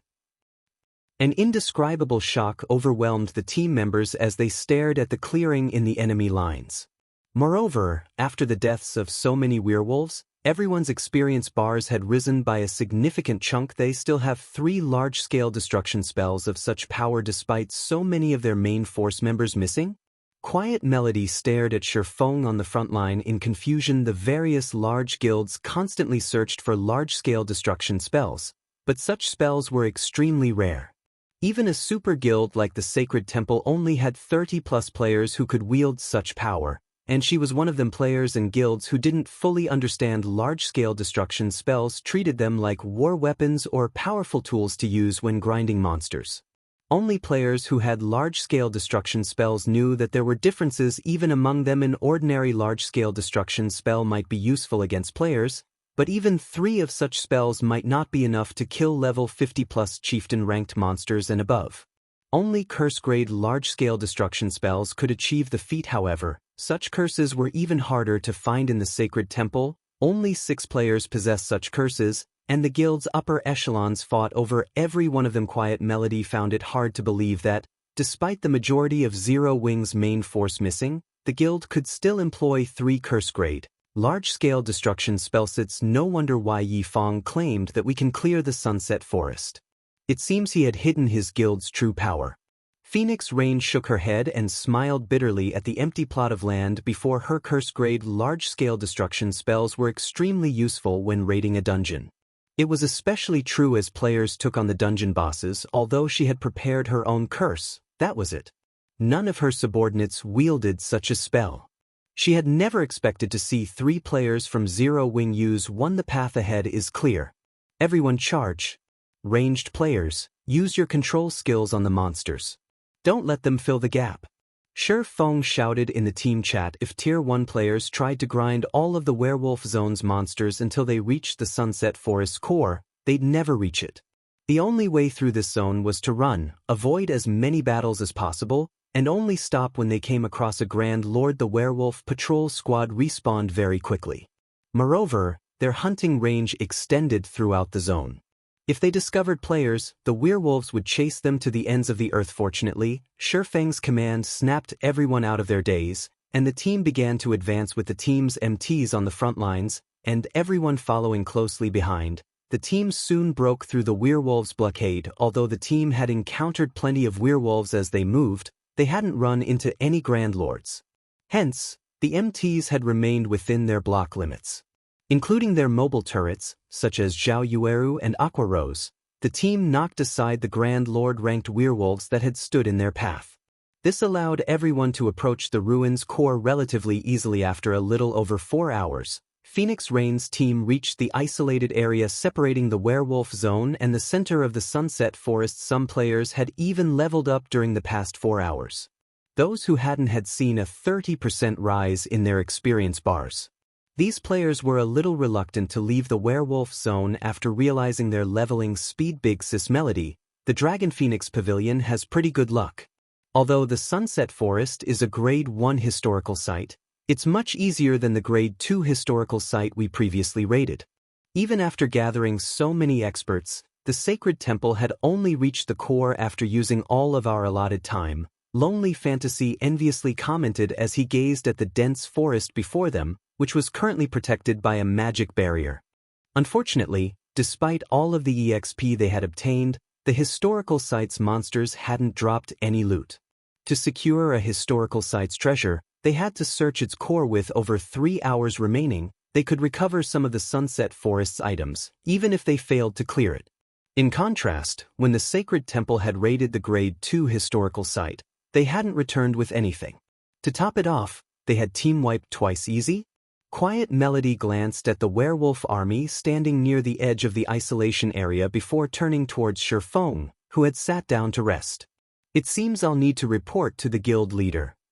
Their journey might have seemed easy, so much so that Phoenix Rain hadn't had to use a single trump card she had prepared for this trip, but they had only come this far due to Feng's efficient command and Zero Wing's incredible DPS. If the Sacred Temple hired Zero Wing to raid historical sites in the future, their chances of success would increase tremendously. After the team rested for a bit, they marched towards the protected forest ahead of them. The moment they pushed through the magic barrier, they felt as if a great weight had dropped on their shoulders. They also struggled to concentrate. Everyone, be careful when we face the monsters in this area. The mana here is very thin, and the gravity is 3 times that of other zones. Feng warned his companions in the team chat. Scouting parties, be wary of traps as you explore ahead. Report back immediately if you spot monsters. The Sunset Forest mana was paper thin. After factoring in the high gravity, players would struggle to display their full combat power in this area. Even experts would be fortunate to exhibit 60 or 70% of their total combat power. Ordinary players might not even display 30%. Fortunately, the core didn't have many monsters. Each group the team encountered only consisted of several hundred forest dryads. Meanwhile, the strongest among these dryads was a level 58 Grand Lord, whereas the weakest were level 55 lords. While exploring the Sunset Forest, the team annihilated over a dozen dryad groups. They had discovered 3 dryad nests as well, each of which was like a miniature treasure trove. Although numerous dryads protected these nests, the strongest fortified nest they had found only had 6 Grand Lords and a single specialized Grand Lord. Seeing the potential harvest she could obtain from these nests, Phoenix Rain used all 6 Tier 3 summoning scrolls she had prepared. Each summoning scroll had a 3-hour duration, just long enough to last them until their time in the Sunset Forest came to an end with the 6 Tier 3 summon creatures, Solitary 9, and Dark Madness tanking the Grand Lords. The team swiftly cleared out the Dryad nests, taking roughly 30 minutes to do so. Meanwhile, each of the nests they found had contained over 30 treasure chests, the lowest rank of which was Secret Silver, while the best they had found thus far was a Dark Gold treasure. After raiding 3 Dryad nests, the team had obtained 11 Dark Gold treasure chests and 43 Fine Gold treasure chests. In addition, the team had found various materials the Dryads had collected. Among the materials, they had found precious ancient origin wood. Even Quiet Melody was a little jealous the Sunset Forest was a level 50 to level 60 historical site. Needless to say, its treasure chests would drop level 50 to 60 weapons and equipment. At this stage of the game, level 50 plus, Fine Gold equipment was still incredibly rare, much less Dark Gold rank. Commander, we've discovered something, a scouting party suddenly reported. It looks like a Dryad nest, but there's a shrine inside it. A lot of Dryads are patrolling the nest too. I don't think we can investigate further without being detected. Good. We'll make our way there right away. Feng was ecstatic the scouting party had found the Sunset Shrine. The Sunset Shrine hid most of the Sunset Forest treasure, but its location wasn't static. The shrine's location would differ each time the Sunset Forest activated. Every time players teleported to the historical site, they'd have to search for the Sunset Shrine all over again. Feng quickly led the team to the Sunset Shrine, but when they arrived, they gasped at what they saw. How is this possible? Didn't the record say that Grade 1 historical site's final boss is supposed to be a Grand Lord ranked archaic species? Phoenix Rain unconsciously balled her fists when she saw at the gigantic, living tree blocking the distant shrine. When everyone saw this massive treant, they could not help but shudder. The giant tree was the Sunset Forest's final boss, but its rank wasn't what they had expected. Rather than a Grand Lord, the treant was a mythic monster, the King of Trees. Chapter 1481, Challenging the King of Trees. Chapter 1481, Challenging the King of Trees. Why is it a mythic monster? Is the system toying with us? When everyone saw the colossal tree looming over 100 meters above them, their relaxed, confident expressions vanished. Even Quiet Melody, a Vice Temple Master from the Super Guild, Sacred Temple, could not help her grim expression. King of Trees, Plant Life Form, Mythic. Level 60. HP 600, 000/600, 000/000. Just looking at the King of Trees sent shivers down her spine. Even before the fight began, the pressure of King of Trees' intense aura weighed down on her. This was only the tip of the iceberg. What truly made her feel powerless was the thick tendrils extending from the Trent's body. The Grand Lord ranked Dryad they had previously faced had only wielded 4 tendrils, each possessing 60% of the Dryad's strength, yet the King of Trees has 12 tendrils. She wouldn't have worried if the tendrils had 60% of a Grand Lord's strength, but against 60% of a level 60 mythic monsters, even Tier 3 summon creatures would be defenseless, much less players. Moreover, a large number of Dryads accompanied the King of Trees. At a glance, Quiet Melody counted over 200 Dryads, including 6 Grand Lords and 60 Great Lords. All of the Dryads were clustered together, so attacking one might lure the whole group. Even Phoenix Rain and Quiet Melody, who had survived countless raids and battles, couldn't help their despair. Rain, let's give up on the King of Trees. It's simply too powerful. We can't raid that boss right now, Quiet Melody advised her friend, who had been silent all this time. We still have plenty of time left. We can raid other Dryad nests. We don't need to waste our time here. The best part about historical sites was their plethora of treasure-laden locations. Although the quantity and quality of treasures they would find in other Dryad nests couldn't compare to those in the Sunset Shrine, they'd walk away with far more than what they'd find in a 100-man Hell Mode team dungeon. I understand, Phoenix Rain responded, reluctance filling her eyes as she watched the King of Trees. She knew that trying to fight that thing would be suicidal. Not even the numerous trump cards she had prepared would help her against the mythic-ranked King of Trees. Immediately, she issued a command in the team chat. Everyone, rest up. Scouting parties, continue your search for other Dryad nest. Just as the scouting parties prepared to head out in search, Feng shouted, "Hold on a minute. Does he have a plan?" Phoenix Rain could not help but turn towards the swordsman. How can he? The surrounding high-tier dryads will be difficult enough to clear out, not to mention the King of Trees. Not even 6 Tier 3 summon creatures can hold up against the boss's tendrils. Without anyone tanking the tendrils, it'll only be a matter of time before we're annihilated, Quiet Melody argued while she acknowledged that they had only made it this far so easily thanks to Feng's leadership and ingenuity. She couldn't bring herself to believe that they had a chance against the King of Trees. Compared to the 3 dryad nests they had already exterminated, raiding the King of Trees would be a nightmare. The boss wasn't a foe that they could defeat with good leadership and strategy. They also needed to be strong enough, and it was obvious that their team wasn't. I'll admit, I didn't expect the King of Trees to be a mythic monster. However, it isn't exactly impossible to defeat. I just need to adjust my original plan, Feng explained.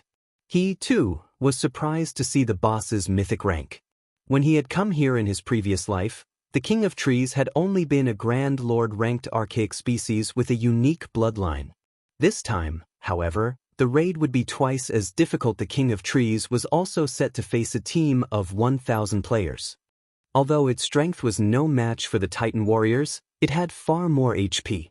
It would undoubtedly be more difficult to raid just due to its battle recovery, which would heal it for 6 million HP every 5 seconds. The boss is a mythic monster, yet he only needs to adjust his plan to defeat it? For a moment, Quiet Melody wondered if she had heard wrong. She had encountered mythic-ranked bosses before, and she was certain that they were invincible to current players. Without siege weapons and disregarding all cost, the team had 0 chances of defeating a mythic boss. Unfortunately, historical sites were similar to dungeons in that siege weapons were prohibited. Otherwise, the various large guilds wouldn't suffer such massive headaches when dealing with 100-man hell mode and super large-scale team dungeons. Whatever plan you have in mind, tell us. If we have any hope, we'll give it a try. Although Phoenix Rain doubted their chances of defeating the King of Trees, she knew Feng's personality. The man had never lied to her, so she was inclined to listen to him before dismissing his ideas. In any case, it was better than outright giving up. Rain. Quiet Melody was at a loss for words when she saw the slightly excited expression on Phoenix Rain's face. Fine. Do whatever you want. But we're only giving it one try. If we fail, we'll search for other dryad nests. How could a mythic monster possibly be an easy foe? Even the various superpowers in God's domain were utterly helpless against these monsters. They were all forced to take the long way around when they found one. If it were possible to raid mythic monsters, they would have started their raids on the super large-scale team dungeons already. Thank you, Phoenix Rain offered. Quiet Melody was only helping her as a good friend and hadn't asked for any payment for the work. If the woman didn't want to do something, she wouldn't force her. Unfortunately, if Quiet Melody decided not to participate in the fight against the King of Trees, the team would lose a large fraction of its firepower. Before this, I'd like to sign a new contract, Phoenix Pavilion Master. Our previous agreement didn't include a mythic-ranked final boss. Feng said as he handed Phoenix Rain a new contract. Most of the contents hadn't changed. Zero Wing would still obtain 20% of the harvest. The only difference was that after the raid, Zero Wing would have priority when choosing 5 items from the Sunset Shrine, while Feng could ignore the treasures a Grand Lord-ranked archaic species guarded. It was a different story for items under a mythic monster's protection. Renew our contract? Phoenix Rain read through the new contract. Shortly after, she said, I don't have any problems with this as long as we clear the Sunset Shrine. Although Feng's demands were high, it was much better than leaving empty-handed. Each of the 3 dryad nests they had already raided had contained over 100 precious items, excluding the material stashes in each nest. Needless to say, the Sunset Shrine hid far more items of even higher quality. Following which, the 2 players signed the contract. Once Feng ensured that everything was in order, he began to pull flame potions from his bag. Normally, players had very little use for these potions. Moreover, they weren't meant to be consumed. Rather, they acted as a type of chemical bomb. The flame potions only had one purpose: weakening plant life forms. The effects could also stack up to 100 times, reducing the targeted plant lifeform's attributes, defense, and resistances by 30% and increasing the damage from fire-type attacks by 100% after 2 days of grinding. Aqua Rose and the others had gathered 100 flame potions. The flame potions hadn't been particularly valuable in the past, but once the public had discovered the Sunset Forest, their prices had skyrocketed. They had become a priceless tool for dealing with plant lifeforms. After distributing the potions, Feng had everyone lure the dryads around the King of Trees, quickly eliminating the mobs without the threats around the boss. Feng delegated tasks assassins. When the raid begins, toss these flame potions at the boss. For those controlling the 6 summon creatures, try to block as many of the boss's tendrils as possible. Ranged players, use your spells and skills instead of normal attacks as much as possible. Melee players, stay away from the summon creatures and find opportunities to strike. MTs, split into 6-man groups. Each group will tank 1 main tendril and should have only 2 MTs with active berserk and life-saving skills at a time. Feng instructed. After a few minutes of planning, the assassins and MTs nervously moved into position. Lifeless Thorn and his companions from Asura were particularly anxious. They were already familiar with the mythic monster's prowess. Without a magic array to weaken the boss, it could instant-kill any player. Team leader Feng. Everyone is in position. Phoenix Rain reported. Good. 9. Begin the raid. Feng commanded.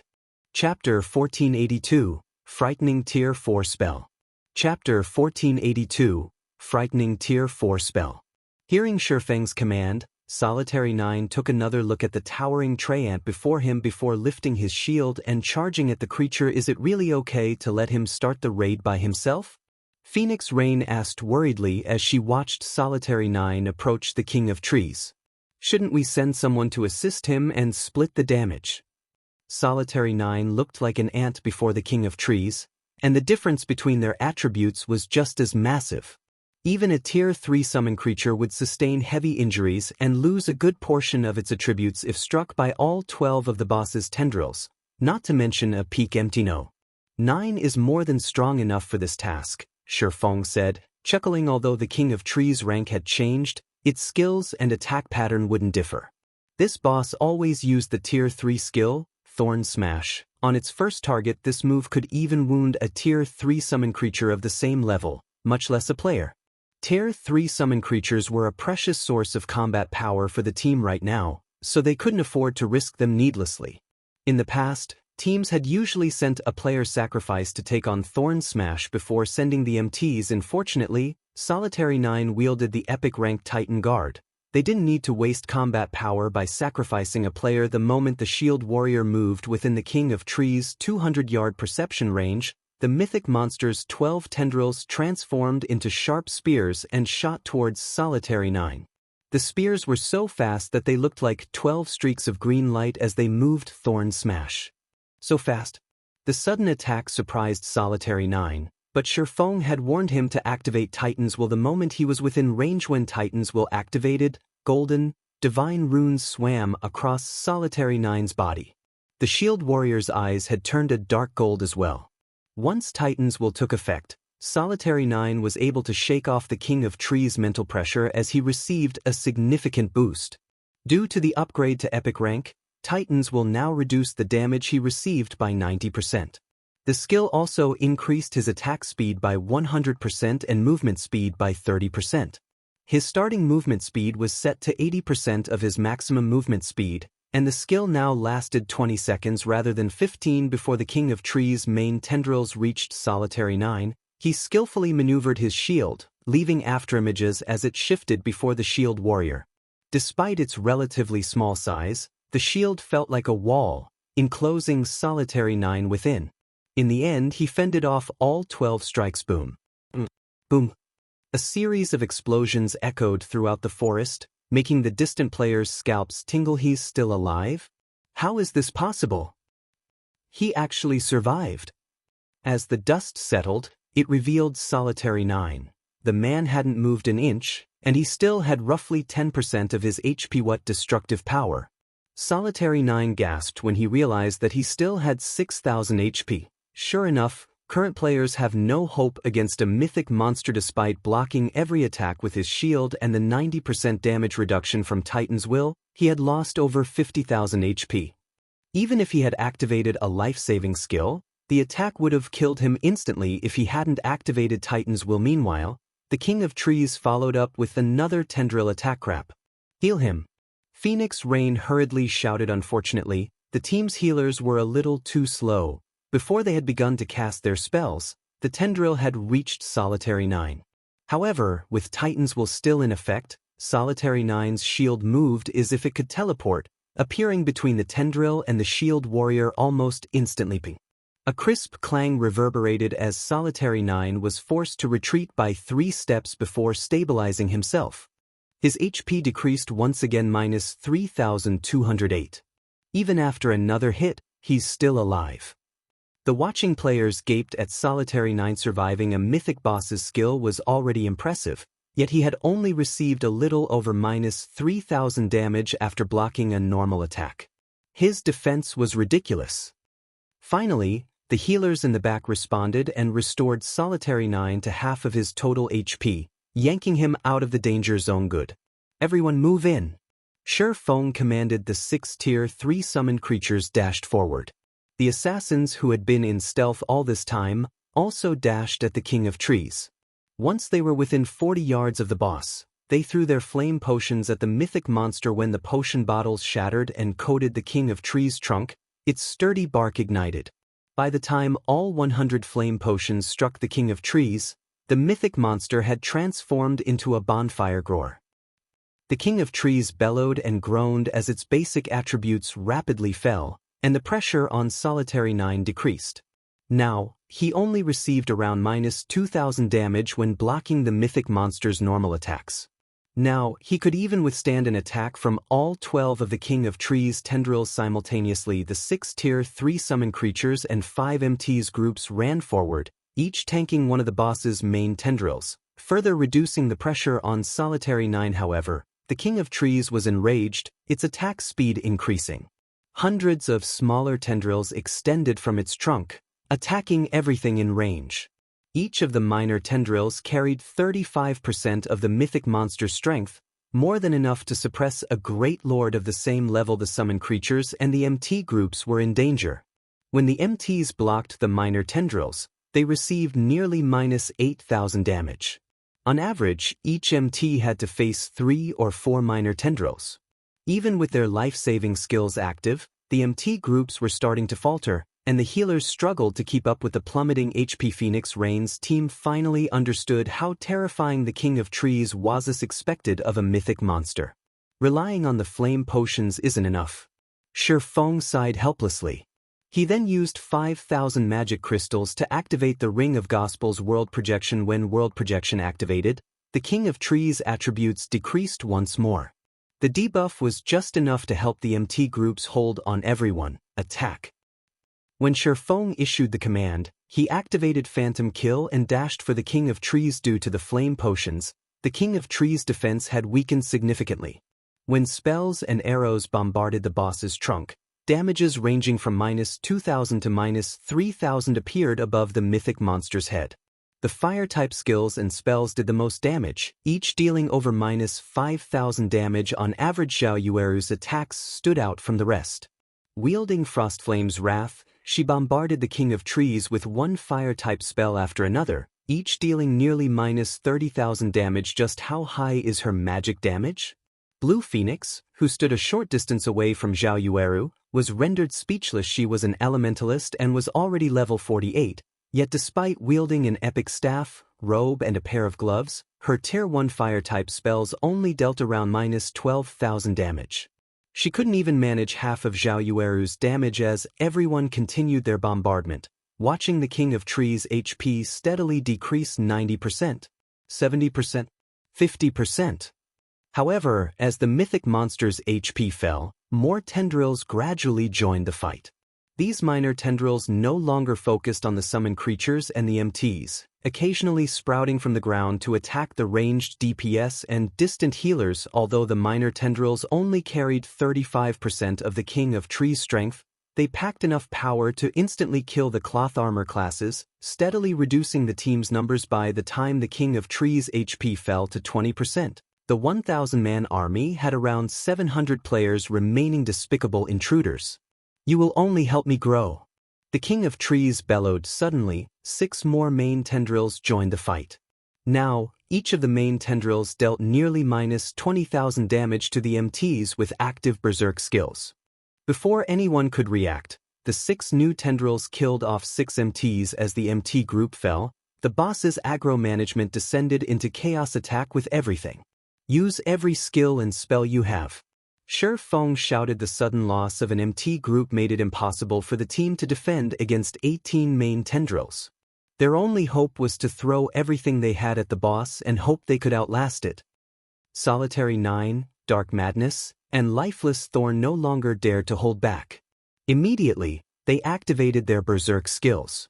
At the same time, Solitary 9 activated Titan's Heart, creating a protective shield around him that could absorb damage equal to 10 times his maximum HP. The 3 of them quickly moved into position and activated Triple Frostman. Suddenly, 3 dazzling arcs of light struck the King of Trees, pulling a pained scream from the mythic monster. At the same time, the King of Trees lost over 2 million HP, its HP bar decreasing by a sizable chunk. Likewise, Feng activated Heavenly Dragon's power before using one skill after another across the battlefield. Phoenix Rain activated one Tier 3 magic scroll after another. As well as the King of Trees' HP decreased, it launched frenzied attacks, swiftly claiming players' lives. Although Feng wanted to summon his personal guards, players were prohibited from doing so in historical sites. He could only summon a Tier 3 demon to assist. Eventually, the King of Trees' HP fell to 2%, but only a little over 100 players were still alive. Only a dozen or so MTs still stood against the boss, and over 70% of the team's healers had died. At this rate, the team would fall before they could kill the King of Trees. Everyone, retreat! Feng shouted when he realized the hopelessness of the situation. Grinding his teeth, he took the Tier 4 large-scale destruction magic scroll from his bag and unfurled it. Die! As the magic scroll unfurled, the space around the sunset shrine froze.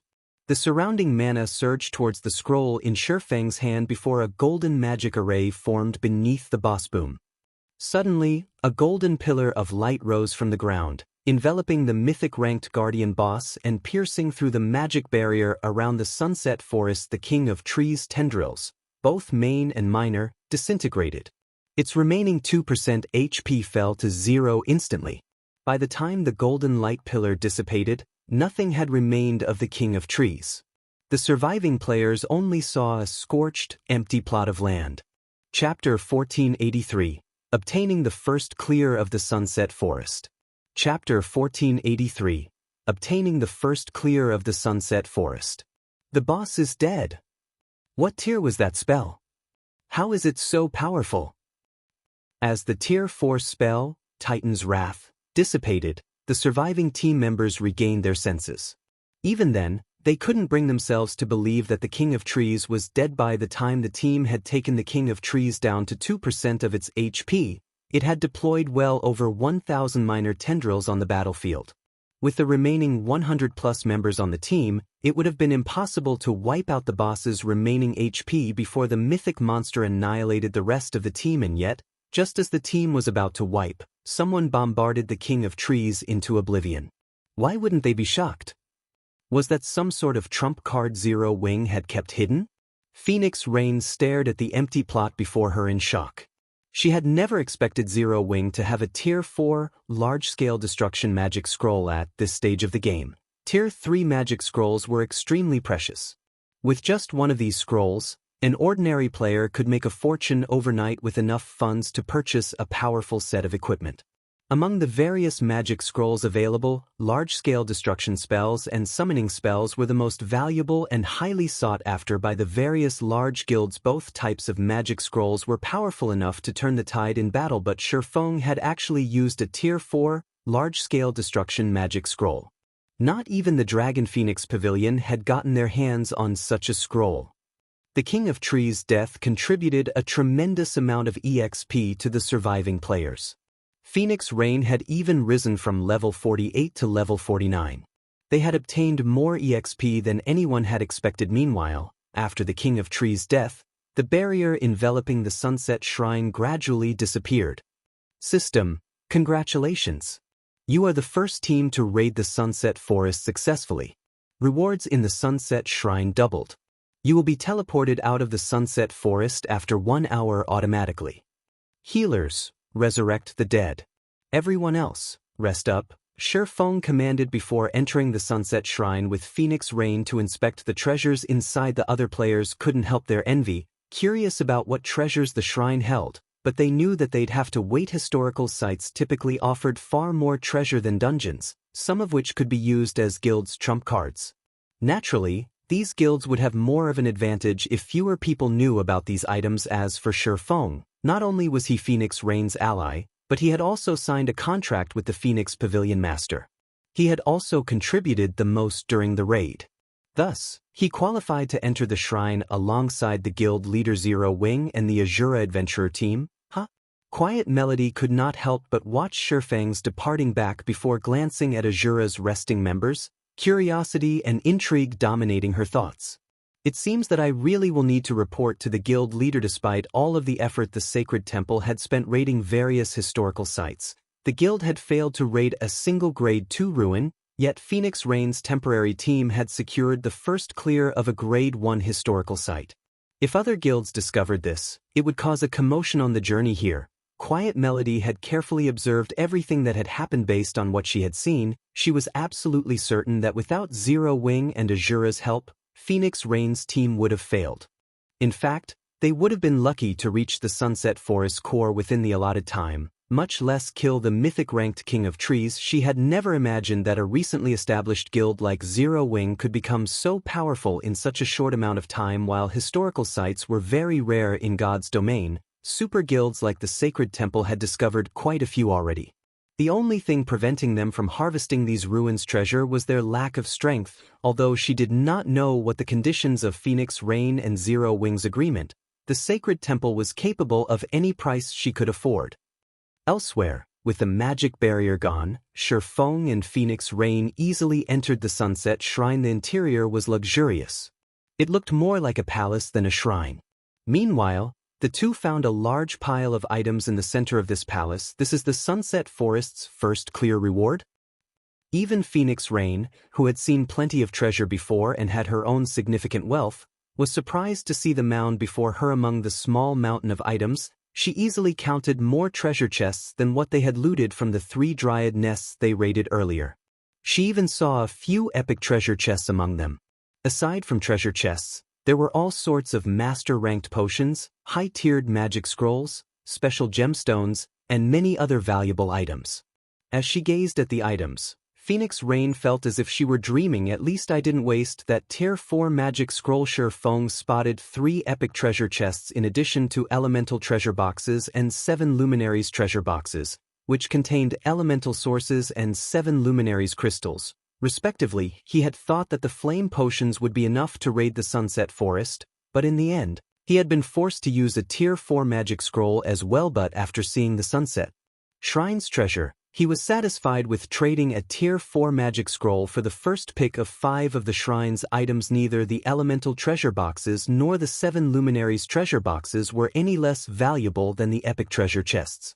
An elemental treasure box would drop 1 to 3 elemental source stones when opened, while a 7 Luminaries treasure box would drop 3 to 6 units of 7 Luminaries crystals. Both treasure boxes had been highly sought after by the various guilds in his previous life. Moreover, Feng spotted various materials, designs, skill books, and other precious items that could easily drive the various large guilds mad with envy. It took Feng and Phoenix Rain over half an hour to organize the loot. According to our agreement, I'll choose 5 items first, Feng said as he glanced at Phoenix Rain. Alright, take your pick. Phoenix Rain nodded. She was extremely satisfied with the Sunset Shrine's treasure. Even if Feng claimed all 3 epic treasure chests, she wouldn't be disappointed in the least.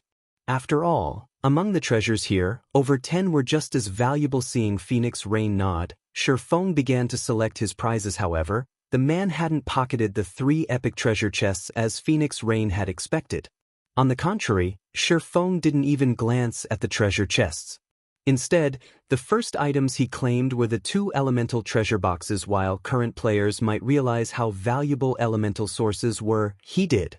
In fact, elemental sources could be strategic tools in mythic monster raids. Hence, he had to prioritize these items. After selecting the elemental treasure boxes, Feng chose the Sunset Potion recipe, an advanced alchemy recipe unique to the Sunset Forest. The recipe usually had a very low chance at appearing in the Sunset Shrine. When consumed, the potion would have the penalty of a single death. It was a super potion with a 24-hour cooldown. Avoiding death was incredibly difficult in God's domain. Each time a player died in the field, they'd lose an entire level. Hence, the Sunset Potion had been highly regarded in the past. Only very few guilds had been able to brew the potion, contributing to its rarity on the market. The potion had only cost 10 or so silver to produce, yet it had sold for around 1 gold. Now that the Sunset Potion recipe had dropped, he had no reason not to claim it. Feng also selected the basic mana bomb design, an advanced engineering design. Although the necessary materials to craft the item were rare and expensive, each basic mana bomb was as powerful as a peak tier 2 attack. When used in conjunction with defensive turrets, the mana bombs could rival a tier 3 attack. The design was far more valuable than an epic weapon. For Feng's 5th choice, he selected the only epic item throughout the Hall, the 7 Luminaries Bible. Chapter 1484, 7 Luminaries Bible. Chapter 1484, 7 Luminaries Bible. These are the 5 items that you want? Phoenix Rain was a little confused as she saw Feng's choices. Setting aside the 7 Luminaries Bible, although the recipe and design for the Sunset Potion and basic mana bomb were valuable, both were very difficult to produce. There was no doubt that the item's production would be slow and limited. The rare materials for the basic mana bomb were particularly expensive. A single crafting attempt would cost around 2 gold, while the final product could cost 6 gold or more. Most importantly, unlike Tier 2 magic scrolls, the mana bombs had a 70% reduced effect against players. This impacted how useful the mana bombs could be. Generally, players would only want such an expensive tool to deal with enemy players. Unless necessary, most players avoided using such costly items against monsters. Even if Zero Wing crafted the basic mana bombs, the guild would only make a small profit from them. It would take ages before Zero Wing could earn enough money to make up for the loss of an epic treasure chest. The various large guilds' experts were already reaching level 50 and obtaining their tier 2 classes. Because of that, most guilds were focused on converting their resources into items that would increase their experts' combat power, helping them overcome their promotion quests. Yet Feng did the exact opposite by investing his resources in items that wouldn't yield short-term profit. He had even chosen 2 elemental treasure boxes, which only confused her further. Feng simply chuckled at Phoenix Rain's question. Others might have a hard time using these items to increase a player's strength, but he wouldn't have any issues. This was especially true for the basic mana bomb. Although the production cost was high and it wasn't particularly useful against players, its effects would be miraculous against certain monsters. Moreover, he had chosen the 7 Luminaries Bible, the most valuable item the Sunset Shrine had to offer. He was more than satisfied with his share. 7 Luminaries Bible, epic rank item. Contains the records of magic arrays the gods had left behind. Sacrifice a sufficient amount of mana to activate the recorded magic arrays. The 7 Luminaries Bible would, at most, amount to some epic toll or magic array with indefinite uses to other large guilds. Moreover, even the strongest magic array within the Bible was intermediate rank. It could barely suppress a Grand Lord, yet it required a tremendous amount of mana to activate. Activating one of the 7 Luminaries Bible's intermediate magic arrays cost 2,000 magic crystals. The basic magic arrays cost 500 magic crystals to activate. Honestly, one could easily purchase a stronger array with so many magic crystals. The only benefit of the 7 Luminaries Bible was its variety. Players wouldn't need to search high and low for a specific kind of magic array. There was nothing else special about the item. What everyone didn't know was that the 7 Luminaries Bible didn't consist of a single volume. Rather, there were a total of 7 books. Only after gathering all 7 volumes could one display the 7 Luminaries Bible's true power. The various superpowers had clashed often to obtain more of the Bible's volumes in the past. They had discovered that one could use advanced magic arrays once they had collected 2 volumes. While intermediate magic arrays were rare, players could find them if they put in a little effort. However, the same could not be said for advanced magic arrays and above. In addition, the materials needed to craft advanced magic array scrolls were exceedingly expensive. Meanwhile, these arrays could even suppress mythic monsters, which would, in turn, increase players' chance of obtaining precious items. One could just imagine how valuable an advanced magic array could be if they could use it indefinitely for the cost of magic crystals. God's Domain's current superpowers hadn't discovered this secret yet. Otherwise, Phoenix Rain would have mourned the items lost. Once Feng had chosen his 5 items, Phoenix Rain organized her harvest. They had obtained far more than she had expected. After opening the 3 epic treasure chests, she had gained 3 epic items and 1 epic ranked, growth-type shield. She was ecstatic over the outcome. With an epic shield, the raids on the various team dungeons would be much easier for her team. She had also gained a large number of level 50 dark gold and fine gold weapons and equipment. Since level 50 was a major turning point in the game, level 50 equipment attributes were 2 ranks higher than that of level 45 equipment. Level 50 secret silver equipment could rival level 45 dark gold equipment. She now had enough level 50 secret silver, fine gold, and dark gold equipment to fully arm a 100-man team. As long as she gave these pieces to players who had items that reduced level requirements, they could improve their equipment right away. The shrine had also contained a large number of rare gemstones, all of which could visibly improve players' combat power. Meanwhile, the contest on Thunder Island prohibited the use of magical tools. This included items like the Bible of Darkness. Players had to rely on their own strength during the contest. This was also why 9 Dragons Emperor had spent so much money to gain Bloody Paradise's help in the Sunset Forest. When Phoenix Rain tried to hand 20% of the harvest to Feng refused the items. Instead, he requested Ancient Origin Wood as his share of the bounty, which was the equivalent of every log they had found during the raid. With the Ancient Origin Wood, Zero Wing could begin producing advanced speedboats. Since Phoenix Rain needed the weapons and equipment, she saw no reason to refuse him. Once they had finished distributing the loot, Feng and Phoenix Rain called everyone into the shrine, leaving the Sunset Forest through the teleportation array inside. They then split their party to prepare for the contest on Thunder Island. However, Feng planned to make his way to Ocean Viewing Town with his cargo of Ancient Origin Wood, intending to begin the advanced speedboats production. By the time Feng and the others had returned to the Dragon Phoenix Pavilion's courtyard, news of their success in the Sunset Forest spread to the various superpowers. Although the system wouldn't announce a historical site's first clear to the local region, it was difficult to keep a lid on the matter with so many participants. Besides, Phoenix Rain had borrowed experts from a few other guilds for the raid. What? You're saying that Phoenix Rain obtained the first clear of a Grade 1 historical site? Since when had the Dragon Phoenix Pavilion grown so powerful? That's a Grade 1 historical site we're talking about. Zero Wing and the Asura Adventurer team. Where is this Asura Adventurer team from? Why haven't I heard of it? Go. Send someone to investigate this Asura Adventurer team. When the various superpowers upper echelons read their subordinates' reports, they turned their attention to Zero Wing and the Asura Adventurer team. Particularly Asura. Zero Wing's prowess was no longer news to these superpowers. If they were familiar with the Dark Arena, they had heard of Zero Wing's experts. There was also the old news of Zero Wing's 1,000-man army defeating the Dragon Phoenix Pavilion's Shadow Dragon Legion, proving that Zero Wing had an incredibly powerful team. However, the Asura Adventurer team was a different story. With the Adventurer team being so powerful yet unknown, it had become a target for recruitment. Meanwhile, 9 Dragons Emperor's team cleared out a Dryad nest in the Sunset Forest core. Of the original 1,000 team members, less than 700 players remained standing. The survivors fought desperately to hold back a Grand Lord-ranked Dryad. Quick. Take these Dryads down. We don't have much time left. 9 Dragons Emperor anxiously shouted. He had used many of his trump cards just to get his team to the central area. Even then, he had spent more than 6 hours doing so.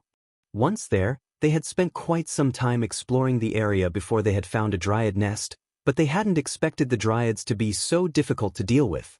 In addition, the nest they had found had been guarded by multiple Grand Lords. Even after activating all of their Tier 3 summoning scrolls, they were at a disadvantage. Pavilion Master, a report just came in from Sun Dragon. Blood Dragon announced. What is it now? Out with it. 9 Dragons. Emperor frowned. They had very little time remaining. If they didn't eliminate these dryads in time, they wouldn't return with a single treasure. Sun Dragon has informed us that Phoenix Rain has already obtained the Sunset Forest's first clear. Blood Dragon replied, struggling to believe the report. Chapter 1485, Taking Shape. Chapter 1485, Taking Shape. Blood Dragon's response stunned 9 Dragons. Emperor on the spot. Impossible. 9 Dragons. Emperor shouted. I know what Phoenix Rain's team is capable of. She'd be lucky to reach the forest's core. How could she possibly obtain the Sunset Forest's first clear? They were from the same guild, so he knew practically everything about Phoenix Rain's capabilities. Even if she had some unknown trump card, she could never defeat the historical site's final boss. He was only confident in doing so because he had an advanced magic array and the aid of Bloody Paradise. As far as he knew, Phoenix Rain didn't have an advanced magic array. Sun doubted the information as well, so she used multiple sources to verify the claim. She even obtained a video recording of the raid, so there is no mistaking the information, Blood Dragon explained. One of the reasons for her success was a tool called the Flame Potion, which significantly reduced the boss's attributes. In addition, the Asura Adventurer team has a super powerful MT that tanked the weakened boss by himself. In the end, Zero Wing used a Tier 4 magic scroll to finish it off. Lucky bastards! They actually found a way to weaken the boss. 9 Dragons. Emperor fumed when he saw the video Blood Dragon had sent him. A trace of envy flashed in his eyes. However, he sneered and growled, just you wait. You may have secured the Sunset Forest's first clear, but I'll teach you that your struggles are futile soon. Blood, notify Sun and tell her that she proceed with the plan. Contact Beast Emperor as well and tell that old bastard that I'm running out of patience.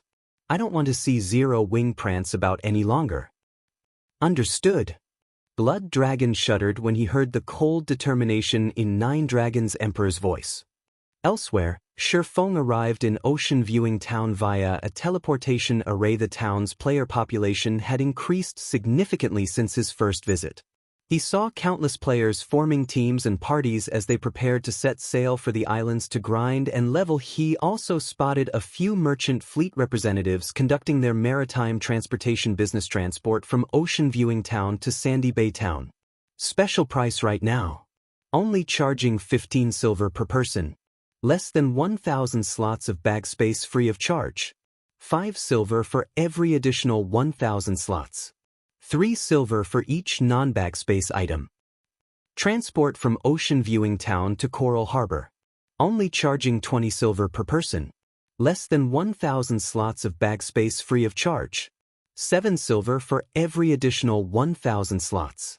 5 silver for each non-bag space item.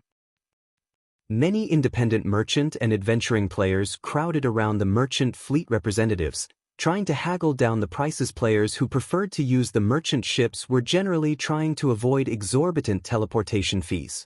Cross-national teleportation fees were particularly expensive. Even teleporting to a neighboring country cost more than 1 gold. It wasn't unusual to pay 2 or 3 gold when traveling farther. It was cheaper to hire a ship. This was especially true for players transporting non-bag space items. Although the maritime transportation system in Ocean Viewing Town wasn't yet perfect, it had begun to take shape. These people sure are taking action quickly. Glancing at the various merchant players, Feng easily spotted over 5 merchant fleets. It seems that I'll need to produce the new type of cargo ships as soon as possible. Maritime transportation had been very well developed in the past. It had also generated a frightening amount of wealth for players. Hence, the various large guilds had established their own merchant fleets and contested over territory at sea. Initially, Feng had been satisfied with the development of his naval forces, but there were plenty of capable players in God's domain. In the end, many players had quickly discovered this business opportunity at the moment. These merchant fleets were renting ordinary cargo ships from NPCs. Each ordinary cargo ship could only carry 35 people, and the cargo ship's item space was limited. Each ship could only carry 30 non-bag space items at a time. He had previously spent 30,000 gold to purchase a special medium shipyard. As long as he had sufficient materials and engineers, he could begin constructing the new cargo ships immediately. Not only were the new cargo ships 15% faster than ordinary cargo ships, but they could also carry up to 40 people at a time. Meanwhile, Feng had both engineers and materials available to him. He could start producing the ships as soon as he desired. Once these new cargo ships were built, he'd make a fortune off of them whether he rented them out or used them himself, following which, Feng contacted Melancholic Smile and had her dispatch a large number of engineers to Ocean Viewing Town.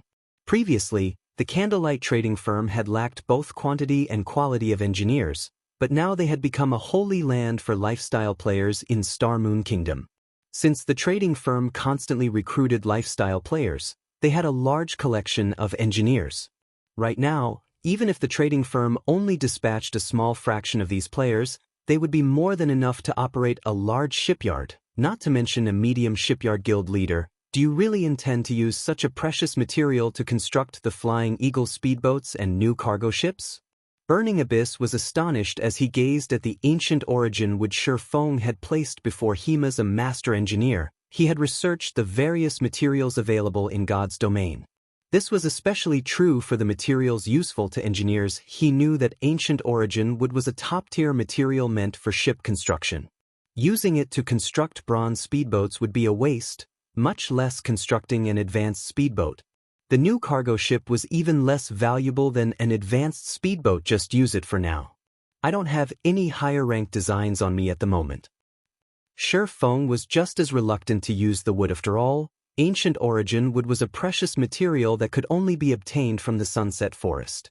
When used to construct ships, not only would it increase the production success rate, but it also had a chance of strengthening the ship with the power of ancients, enhancing the ship's quality. It was incredibly extravagant to use it to construct a ship that wasn't even bronze rank. However, he couldn't care less at the moment. Ship designs were extremely rare. He had been fortunate enough to obtain the design for the Flying Eagle speedboat and the newly developed cargo ship, following which, Feng handed Burning Abyss the basic mana bomb design and instructed him to produce the bombs. He was happy enough to let the advanced engineers take charge of producing the speedboats and the cargo ships. There wasn't a need to involve a master engineer like Burning Abyss in the project. The basic mana bomb was a different story. Despite only being basic rank, the design and advanced engineering design. If he left it to the advanced engineers, their success rate would at most reach 30%. If Burning Abyss crafted the bombs, however, his success rate would be at least 50%. Letting Burning Abyss produce the bombs would save on cost and materials. After all, the required materials were both rare and expensive. What an intricate design! I never knew magic arrays could be used in such a way. After glancing at the basic mana bomb design, Burning Abyss was captivated. I'll leave the shipyard's management to you. As for this design, you'll learn it. If you have time, try to produce as many of the bombs as you can. I have an important use for them, Feng said, chuckling at the engineer's starstruck expression. Guild leader? Burning Abyss was stunned when he heard Feng's instructions. However, he was instantly overjoyed and excited. Even after becoming a master engineer, he had only been promoted to chief engineer in the Candlelight trading firm. In the end, he was only one of Zero Wing's core members, but it was a different story if he were allowed to manage the shipyard. It was the equivalent of becoming one of the guild's upper management. Countless lifestyle players dreamed of such status, following which, Feng handed a portion of the shipyard's authority to Burning Abyss. He then paid Rodney a visit, calling in on the agreement with the master engineer to assist in the shipyard. Not only would Rodney's presence increase production success rate when crafting ships, but production speed would increase as well. As Feng finished with the shipyard's matters and prepared to lead Gentle Snow and the others to Thunder Island, Aqua Rose gleefully walked up to him, whispering, "Guild leader, Summer just contacted me. She says that she's successfully class changed into a dragon slayer. Moreover, Kola has also completed his class change. Should I have them head over? Chapter 1486, Assembly of Experts. Chapter 1486, Assembly of Experts. They're done already? Feng was a little confused. As far as he could remember, the Dragon Slayer class change quest wasn't an easy one. Alright, tell them to hurry and join us. Honestly, he had been somewhat worried about having sufficient strength for the contest on Thunder Island and had even considered recruiting Owl's help. However, it seemed that wouldn't be necessary. Kola's success in becoming a Tier 2 Dragon Slayer Knight alone would boost the team's overall strength, not to mention Alluring Summer, who was now a Tier 2 Dragon Slayer mage. Both basic attributes and skills would undergo a qualitative transformation when players reach Tier 2. Kola also had the epic ranked Dragon Scale Shield. Had he been present during the King of Trees raid, the raid definitely would have been a lot easier. He wouldn't have needed to waste an incomparably precious Tier 4 magic scroll. Hearing Feng's answer, Aqua Rose immediately contacted Alluring Summer and Kola, telling them to gather in Ocean Viewing Town. Guild leader, if we don't leave soon, I'm afraid we won't make it in time. Gentle Snow said worriedly as she looked at the time. It would take quite some time to travel from Starmoon Kingdom to the Apocalypse Empire. Thunder Island was located in the Sea of Death's inner region, very far away. From the Apocalypse Empire, there weren't any teleportation arrays connected to the island, so players had to rely on other means to reach it. In fact, the various major powers participating in the contest for Thunder Island's authority had long since set out. Phoenix Rain and Nine Dragons Emperor had only delayed their departure to obtain the weapons and equipment from the Sunset Forest. As soon as Phoenix Rain had cleared the historical site, she and her subordinates rushed towards the island. Since Feng had wanted to begin producing advanced speedboats as soon as possible, he had made a trip to Ocean Viewing Town with the ancient Origin Wood. Otherwise, they would have left for Thunder Island with Phoenix Rain's group. As a result, their group was far behind schedule. Furthermore, the Swift Dragon speedboat could only accommodate 30 people, half of their plan's 60-man team. The rest of the members would have to sail on advanced speedboats. If they left right this instant, they would barely make it in time for the contest. If they waited for Kola and Alluring Summer, they'd likely be late. Relax. We have enough time, Feng consoled her, smiling, following which, Feng led everyone to Ocean Viewing Town's harbor. Half an hour later, Kola and Alluring Summer finally reached the harbor atop two majestic thunder wolves. The moment Kola and Alluring Summer arrived, they attracted a lot of attention from the players at the harbor. They were difficult to miss. Both of these players radiated intense auras from atop their mounts. Guild leader, we're sorry for the wait. Kola apologized as he stopped before Feng. It's fine. It's about time to set out, Feng said, nodding. He then invited Kola and Alluring Summer to the team. When Lifeless Thorn and his companions from the Ice Crystal World saw Kola and Alluring Summer, they were astounded. They had already been shocked by the Strength 0 Wings members displayed. They hadn't expected the guild to have even more experts. Lifeless, how confident are you of defeating those two? Cleansing Whistle whispered as she looked at Kola and Alluring Summer. Personally, Cleansing Whistle doubted that she was a match for Kola or Alluring Summer. Just by standing so close, she felt an intense wave of danger from them. The guy? Maybe. The other one? I don't know. I'd have to fight her to find out, Lifeless Thorn said, fighting spirit illuminating his gaze as he watched Alluring Summer. He had struggled to find anyone who could offer a good fight back in Cold Wind City. When Feng had said that God's Domain's continent had plenty of experts, he had assumed the claim was meant to excite him. But looking at it now, it would seem that the swordsman hadn't lied. What? Even you aren't confident of winning? Cleansing Whistle could not help but turn to look at Alluring Summer in shock. Based on her observations during the raid in the Sunset Forest, she knew that Gentle Snow, Aqua Rose, and Zhao Yueru were powerful. Although other experts from Zero Wing had been present, it was obvious that they were significantly weaker than the three women. Hence, Cleansing Whistle had assumed that Lifeless Thorn would rank among the top 5 in Zero Wing. Unfortunately, it didn't seem like that was the case.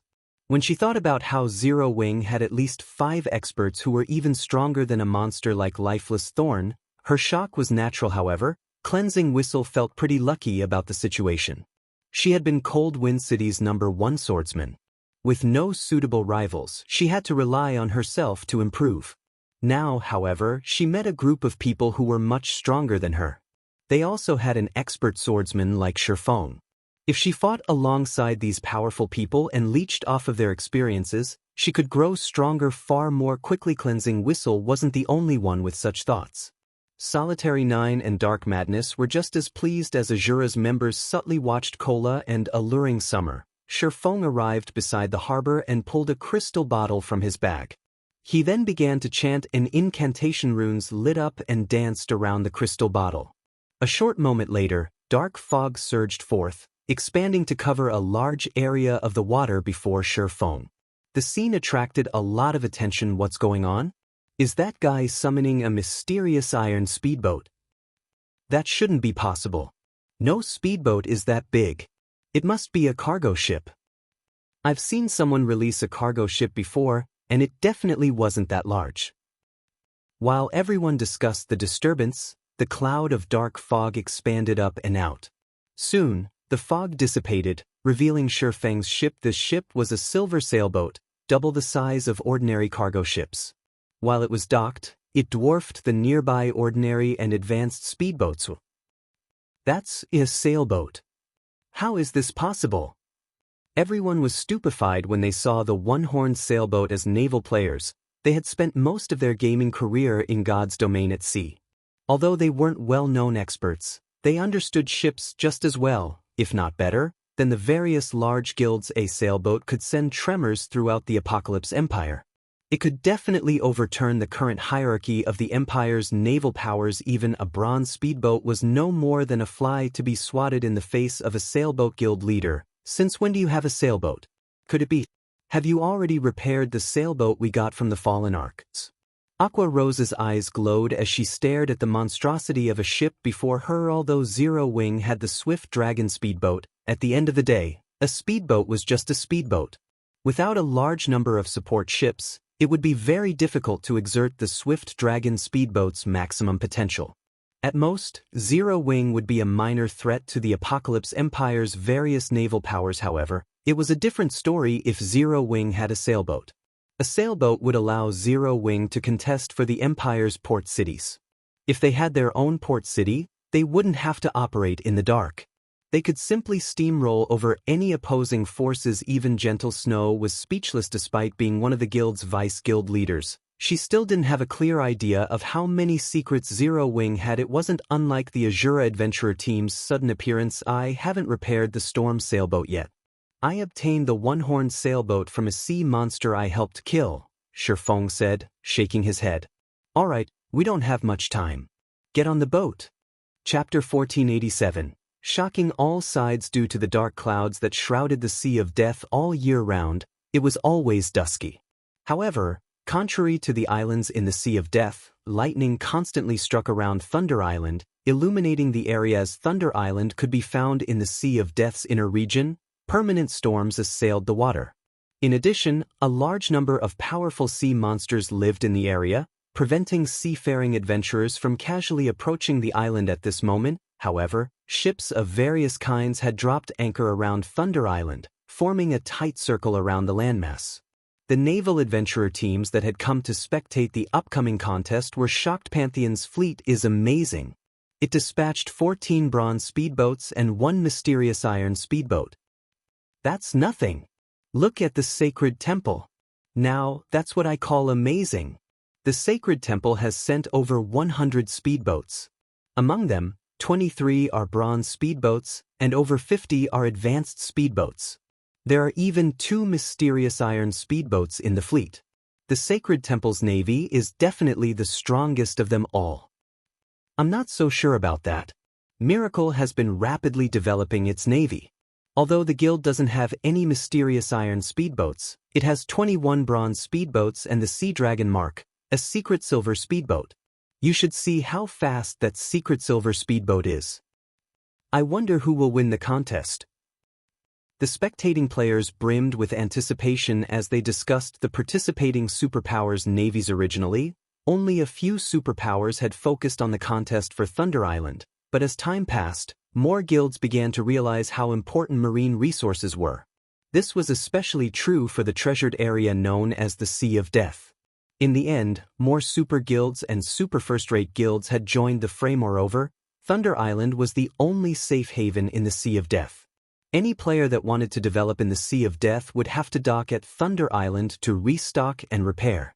Otherwise, traveling to and from the Sea of Death would be incredibly time-consuming. Whoever controlled Thunder Island would become the Sea of Death's unofficial master. Naturally, the contest on Thunder Island concerned every player's development in the Sea of Death. They had to pay attention to it. After all, every guild had a different management style. Besides, it was not often that they got to watch God's Domain's superpowers have a go at each other's throats. Although they didn't have an entry pass for Thunder Island, they had all purchased an intermediate magic mirror, which cost 8 gold coins. The intermediate magic mirror allowed players to spy on a 100 by 100 yard area within a 10,000 yard radius for 4 hours. Fortunately, the Thunder Island contest only lasted 8 hours. 16 gold might be expensive to an ordinary adventure team, but the naval adventurer teams capable of reaching Thunder Island were extraordinarily strong. Spending 16 gold coins was nothing to them. After all, each of their adventurers yielded several to over a dozen gold. They could easily earn back the spent coins by exploring dangerous areas. Players didn't get to see matches between the superpowers peak experts every day. Who knew when they would get another opportunity? Furthermore, the various large guilds highly valued Thunder Island. They would definitely go all out in the upcoming contest. While everyone waited for the barrier around the island to open, speedboats continued to arrive. Among these speedboats, some belonged to the various expert teams the superpowers had hired. Amazing. Isn't that the Shadow Knight Order, a top adventurer team in the Beast Empire? They're joining the contest as well. That person looks like Undead, Bloody Paradise's commander. Many of the ships sailing towards Thunder Island belonged to well-known experts and adventurer teams in God's Domain. However, as everyone watched the famous expert teams, a gigantic, silver sailboat suddenly broke through the waves. As the sailboat pushed forward, the speedboats in its path inadvertently moved aside, opening a path as if their king had arrived. The silver sailboat soon arrived before the magic barrier enveloping Thunder Island. Everyone watched the ship, questions dancing in their minds. Crap. That's a sailboat. It's so fast. Who owns it? That's a sailboat? Speedboats are nothing but pests in comparison. The one-horned sailboat's arrival earned a round of gasps from the watching players. Both the independent players here to watch the contest and the various superpowers members were surprised to see it march. Which power do those people belong to? They actually got their hands on a sailboat. Why haven't I received a report about this? 1,000 Miles, Miracle's second vice guild leader, asked the long-haired beauty beside him as his expression turned grim. I don't know. There's no mention of it in the information we collected on the superpowers, Silent March said, shaking her head. She was similarly shocked to see the one-horned sailboat. Miracle had focused on developing its navy since the game had launched, yet they had only found a few clues about acquiring a sailboat. They were still far from actually obtaining one. It was truly hard to imagine that someone had found one before they had sent someone to investigate this matter immediately. I want to know everything there is to know about that sailboat. 1,000 Miles barked, greed flashing in his eyes. Also, send someone to keep an eye on those people. Do not let them slip past us. Understood. Silent March began to make the necessary arrangements. Miracle wasn't the only guild to notice the one-horned sailboat. Pantheon, Battle Wolves, King's Return, Nine Heavens Pavilion, Sacred Temple, and Dragon Phoenix Pavilion watched the ship closely. They were all hungry to know which power that sailboat belonged to. Shortly after these guilds' upper echelons ordered their investigations, cloaked figures began to arrive on the deck. Almost all of these players wore six-winged emblems. A few of these players were particularly familiar to the superpowers' upper echelons. How do they have a sailboat? Zero wing. Everyone's jaws dropped when they saw Gentle Snow and Aqua Rose, who hadn't bothered to hide their appearances. All of these superpowers were very familiar with the two women. However, they didn't just recognize these women because of personal fame, but they also knew them as Zero Wing's vice guild leaders. Since both were present on the one-horned sailboat, the ship must belong to Zero Wing. No matter how hard they tried to wrap their minds around the idea, they couldn't bring themselves to believe that Zero Wing, a rising guild in Star Moon Kingdom, had acquired a sailboat, something they had failed to do thus far. Furthermore, Star Moon Kingdom wasn't anywhere near the Sea Big Sis reign. Look. It looks like that sailboat belongs to Zero Wing. Blue Phoenixes stared in shock when she saw Feng on the one-horned sailboat's deck. Rather than responding, Phoenix Rain was dazed. Suddenly, she realized why, after emerging from the Sunset Forest, Feng had taken his sweet time to deal with some other matter rather than rushing to Thunder Island. It turned out that he had hidden yet another trump card. The one-horned sailboat gradually came to a halt beside Phoenix Rain's fleet. The various superpowers, who had been watching the sailboat, shifted their gaze to the Phoenix Pavilion Master. Phoenix Rain stared back, at a loss for words. Chapter 1488, Struggle for Thunder Island. Chapter 1488, Struggle for Thunder Island. When everyone saw the one-horned sailboat park beside the fleet Phoenix Rain commanded, they couldn't help their wariness of the woman. It was true that the struggle for Thunder Island relied on players' strengths, with external tools being prohibited. However, one had to obtain Thunder Passes to participate, and to do so, they needed to kill the Sea of Death's bosses with a sailboat. Phoenix Rain would have an easier time defeating those bosses. In turn, she could collect more passes. The more Thunder Passes one possessed, the more players they bring to the contest. Although each guild was allowed a fixed number of Thunder Passes, the same couldn't be said for future contests. Now that Phoenix Rain had a sailboat, she would pose a huge threat during the next contest. Zero Wing sure has a lot of secrets. Quiet Melody, who stood on the deck of one of the Sacred Temple's speedboats, turned to look at Phoenix Rain, envy gripping her heart. The various superpowers had struggled to recruit naval powers, trying to bolster their forces so they could obtain more Thunder Passes. Yet, despite Phoenix Rain only recently focusing on her navy, she had recruited a powerful ally like Zero Wing, which had its own sailboat. Phoenix Rain had cooperated with Zero Wing before it had risen to greatness. Needless to say, Zero Wing would help her grind for Thunder Passes if she asked. However, unlike Quiet Melody, who had a strong friendship with Phoenix Rain, the other superpowers' upper echelons had far more nefarious thoughts. The various superpowers were preparing to aim their spearheads for the threat known as Phoenix Rain. Damn it! How did Zero Wing get that sailboat? Nine Dragons Emperor glared at the one-horned sailboat with intense jealousy. Although it was a single sailboat, its combat power was far beyond any speedboat. While they had explored God's domain's oceans, the various superpowers had learned one thing: ships were more important than players in naval combat. If a ship weren't of a certain quality, it wouldn't be able to contend with the boss sea monsters. Needless to say, these powerful bosses would drop weapons, equipment, and various tools that could help improve one's naval strength. With these tools, a team could explore farther and more dangerous regions, obtaining even better equipment and tools, creating an endless, positive cycle. As for Nine Dragons Emperor, he had spent a lot of money and resources to recruit rising naval powers. He had only amassed a sizable fleet after many challenges. This fleet was why he was confident in surpassing Phoenix Rain. However, the appearance of Zero Wing's one-horned sailboat had instantly made a joke of his effort.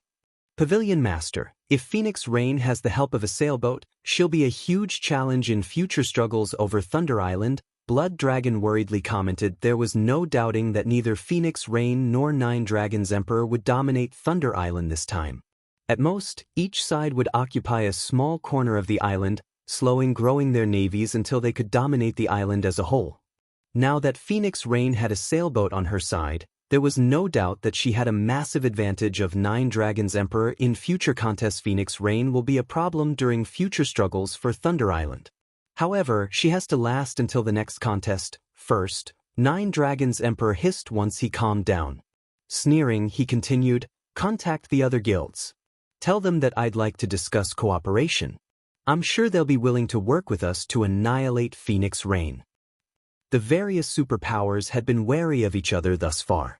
They'd be fortunate not to make more enemies, let alone participate. However, now that they all faced a future threat like Phoenix Rain, they would be willing to cooperate. Understood. I'll contact them right away. Realization dawned upon Blood Dragon. He then turned towards Phoenix Rain's group, smirking. "How are things coming along on Sun's side?" Nine Dragons Emperor asked Pavilion Master. "Rest assured, everything has been dealt with. All you need to do is sit back and watch the show," Blood Dragon reported with a smile. "Excellent. I want to see Phoenix Rain's expression when she finds out." Nine Dragons Emperor nodded in satisfaction. Meanwhile, Phoenix Rain was shocked to learn that Zero Wing had its own sailboat team leader Feng. Zero Wing's entrance was certainly grand, Phoenix Rain said, smiling bitterly as she sensed malice from all directions. Once we enter Thunder Island, I'm afraid many parties will target our team. Phoenix Pavilion Master, don't you see the opportunity? Feng retorted, chuckling. While Zero Wing's frightening potential was a threat to their competitors, it also made the guild the best choice for an alliance. It was impossible for a single superpower to monopolize Thunder Island. Everyone understood this, and it was precisely why the various superpowers sought allies. After all, the profits one could gain with a single supporter versus two or more differed greatly. The various superpowers might have looked down on Phoenix Rain, thinking themselves above cooperating with her previously, but now that her side had such potential, she could be a formidable ally. When the Phoenix Pavilion's members heard Feng's reasoning, realization dawned. They were in awe of the swordsman's foresight. In reality, Phoenix Rain had considered seeking an alliance with a few other superpowers and had sent Blue Phoenix to negotiate. Unfortunately, although the Dragon Phoenix Pavilion was a super first-rate guild, the guild's strength was split three ways. Among them, the Great Pavilion Master was the strongest within the pavilion. As a result, she couldn't convince the other superpowers to cooperate with her in the contest. As expected, every one of them had refused her offer. However, with the addition of Zero Wing's sailboat, the other superpowers might reconsider. Big Sis Rain, both the Battle Wolves and Sacred Temple have stated that they are willing to cooperate. However, we will only get 20% of the profits while their guilds will share the remaining 80%. Blue Phoenix reported angrily. Those despicable old foxes. Phoenix Rain frowned. They know that I'm competing with Nine Dragons Emperor, so they're using the opportunity to hike up their prices. I have a suggestion. Would you be interested in hearing it, Phoenix Pavilion Master? Feng suddenly asked. A suggestion? Phoenix Rain gave the man a curious look. May I know what sort of plan team leader Feng has in mind? I'll represent Zero Wing in this alliance. Negotiate with the Battle Wolves and the Sacred Temple for 40% of Thunder Island's profits. Feng said 40%. Blue Phoenix was astonished. She thought that Feng had completely lost his mind. It was obvious that the Battle Wolves and Sacred Temple had discussed the situation beforehand and only intended to offer Phoenix Rain 20%, yet Feng wanted to ask for twice that. If the two guilds heard this, they'd laugh themselves to death. Team leader Feng, are you serious? Phoenix Rain asked earnestly. Chapter 1489. Terrifying Potential. Chapter 1489. Terrifying Potential. Guild Leader.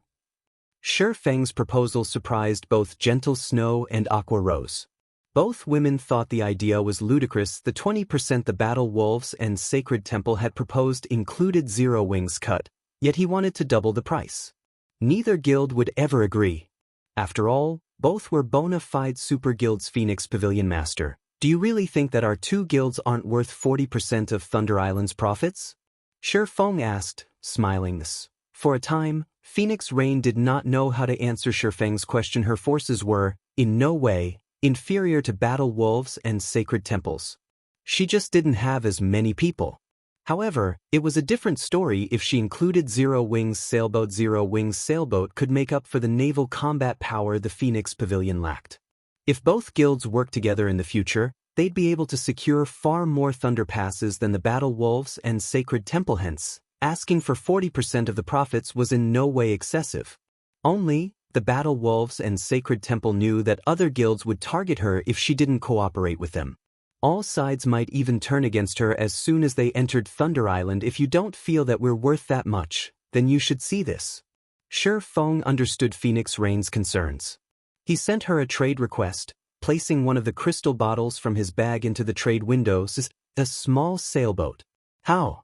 Phoenix Rain shot Feng an astounded look when she saw the item in God's domain. Items currently in use couldn't be placed in a trade window. The fact that she was staring at a small sailboat proved that Zero Wing had more than one. She found it truly hard to believe that, while the various superpowers frantically searched for sailboats, Zero Wing had acquired at least two without anyone noticing. She even wondered if her eyes were playing a trick on her, but when she clicked on the glass bottle, The attribute panel that appeared proved its existence. Phoenix Pavilion Master, what do you think of my proposal now? Feng asked, smiling. The small sailboat he had just revealed was none other than the ordinary small sailboat he had liberated from the Freedom Alliance's identical summer. Although it was only an ordinary small sailboat, its combat power far surpassed any speedboat. He also had the mysterious iron-ranked storm sailboat, which he had yet to repair. Unfortunately, the storm sailboat wasn't usable combat power right now. Hence, he had only decided to reveal the ordinary small sailboat. I understand. I'll notify the Battle Wolves and Sacred Temple about your proposal, Phoenix Rain said after taking a deep breath. When she looked at Feng, she felt as if the man were foreign to her. Big Sis Rain. Blue Phoenix gave her friend a confused look. She could not figure out what Feng had shown Phoenix Rain to change her mind about such a huge risk so quickly. Don't try to persuade me. Just do as he says, Phoenix Rain commanded. With no other choice, Blue Phoenix transmitted the new offer to the Battle Wolves and Sacred Temple's upper echelons. She no longer dared to think of what their reply would be. Interesting. Phoenix Rain is bold enough to make such an offer despite her current predicament?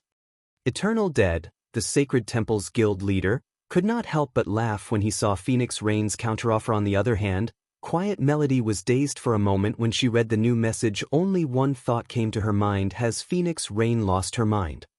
If Phoenix Rain had the authority to mobilize all of the Dragon Phoenix Pavilion's forces and Zero Wings sailboat, she might have a chance of convincing the Battle Wolves and Sacred Pavilion to agree with her conditions. Unfortunately, with her current strength, the super guilds would never agree. Based on Quiet Melody's knowledge, Phoenix Rain had only obtained 270 slots for the contest. That was barely on par with 9 Dragons Emperor slots, but the Sacred Temple had 710. Ignoring the standards of the guild's experts, the severe difference in numbers put Phoenix Rain at an overwhelming disadvantage. Melody, tell Phoenix Rain that her condition lacks sincerity, and the Sacred Temple will need time to consider her offer properly, Eternal Dead said, smiling. Understood. Quiet Melody nodded. Elsewhere, the Battle Wolves' upper echelons prepared a similar answer. Big Sis Rain, both guilds gave the same reply. They have said that they need more time to consider, Blue Phoenix helplessly reported. Obviously, the Battle Wolves and the Sacred Temple wanted to watch them make a fool of themselves and take advantage when the other superpowers targeted their forces on Thunder Island. If they went crawling to the two guilds, then they'd be lucky to get 20%, much less 40% of the island's profits as expected. It seems that we can only take this one step at a time. The outcome didn't surprise Phoenix Rain whatsoever. All she could do was try her best in the contest. As long as she could occupy a spot on the island, nothing could stop her in the future. While the various superpowers had negotiated alliances, the magic barrier around Thunder Island turned from blue to crimson. Furious roars echoed from the island, and despite being so far away, everyone heard them clearly. Has the contest begun? As more of the island's monsters voiced their rage, the spectating adventurer teams took out their intermediate magic mirrors and began to observe the landmass move out. In response, the various superpowers stored their ships and retrieved their thunder passes. They used the passes to leave a thunder mark on their members, each pass imparting 10 marks. Any player with a thunder mark could teleport to Thunder Island at any time. Shortly after, the various superpowers members disappeared almost simultaneously as they teleported to Thunder Island to contest for the Ancient Towers. During the contest, players were prohibited from using any tools. They could only rely on their own power to compete. In addition, all of the island's monsters had frighteningly high magic resistance and defense. Players had to occupy as many ancient towers as they could, reducing these monsters' magic resistance and defense, or raiding the encampments would be very difficult. Meanwhile, teleportation to Thunder Island wasn't completely random. Generally, players who were close to each other would teleport to the same location. As long as they gathered before teleporting to the island, they could take action as a team as soon as they arrived. It seems that we got a good location. After arriving on the island, Feng inspected the system map. Currently, their group was north of Thunder Island's outer region, very close to a monster encampment and 3 ancient towers. As long as they secured these ancient towers, they could clear out the monster encampment, following which, Phoenix Rain and Feng began to rearrange the team. They were prepared to split into 3 groups, prioritizing the ancient towers. Only after they solidified their hold would they head towards the nearest encampment. However, as Feng and the others prepared to head out, a group of nearly 300 players approached. Leading this group was none other than 9 Dragons Emperor 9. What is the meaning of this?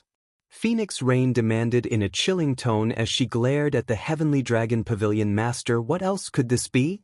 We're here to eliminate a future problem, 9 Dragons Emperor said, sneering. We have nearly the same number of players. You know that a fight between us will only benefit our mutual enemies. Although Phoenix Rain had suspected that 9 Dragons Emperor might attempt to take action, she hadn't expected him to do so this quickly, even neglecting the contest for the ancient towers. Equal numbers, huh? 9 Dragons Emperor responded playfully. I don't think so. As soon as 9 Dragons Emperor finished speaking, she heard an anguished scream from behind her. Turning around, she discovered that the 50 Firmament members on her team had turned traitor, attacking her other team members. In seconds, over 20 players had died. By the time she reacted, Firmaments members had pulled away from her team. Lonely Heaven. Phoenix Rain bellowed, dense killing intent lacing her gaze as she glared daggers at Firmament's smiling guild leader. Phoenix Pavilion Master. If you have to blame someone, blame yourself for making the wrong decision. You actually invested so much into a no-name guild like Zero Wing. Lonely Heaven paid no attention to Phoenix Rain's killing intent. Now, prepare to pay the price for your mistake. Well said. Rain, since you made a wrong decision, you should pay the corresponding price. 9 Dragons Emperor then commanded, everyone, attack. Leave none of them alive. Initially, both his team and Phoenix Rain's had about the same number of players, but now that Firmament had mutinied and killed 20 of Phoenix Rain's players, she had less than 200. On the other hand, he now had 350. With nearly double the numbers, he could easily eliminate Phoenix Rain's team. Chapter 1490, Bloodhand Yama. Chapter 1490, Bloodhand Yama. As soon as 9 Dragons Emperor gave the command, his experts marched forward in formation with Martial Dragon and Blood Dragon on the front line. The melee players charged at Phoenix Rain's team. Meanwhile, the ranged players spread out to encircle her players, providing their melee teammates cover fire. The healers in the back began their incantations immediately with Firmament's members behind them. Phoenix Rain's team had nowhere to go. Everyone, concentrate your attacks on Firmament's members. We're breaking through. Avoid prolonged fights. Although Phoenix Rain was furious about Lonely Heaven's betrayal, wanting nothing more than to murder the bastard herself, she quickly recovered her calm and decided to save as much of her team's strength as possible. After all, the contest for Thunder Island had just begun. Both sides had plenty of Refinement Realm and above experts. If Refinement Realm experts worked together, their overall combat power would increase tremendously. When fighting foes of the same level, even at a numerical disadvantage, they'd be impossible to annihilate quickly. Unfortunately, defeating 9 Dragons Emperor's team was impossible. Although she had Feng and Zero Wing's other peak experts, 9 Dragons Emperor had his own. The Shadow Dragon Legion's Shadowtooth and Martial Dragon were the best examples. Both were domain realm experts and more than capable of posing a problem for her team. In addition, 9 Dragons Emperor had other experts under his command and the help of Bloody Paradise. Although the Phoenix Pavilion and Heavenly Dragon Pavilion on part in overall strength, the trump card legions under each banner weren't under the full control of their respective pavilion master. Rather, these trump card legions prioritized the Great Pavilion Master's commands. Meanwhile, Phoenix Rain had only been the Phoenix Pavilion's master for a short time, and as a result, the Phoenix Pavilion's trump card legions still maintained their loyalty to the previous master.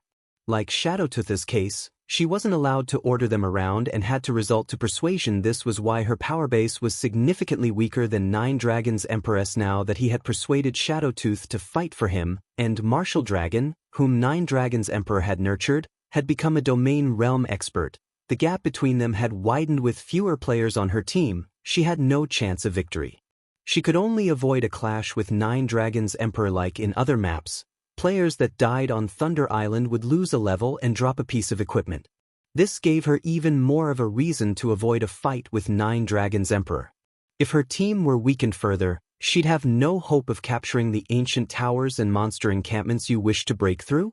Nine Dragons Emperor sneered as he watched Phoenix Rain lead her team towards Firmaments group. Lonely. It's about time we give Our Lady Pavilion Master a taste of despair. Hearing this, the distant Lonely Heaven grinned and nodded. He then turned to one of his cloaked guild members and said, "I've done my part. I'll leave the rest to you. Relax. We've accepted your payment and will complete the mission." At this time, a robust man emerged from Firmament's team.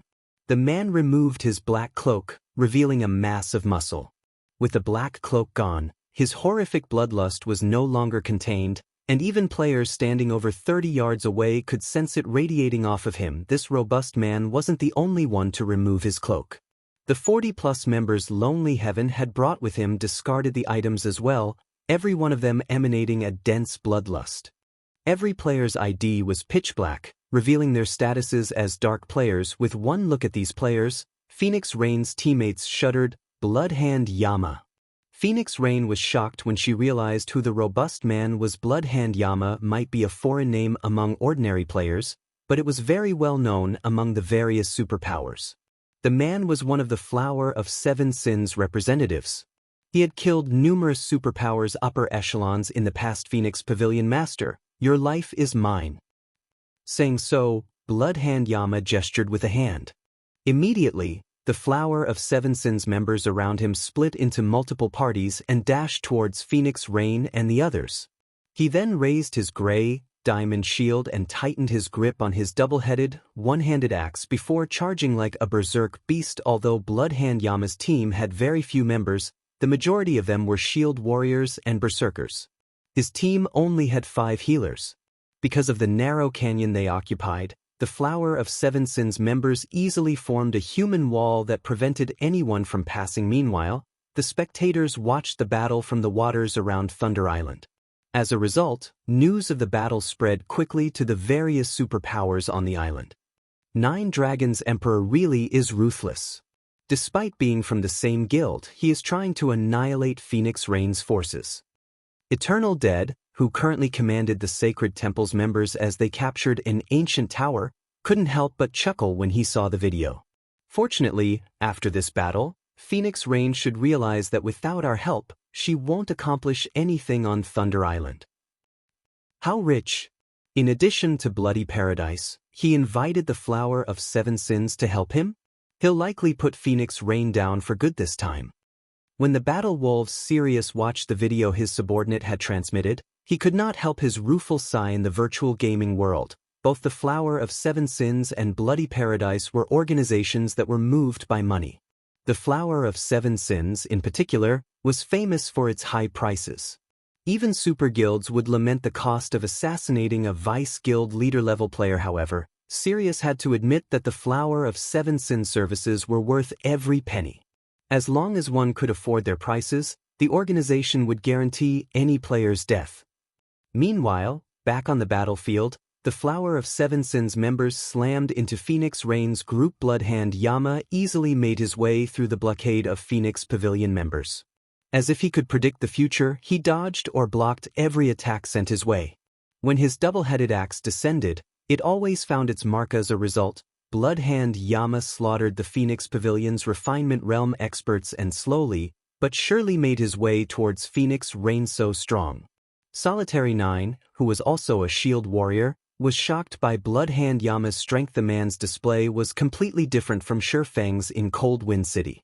Feng had relied on overwhelming attributes to defeat his enemies, whereas Bloodhand Yama used techniques. It seemed as if the shield warrior could block every attack and break every defense before him. However, Phoenix Rain was no ordinary player either. Although her performance in the Sunset Forest hadn't been jaw-dropping, she was by no means weak. In fact, it seemed as if the Phoenix Pavilion Master had become an entirely different person as Solitary 9 watched her fight. Every one of her spells seemed to have a life of their own, avoiding shields and landing solid blows. Her attack method had plenty of variations. Sometimes her spells descended from the sky, while other spells seemed to manifest from their surroundings. When some of her spells missed their mark, they seemed to make an abrupt U-turn, striking at the target's back. Due to her varied attack patterns, Phoenix Rain's targets struggled to defend themselves. The Flower of Seven Sins suffered numerous casualties at Phoenix Rain's hand. She had even killed 2 party leader level experts. Meanwhile, Blue Phoenix seamlessly executed triple casting, using her powerful spells to disperse the attacking formation. The level of combat dumbfounded the players watching from safety. Countless players used a variety of combat techniques, which they rarely got to see. Moreover, they watched as players use skills in unheard of ways. At the end of the day, however, Phoenix Rain's team was wedged between 2 forces. In addition, 9 Dragons Emperor's side had an absolute advantage in numbers. It was only a matter of time before the Phoenix Pavilion Masters team fell. It seems we have no choice but to expose our trump card. Feng, who was fended off the Heavenly Dragon Pavilion's members, could not help but sigh. He then commanded through the team chat, "Cola, Summer, open a path. Aqua and I will bring up the rear." "Understood." Cola and Alluring Summer nodded before dashing towards Bloodhand Yama. Chapter 1491. Experts Clashing. Chapter 1491, Experts Clashing. Just as Feng finished issuing orders, a figure appeared behind Colasasin. "Be careful." Lifeless Thorn shouted to warn the Guardian Knight. When he saw the figure, he stood only 5 yards away from Cola, and at that distance, he could even sense movement in the grace, yet despite pushing his senses to their limits, he failed to detect the approaching figure. Only after this figure had revealed himself had he noticed the enemy assassin. He had never heard of such a high-level concealment technique. Although Lifeless Thorn tried to stop the assassin's attack, the latter was simply too fast. A split second after the assassin had appeared, a stake of black light sliced across Cola's back. "Do you really think you have any hope of leaving this place alive?" Shadowtooth, who wore a black mask, hissed after appearing behind Colasasin. Peng! When the black light descended, nearby players heard the sound of shattering glass. Before anyone had noticed, a transparent barrier had manifested behind Cola. Shadowtooth's attack sliced the barrier in half, but Cola remained unharmed. "Someone blocked my attack?" Shadowtooth was caught off guard. He turned to search his surroundings, intent on finding the player that had blocked his blade. The assassin's gaze soon found Alluring Summer, who wore pitch-black mage robes and wielded a blue, wooden staff. She actually stopped Shadowtooth's ambush? Just who is that female elementalist? 9 Dragons Emperor, who commanded the battle from afar, shot Alluring Summer a glance. Shadowtooth was the Dragon Phoenix Pavilion's #1 expert. Both his skills and items ranked among the best in the guild. Even Martial Dragon, who had grasped a domain, could not always fend off Shadowtooth's ambushes. 9 Dragons Emperor wouldn't have been terribly surprised to see a melee player with fast reactions fend off Shadowtooth's strike, but it had been an elementalist's. "It was unbelievable, young lady. Your reaction speed is quite impressive. But all you've done is called death upon yourself," Shadowtooth said in a chilling tone, narrowing his eyes at Alluring Summer. He then transformed into a shadow, dashing towards the elementalist. As he ignored Cola. Once an assassin failed an ambush, they'd have a very difficult time killing an MT of the same level. On the other hand, killing a cloth armor class was easy. This was especially true for Shadowtooth, who had recently obtained the epic-ranked Shadow Boots. These epic boots increased his initial acceleration to 20% of his maximum movement speed, boosting his dexterity to a whole new level. The greatest difference between expert and ordinary players was typically their dexterity. Even with the same attributes, experts seemed faster when they moved. In contrast, ordinary players typically looked like robots, their actions dull and predictable. This was due to a lack of dexterity. Players' dexterity mainly manifested in their acceleration, how quickly one could go from 0% of their maximum speed to 100% and vice versa, not one's maximum speed. The more dexterous one was, the shorter the interval. Players would then be capable of accomplishing feats that were normally impossible. If a player could begin accelerating at 20% of their maximum movement speed, the change would undoubtedly increase their dexterity by a large margin. Shadowtooth dodged one spell after another. Even when numerous melee experts blocked his path, he easily maneuvered his way through the gaps without getting caught. Lifeless Thorn even executed a perfect split spear, but the combat technique was utterly useless against the assassin. Not only had Lifeless Thorn failed to hit Shadowtooth, but he had even been struck by the man's counterattack despite Shadowtooth countering with an ordinary attack. The impact threw Lifeless Thorn over a dozen yards away, his HP instantly falling by 1/6 of its maximum. How is that guy so fast? The outcome stunned Cleansing Whistle and the other Asura members. They never thought that Lifeless Thorn could be repelled so easily. Fortunately, all of the players on Thunder Island were prohibited from using Berserk skills. The consequences would have been unimaginable if Lifeless Thorn had been struck by an empowered Shadowtooth. After removing the Berserker from his path, Shadowtooth quickly reached Alluring Summer, slashing Magic Breaker at the Elementalist's throat die. Shadowtooth activated the Tier 1 skill, Dark Blade, without hesitation. Not only was this skill impossible to block, but it also ignored the target's defense. Most importantly, the skill would silence the target for 5 seconds when struck. Even an ordinary expert could easily defeat a magical class player who couldn't cast spells for 5 seconds. However, just before the assassin's blade bit into Alluring Summer, several arcs of golden electricity wrapped around him and sealed his movements. What accurate judgment! Shadowtooth was slightly surprised to see the arcs binding him. Restriction-type control skills and spells weren't usually instantaneous. As a result, players had to predict a moving target's progress and react accordingly. Although Shadowtooth had expected Alluring Summer to attempt to stop him with a control skill as he approached, he had not expected the woman to use herself as bait. Taking advantage of the instant he paused to attack, however, Shadowtooth had reacted quickly as well. When he realized that he couldn't move, he used a control removal skill to break free. He then swung Magic Breaker at the Elementalist once more. However, Alluring Summer had prepared for this, taking half a step back. Since she had stopped Shadowtooth a second beforehand, he had lost his momentum. As a result, Magic Breaker's speed had decreased significantly, giving Alluring Summer enough time to retreat and barely avoid the short sword. Amazing.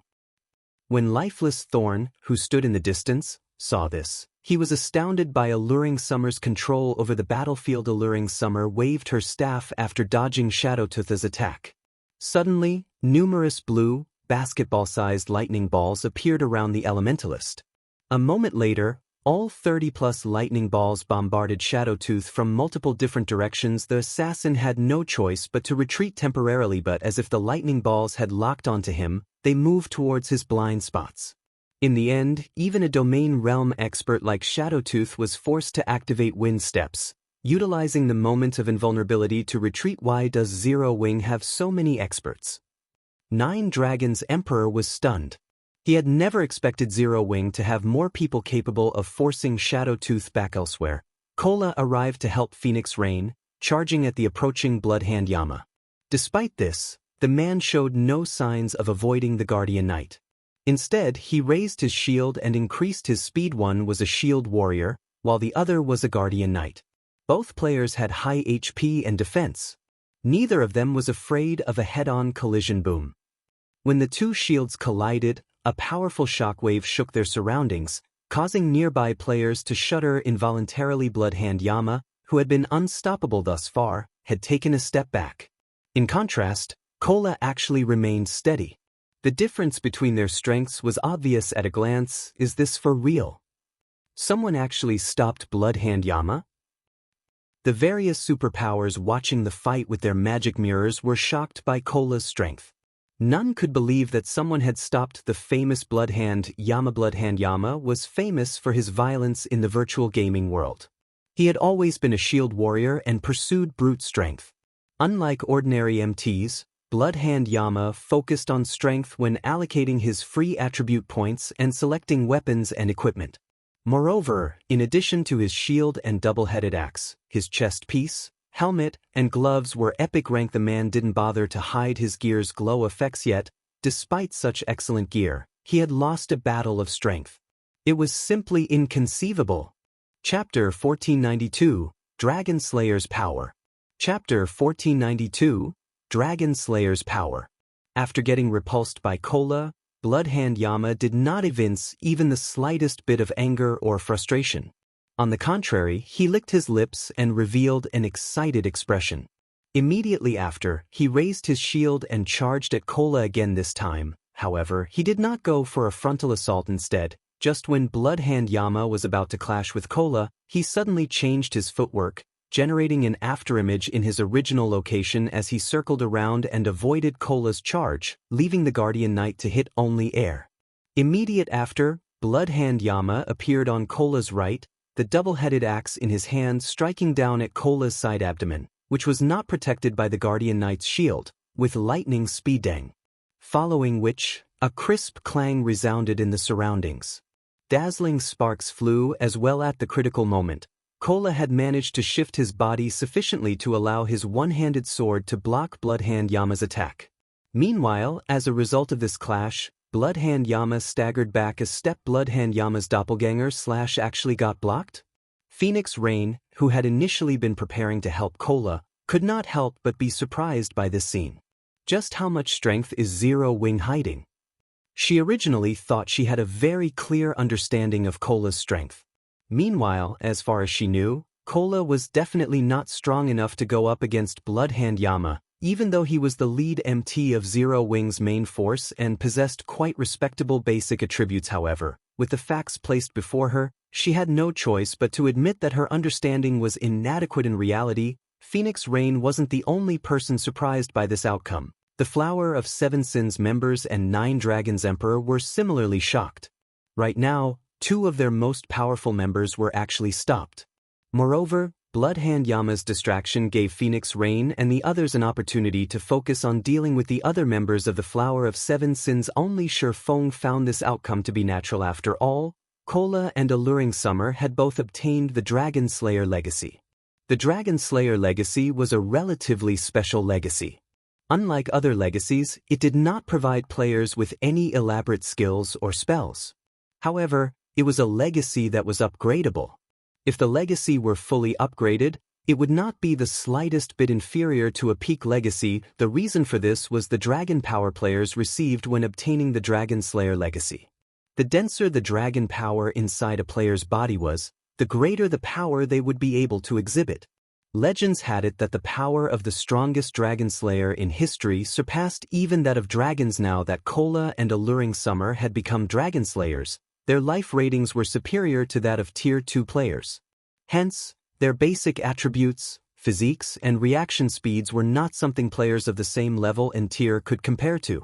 These attributes would only become increasingly stronger as Cola and Alluring Summer obtained more Dragon Origin crystals. At that time, their life ratings would be able to reach the same level as dragons in God's domain. Dragons were the symbol of death and destruction. If players could achieve a life rating equal to dragons, one could just imagine how strong they could become. They could easily overwhelm even players that had demonized. Meanwhile, on Thunder Island, which prevented players from using berserk skills, Cola's and Alluring Summer's basic attributes were most likely inferior to only Feng's own. As for their physiques, theirs were even slightly superior to his own. This was the reason Feng had tasked the two of them with opening up a path for the team. In terms of techniques, Bloodhand Yama and Shadowtooth indeed possessed an overwhelming advantage over Cola and Alluring Summer. However, the difference in tiers and the power of the Dragon Slayer class were more than enough to offset the difference in techniques and allow Cola and Alluring Summer to just barely surpass the two domain realm experts. With Bloodhand Yama tied down, Phoenix Rain and Blue Phoenix were able to coordinate their attacks with each other and relentlessly reduce the member count of the Flower of Seven Sins. At this rate, it was only a matter of time before Phoenix Rain's team broke out of the encirclement. Dragon Pavilion Master, Zero Wing has really hidden a lot of its power.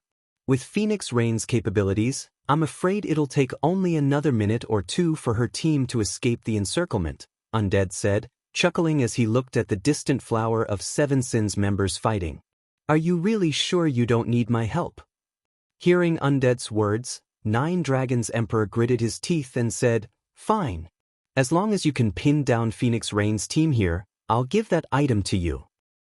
Although he had managed to invite Bloody Paradise to aid him, getting Undead to personally take action was a whole other story. However, with the situation having reached this point, he couldn't care less about paying the additional cost right now. If he failed to get rid of Phoenix Rain in this favorable terrain, doing so would become much more difficult afterwards. Thanks a lot, Undead said, smiling faintly.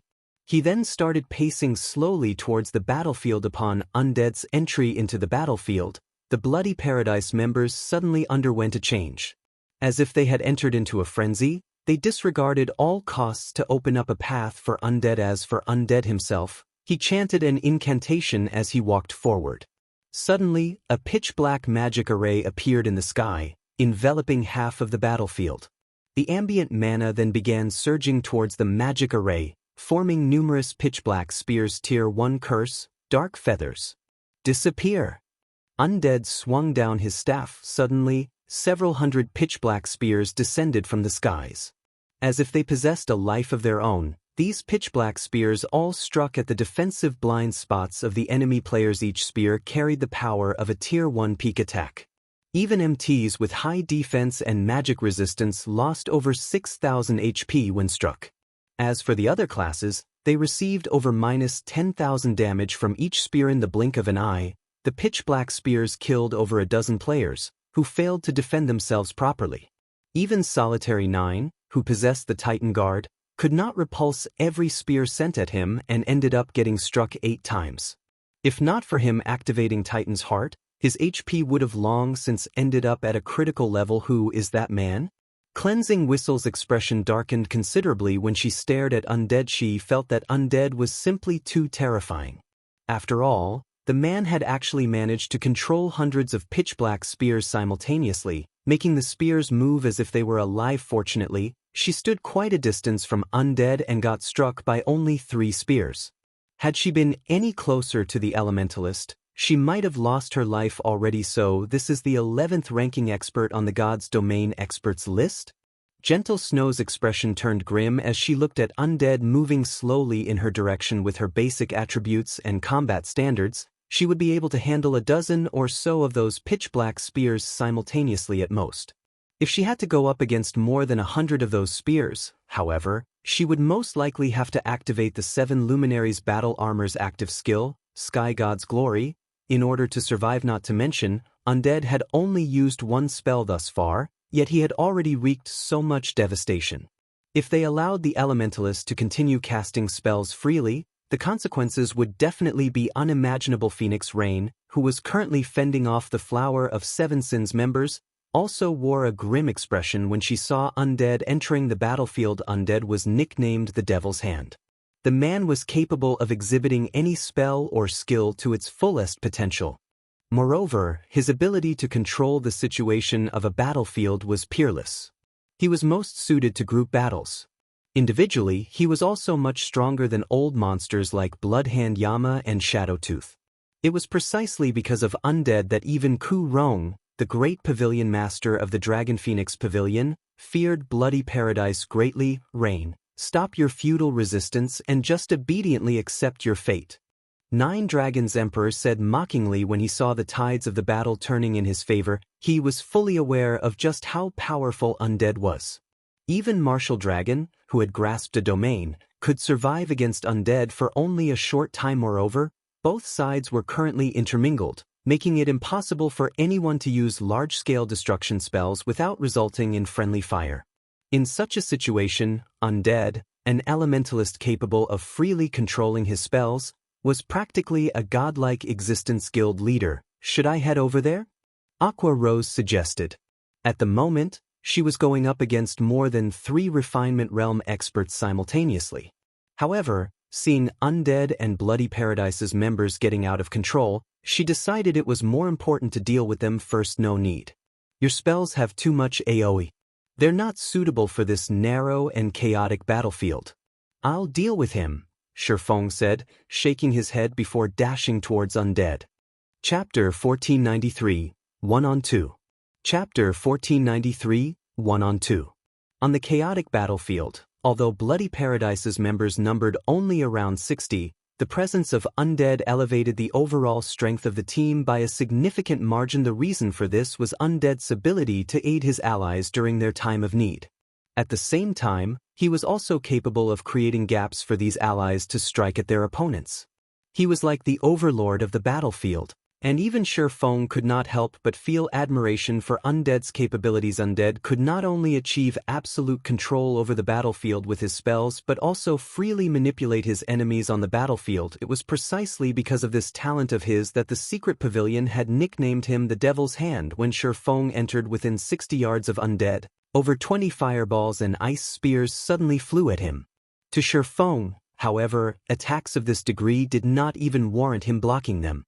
Making a slight change to his footwork, he easily maneuvered his way out of the attack trajectory of these spells. While he was swiftly making his way towards Undead, 3 sword lights suddenly cut at him. Not only were these 3 slashes angled so that they sealed off Feng's path of advancement, but they also prevented him from evading them, leaving him with no choice but to receive them with his sword stang.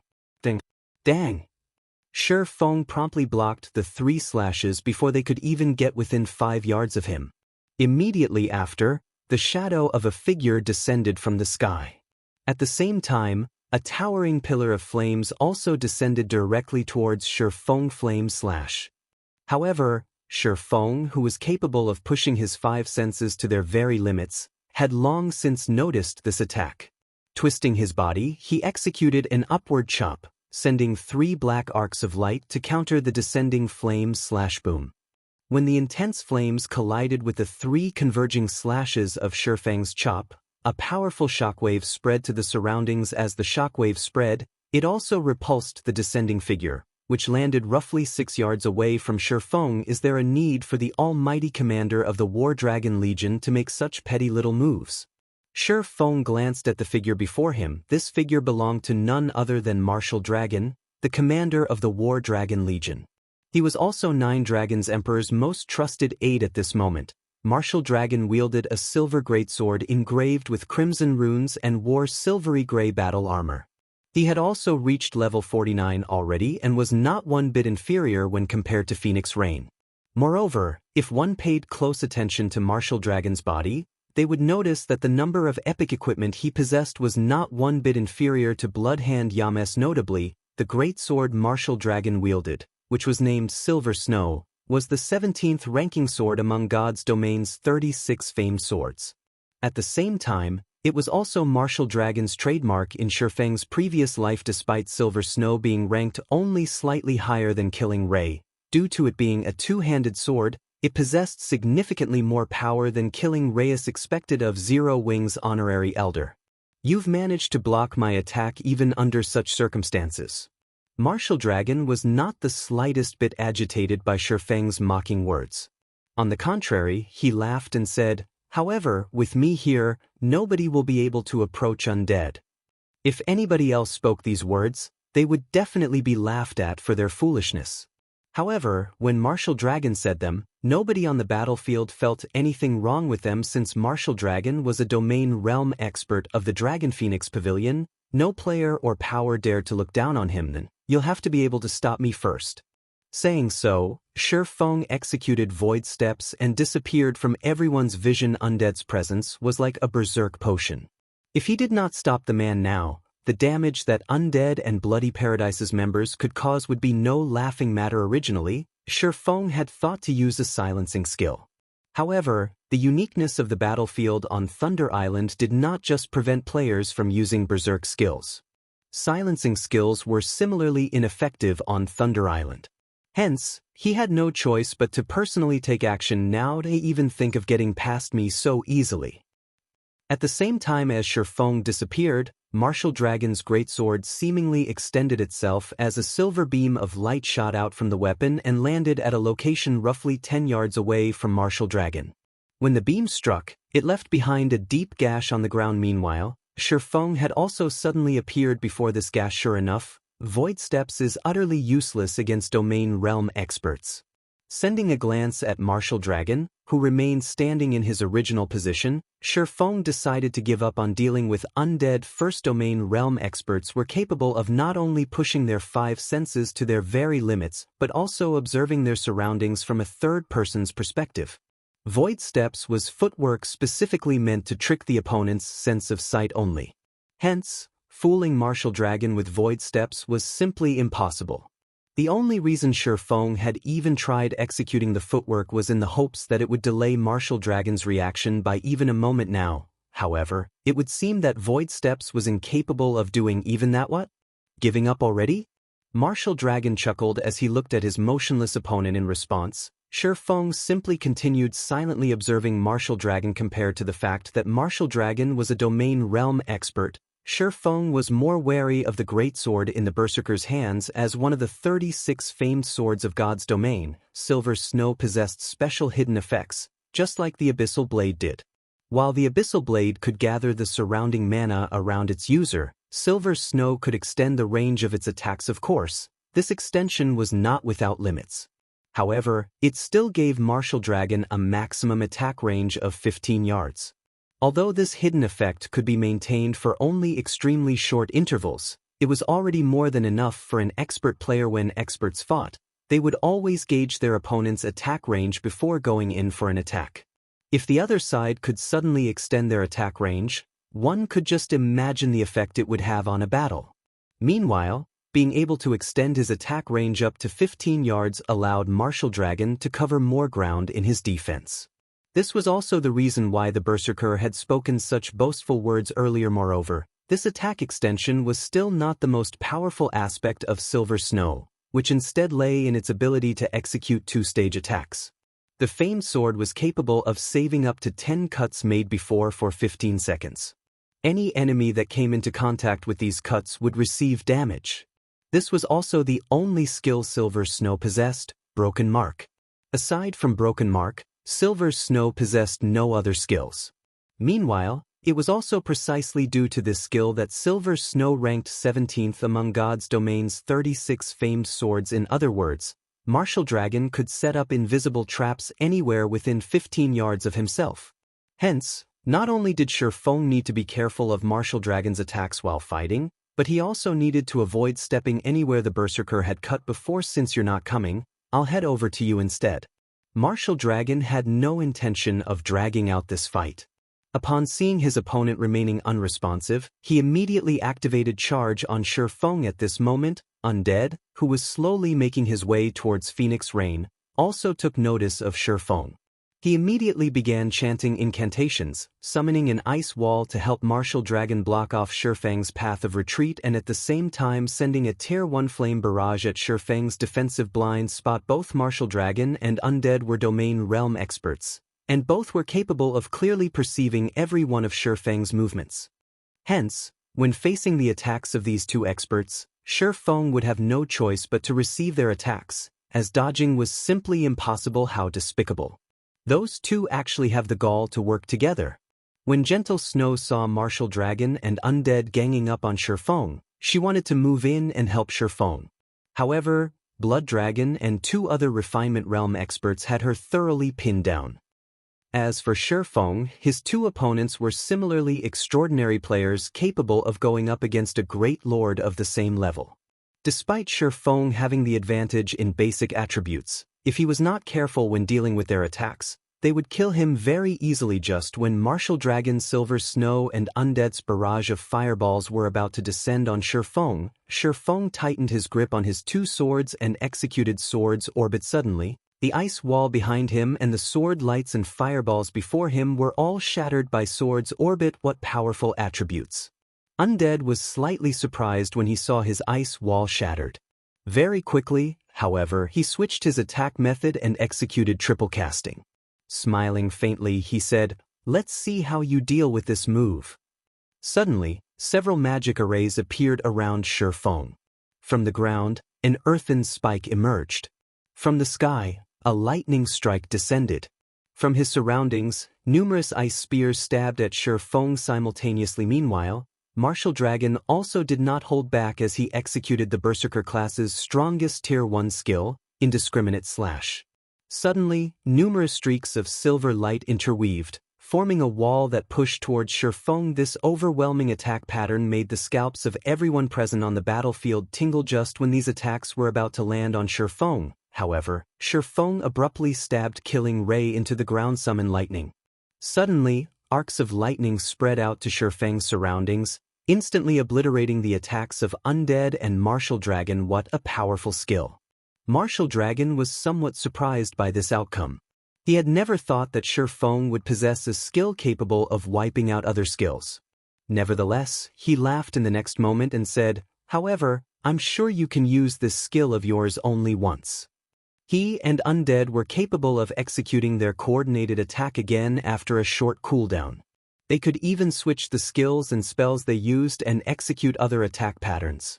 They did not need to rely on powerful skills like Feng did to defend and attack. While it is indeed true that I can only use this skill once within a certain period of time, if the two of you can't coordinate with each other again, then it doesn't really matter, Feng retorted, smiling calmly. He then activated Phantom Kill and 9 Dragon Slash. Chapter 1494, One-Hit Kill. Chapter 1494, One-Hit Kill. The instant Feng activated his skills, the doppelganger created from Phantom Kill immediately activated Wind Blade and made its way towards Undead, while the 16 Abyssal Blade Phantoms summoned by 9 Dragons Slash shot towards Martial Dragon, giving the two no opportunities to react. At all domain realm experts were already difficult opponents to deal with. In the first place, with Martial Dragon and Undead now working together, dodging their combination attacks was simply impossible. Undead spells, in particular, accurately targeted the weaknesses in Feng's defenses.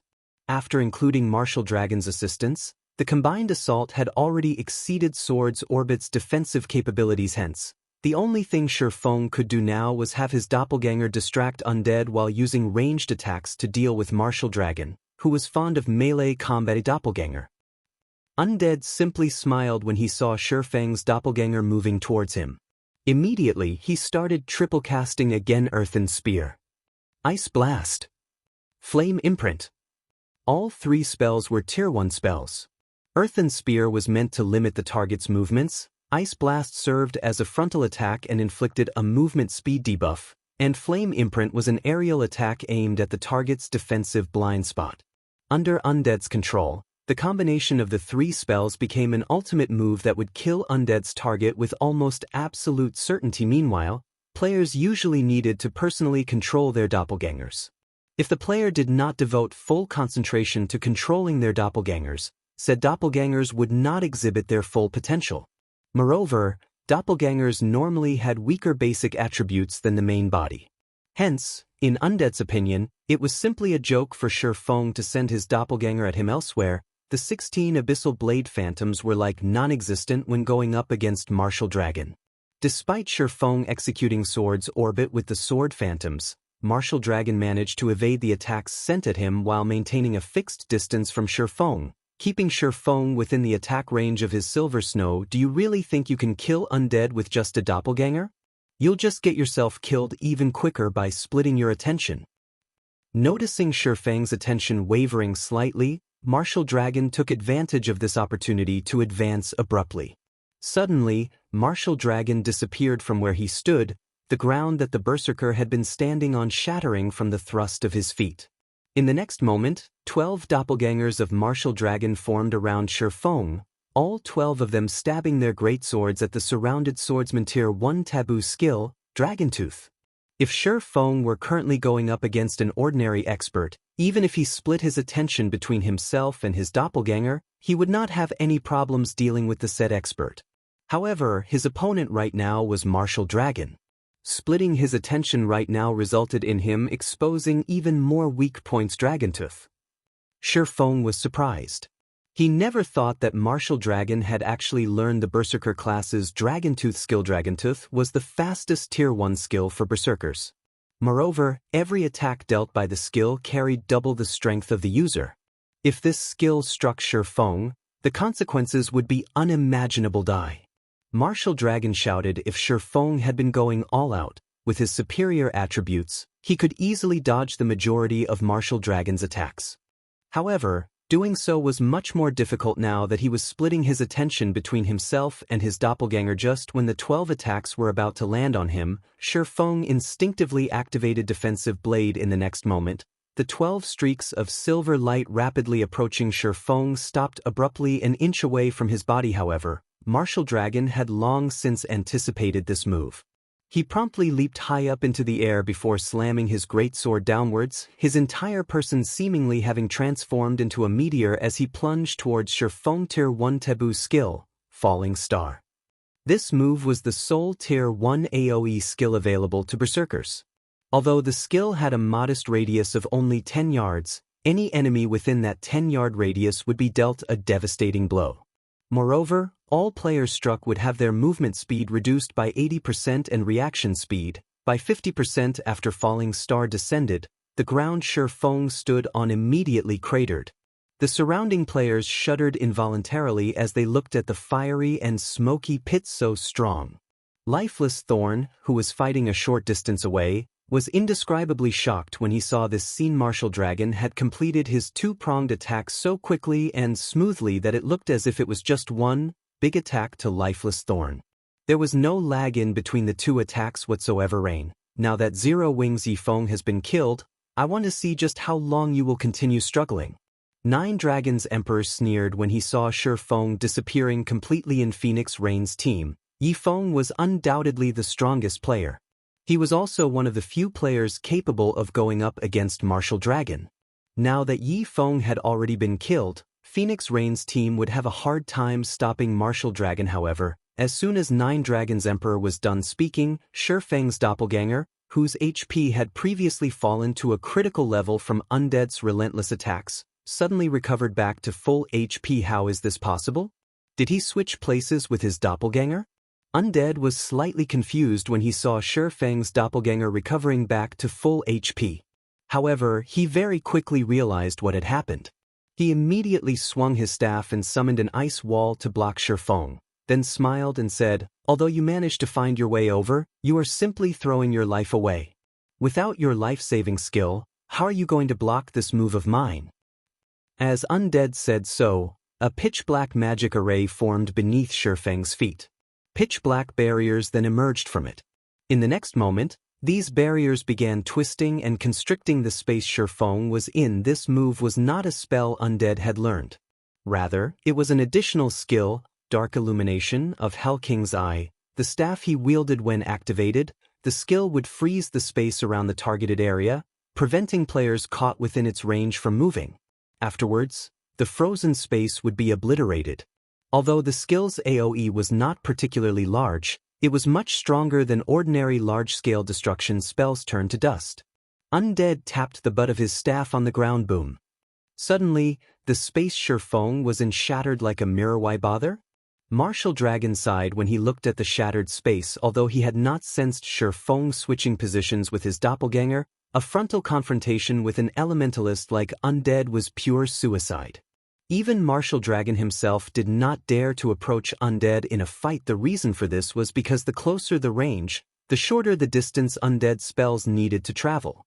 With Undead's perfect control over his spells, even Martial Dragon would find himself overwhelmed if he stood within 10 yards of the elementalist after the space around Feng was utterly obliterated. Just as Undead turned his focus towards Aqua Rose and Alluring Summer, a playful voice suddenly entered his ears. That's it? Undead whirled back to look at Feng's original location, a grim expression suddenly appearing on his face at this moment. Feng could still be seen actually standing in the shattered space. Moreover, he was entirely unscathed. Even his HP remained at 100%. How is this possible? Is it invulnerability?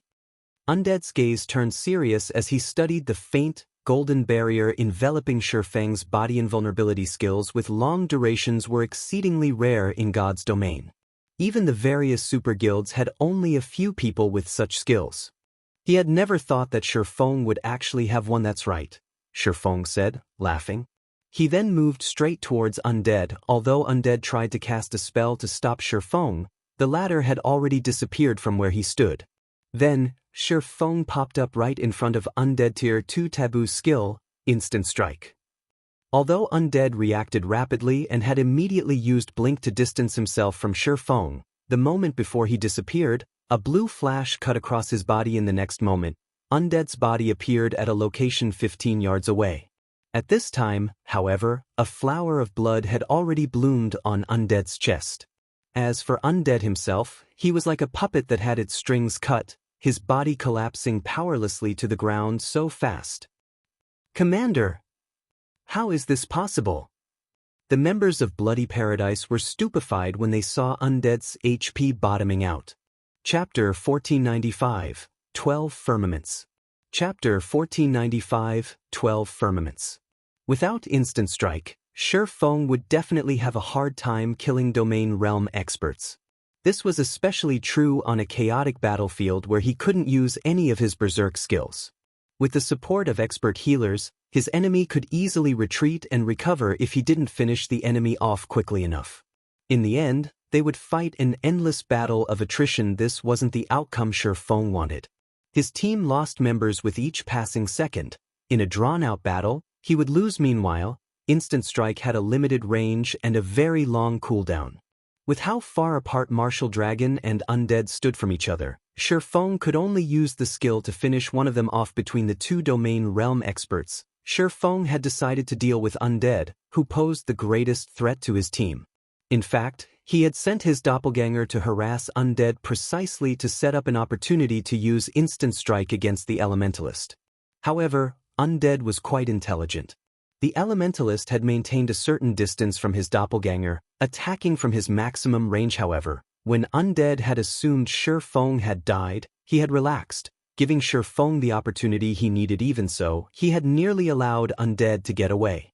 Fortunately, he had triggered Killing Ray's lightning effect, increasing his initial attack speed to 50% of the maximum. When Undead collapsed, Bloody Paradise's members were dumbfounded. Undead was the adventurer team's pillar of strength. Now that this pillar had fallen, the remaining members had lost their will to fight. All that was left was horror. They were especially afraid of that swordsman's frightening strike. Before they had realized what was happening, their commander had lost his life. Although Undead was only an elementalist, he had more than 30,000 HP. Feng had devoured every hit point in one hit. In other words, this swordsman could instant kill any cloth armor class on the battlefield. He could even take out MTs with high HP and defense in 2 or 3 hits. How is he so fast? Nine Dragons Emperor, who watched proudly from a distance, wore a grim expression as he watched Feng. Most of the experts on the battlefield might not have understood what had just happened, but he had caught a glimpse. The instant Feng had appeared before Undead, the latter had activated Blink to escape. Yet not even the skill's instantaneous activation could take full effect before Feng completed his slash. This godlike attack speed was simply unheard of if he allowed Feng to get close to him. Nine Dragons Emperor felt a chill crawl down his spine. This is the commander's true strength? How strong is he? Not even such a powerful elementalist could escape the commander after activating Blink. Solitary 9 and the other Asura members were shocked when they saw Feng's enemies afraid, keeping their distance from the swordsman. Asura's members dreamed of achieving such a feat. However, while everyone watched Feng in shock, Nine Dragons Emperor finally made his move. A dark gray longbow, engraved with magical patterns, appeared in his left hand. The mana around Nine Dragons Emperor surged towards the weapon. At the same time, Nine Dragons Emperor retrieved an arrow covered in magical, crimson patterns from his bag. The magic patterns on the longbow and arrow seemed similar. It was obvious that they were a part of a set Pavilion Master. Martial Dragon was surprised as he watched his Pavilion Master pull out the weapon and ammo. The longbow in Nine Dragons Emperor's hand was called Star Shatter, a very special magic weapon. When used with its paired arrow, the longbow would gain the additional skill, 12 Firmaments. When activated, the skill would launch 12 attacks simultaneously, each of which had enough power to wound a Grand Lord of the same level. Moreover, the 12 attacks were impossible to dodge. The attacks would even break through invulnerability. It was an ultimate move that could only be used once every 10 hours. Not even the Great Pavilion Master knew about Nine Dragons Emperor's Star Shatter. He had initially planned to save this trump card for Thunder Island's powerful guardian bosses. Martial Dragon had never expected the Heavenly Dragon Pavilion Master to use the longbow against Feng. Nine Dragons Emperor pulled back Star Shatterer's bowstring, stretching the weapon into a full circle. He aimed for Feng, who stood nearly 100 yards away. Before activating 12 Firmaments, the Ranger class already had the longest attack range of all of the various ranged classes. However, even after reaching Tier 1, Rangers only had a maximum attack range of 52 yards, yet 12 Firmaments could double that range, locking onto targets up to 104 yards away. Shio. Suddenly, the Crimson Arrow 9 Dragons Emperor had knocked split into 12 streaks of dark blue light that flew towards Feng. As these arrows moved, they tore through space as if tearing through paper, leaving one spatial rip after another in their wake. After killing undead, Feng had planned to take advantage of the shock to take down a few more enemies around him, but when he caught sight of 9 Dragons Emperor's longbow from the corner of his eye, a chill crawled down his spine. Star Shatter had been incredibly famous in his previous life. The longbow ranked 28th on the magic weapon ranking list in God's domain. In the hands of a Tier 2 player, the weapon would even injure a mythic monster of the same level. Only Feng hadn't realized that 9 Dragons Emperor had obtained Star Shatterer so early in the game. Upon seeing the 12 arrows flying from 9 Dragons Emperor's longbow, Feng instinctively activated Void Shield, a protective barrier capable of absorbing damage equal to 10 times his maximum HP. He then executed Sword's Orbit to deflect the incoming arrows. Once the attack had locked on, 12 Firmaments would follow him wherever he went. He had no choice but to take the attacks head-on. Fortunately, Instant Strike was still in effect. Immediately, a galaxy of stars formed around him, clashing with the 12 streaks of dark blue light. Boom. Boom. Boom. Each attack pushed Feng several yards back. By the time he blocked the 12th attack, he was 60 yards from where he had started, and his Void Shield had shattered. Feng's HP fell like there was no tomorrow. 90%? 70%? 50%? When he eventually stopped sliding backward, his HP bar stabilized. Not dead. How is that possible? 9 Dragons Emperor flashed Feng an incredulous look. He simply could not believe that his attack, which could even wound a Grand Lord, had failed to kill Feng. Moreover, although Feng looked fairly miserable, even sporting a cut on his cheek from the pressure of the attack, he still had over 20% of his HP. The 12 Firmaments is really no joke. Feng smiled bitterly as he glanced down at his numb hands. If not for his strength, which even exceeded a great lord's of the same level, Void Shield, and sufficient reaction speed, that attack would have taken his life. Everyone, pay attention. Miracle's forces are heading this way. If we can hold out for a little while longer, victory will be ours. 9 Dragons Emperor declared. Anyone who kills Phoenix Rain will receive a piece of level 50 dark gold equipment. I'll also reward anybody who kills Feng 1,000 magic crystals and a piece of level 50 dark gold equipment. 9 Dragons Emperor hadn't thought that he'd encounter anyone who could threaten his life, but after watching Feng take undeads, he no longer felt safe. If he did not get rid of Feng now, and the man's skills finished their cooldowns, the consequences would be unimaginable. He had to prioritize the swordsman's death, forcing him to lose a level and a piece of equipment. If an expert of Feng's caliber lost a piece of equipment that he was particularly compatible with, his combat power would plummet. Only then would 9 Dragons Emperor's mind be at peace. Of course, killing Feng multiple times would be the best outcome. Level 50 dark gold equipment. All hail the Pavilion Master. Hearing 9 Dragons Emperor's announcement, many of the players on his team turned towards Feng, eager to earn the rewards. When Phoenix Rain's team members heard the declaration, they were confused. They weren't surprised by the bounty on Phoenix Rain's head, but he had also placed an even higher bounty on Feng's. The Phoenix Pavilion members didn't understand why 9 Dragons Emperor would prioritize the swordsman's death over Phoenix Rain's. However, what truly made Phoenix Rain's team members despair was the news that Miracle's members had almost reached the battlefield, coming to assist their enemies already colluded with Miracle. Feng felt pressed for time as he watched his enemy's morale recover. He shifted his gaze towards Bloodhand Yama and the other Flower of Seven Sins members. It seems that I can't afford to hold back any longer. As Feng made his way towards Bloodhand Yama, he activated Divine Steps to nullify the incoming attacks from the enemy experts around him. Both of his hands were still numb, and the best he could do was maintain his grip on his weapons, much less deflect an attack. A moment later, Feng reached Phoenix Rain's section of the battlefield. He stabbed the Abyssal blade into the ground and activated the evolved Abyssal Curse. Chapter 1496. One Move, One Kill. Chapter 1496, One Move, One Kill. As Abyssal Curse activated, a large, pitch-black magic array appeared beneath the Flower of Seven Sins members. Black fog rose from the array, tangling around the expert players and restricting their movements. Moreover, they received a debuff that reduced their basic attributes by 20% for 10 minutes, although the Flower of Seven Sins members had reacted very quickly and immediately activated their control removal skills.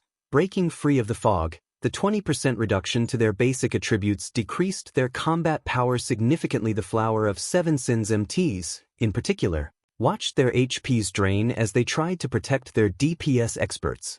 Even with the support of numerous healers, their HP bars steadily fell. Even Bloodhand Yama, who had been overwhelming Kola, found himself on the defensive. What a powerful control skill. Phoenix Rain shot Feng a glance after seeing the assassin group's combat power decrease drastically. She had never thought that Feng still had such a trump card. Then one move, Feng had turned the tide of battle. In reality, he hadn't wanted to reveal this move. Abyssal Curse would work wonders in a large battle where players couldn't use tools, berserker skills, or silencing skills, but there were many superpowers fighting for control of Thunder Island. The designated contest area wasn't particularly large, so it was easy for the different powers to encounter each other. Meanwhile, Abyssal Curse had a 20-minute cooldown. If his team met another superpower during the cooldown, he'd have one less trump card. When Nine Dragons Emperor saw the results of Feng's attack, his expression darkened. The Flower of Seven Sins members already had a numerical disadvantage against the Phoenix Pavilion's team. They had to rely on their MTs and healers to hold on. Now that their basic attributes had decreased, they would have a much harder time holding back Phoenix Rain and her people. Marshal, take some men to help Bloodhand. Do not let Phoenix Rain's group break free of the encirclement. Nine Dragons Emperor commanded. Thanks to Feng's move, the Flower of Seven Sins suffered one casualty after another. At this rate, Phoenix Rain's team would escape in less than a minute. If that happened, it'd become much harder to take her team down. Understood. Upon receiving his orders, Martial Dragon led 30-plus melee players, who still had a fair amount of their HP, to the Flower of Seven Sins corner of the battlefield. Although Gentle Snow and Zhao Yueru tried their best to stop Martial Dragon when they tried to move across the field, Martial Dragon easily evaded the skills and spells sent his way. When he couldn't dodge an attack, he blocked it with a casual swing of his greatsword. The healers in the rear quickly replenished any HP he lost. Meanwhile, Phoenix Rain's team put everything they had into assaulting the Flower of Seven Sins members, who were on the defense, hoping to break free of the battlefield as quickly as possible. Don't even dream of getting past us. When Bloodhand Yama saw that less than 30 players remained on his team, he gritted his teeth and activated the Tier 1 taboo skill for Shield Warriors, Iron Fortress. Suddenly, with Bloodhand Yama in the center, a silver glow enveloped all of his teammates within a 30-yard radius. The affected players instantly received a buff that decreased incoming damage by 30% and increased their maximum HP by 15%. As for Bloodhand Yama, he received a buff that decreased incoming damage by 40% while increasing his maximum HP by 20%. Both buffs had a 12-minute duration. Not only did Iron Fortress alleviate some of the pressure on the healers, but the affected players' HPs also began to increase despite the bombardment they received. Good. As expected of Bloodhand Yama, Nine Dragons Emperor, who helped Martial Dragon open a path, rejoiced when he saw the Flower of Seven Sins members recover. Suddenly, a shadow appeared before Bloodhand Yama's teammates. A scorching streak of light then sliced through the flank of a level 47 Guardian Knight. Although the Guardian Knight had sensed the incoming attack, he hadn't been able to respond quickly enough. Peng. The level 47 Guardian Knight, who had more than half of his HP remaining, lost every point instantly, shock coloring his features as he stared at the figure before him. The figure was none other than Feng. After a few seconds of rest, his hands had recovered, and the allied healers had restored his HP before the Guardian Knight had hit the ground. Feng appeared before a level 48 Berserker. Although the Berserker tried to hack at the swordsman with his battle axe, Feng easily blocked the weapon with the Abyssal Blade. Killing Ray, which radiated a scorching heat, mercilessly pierced the Berserker's heart. flame bursts power, turning the player into a pile of smoldering ash. Instantly, Feng then attacked a nearby shield warrior. By the time Feng used all 15 attack counts, he had killed 8 Flower of 7 Sins members, instantly reducing the organization's survivors to 19. The players nearby gasped at the scene. Even the weakest Flower of 7 Sins member present was a refinement realm expert. In a first-rate guild, these experts would easily rank among the best, yet before Feng, they seemed as if they were made of paper. Feng. Bloodhand Yama glared at Feng with bloodshot eyes as he watched the man tear through his teammates. Immediately, he shook off Cola and charged at Feng. Before he reached the swordsman, he leaped into the air and swung his double-headed axe down at Feng's head. Tier 1 taboo skill, Lightning Blast. In the next moment, a lightning bolt descended from the sky and struck Bloodhand Yama's one-handed axe, enhancing its power and speed tremendously. Despite that, Feng casually swung Killing Ray to deflect the attack. Tier 2 skill, Shadow Blade. Boom! When Killing Ray clashed with the double-headed axe, brilliant sparks flew from the weapons. The ground beneath Feng's feet cracked and sunk, extending 10 yards away from the swordsman. He blocked it. Is he even human? That's the commander's strongest move. The Flower of 7 Sins members were stupefied.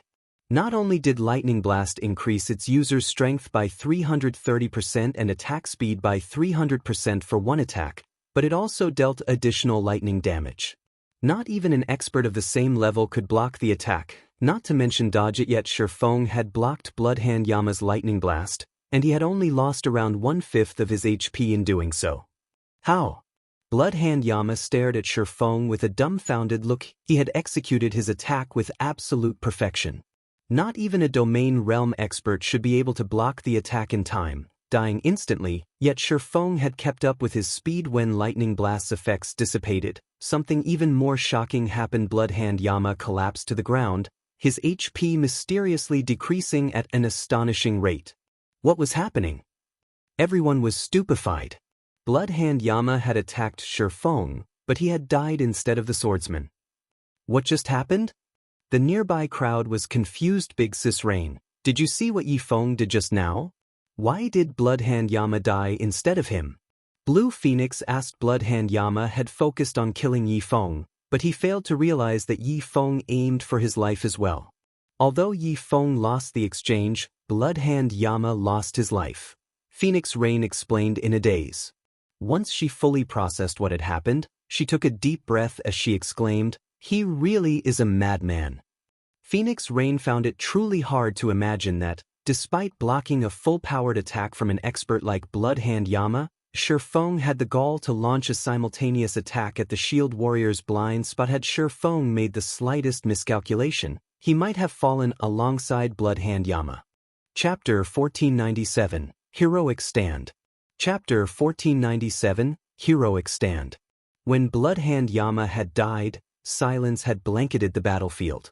The Flower of 7 Sins members had nothing but fear in their eyes as they looked at Feng. Suddenly, the Flower of 7 Sins members scattered, fleeing from Feng in all directions as none of them dared to stand in the swordsman's way. What amazing reaction speed! Bloodhand Yama died, just like that? Just what did Feng do? Meanwhile, the various spectating superpowers were stunned.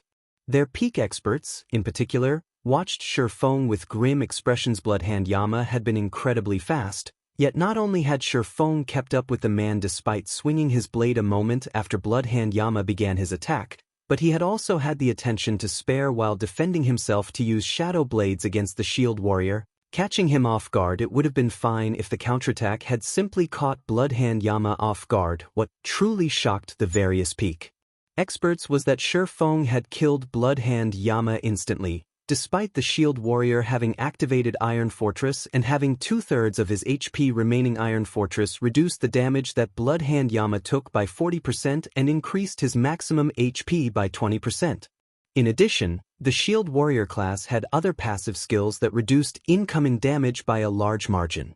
With Bloodhand Yama's remaining 30,000 plus HP, not even a berserker of the same level should be able to kill him instantly, yet Feng had done just that. The watching experts wondered what would have happened if they had stood in Bloodhand Yama's place. Would they be able to survive? Or Feng's blades claim their lives as well? What everyone didn't know was that, although the counterattack seemed reckless, Feng had calculated the whole encounter Tier 2 players had a much stronger physique than Tier 1 players. Furthermore, Feng had multiple fragmented legendary items. There was also the fact that he had reduced Bloodhand Yama's basic attributes with Abyssal Curse. Moreover, Bloodhand Yama was a strength-focused shield warrior.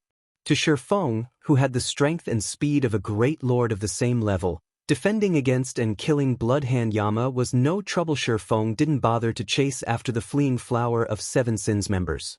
Instead, he picked up the plate armor quizzes Bloodhand Yama had dropped. Although the quizzes weren't epic rank, they were level 45 dark gold equipment. The piece could easily fetch a few hundred gold on the market. After collecting up his loot, Feng turned and dashed towards Martial Dragon. Although no one stood in their path of retreat now, they'd still sustain heavy casualties if they allowed Martial Dragon and his people to pursue and attack. As the battle drug on, Phoenix Rain's team had less than half of its original 200 or so members. In contrast, Nine Dragons Emperor's team still had over 200 players. The gap in both sides' strength continued to grow. If they did not stop Martial Dragon, he'd cripple their team, even if they escaped in the end. On even think of getting away so easily. At this point, Nine Dragons Emperor knew that he couldn't stop Phoenix Rain's team from retreating. Immediately, he moved to work alongside Martial Dragon, slaughtering the fleeing players. However, rather than dealing with the moderately skilled players, Martial Dragon and Nine Dragons Emperor targeted Gentle Snow and Zhao Yueru. Suddenly, numerous arrows rained down on Gentle Snow, cutting off her path of retreat. At the same time, Martial Dragon leaped into the air, arriving beside the female berserker. He then ruthlessly brandished his great sword at the Snow Goddess Tier 1 skill, Flaming Cross Slash. As the raging flames approached Gentle Snow, several blue lightning bolts surged towards her from a short distance away, striking down Martial Dragon's Flaming Cross Slash. Yi Feng? As his attack was nullified, Martial Dragon turned towards the lightning's origin. He had previously thought that he could easily take on Feng, but he had learned that he'd have to keep his guard up against the swordsman. The man had already proven his strength when he had killed Undead and Bloodhand Yama. If he wasn't careful, the swordsman might take his life as well. When Gentle Snow noticed that Martial Dragon had been distracted, she breathed a sigh of relief and promptly retreated. Everyone, stop fighting and flee. Feng shouted when he saw his allies fighting desperately. I'll bring up the rear. How bold! Do you really think you can stop us all by yourself? A cold gleam flashed in Nine Dragons Emperor's eyes as he glared at Feng. Although he acknowledged that Feng was quite powerful, the man would be fooling himself if he thought he could stop more than 200 experts by himself. Nine Dragons Emperor and his teammates stopped holding back as they bombarded Phoenix Rain's team with their strongest attacks. However, when the spells and skills were midway through their course, a powerful ripple radiated from the center of the battlefield, chilling field. When the ripple collided with the enemy's spells and skills, they shattered instantly. In addition, Nine Dragons Emperor and his people, who stood within Chilling Field's range, grew cold as their attributes and movement speeds swiftly decreased. Suddenly, icicles bombarded the melee players chasing after Phoenix Rain's team. Although these melee players tried to defend themselves, the icicles were far more powerful than they had imagined. Each icicle carried as much strength as a great lord. Tier 1 players had no way of blocking the attacks. Nine Dragons Emperor's people were forced out of Chilling Field's effective area. Suddenly, Phoenix Rain's team stood on one side of a massive divide, while Nine Dragons Emperor's people stood on the other.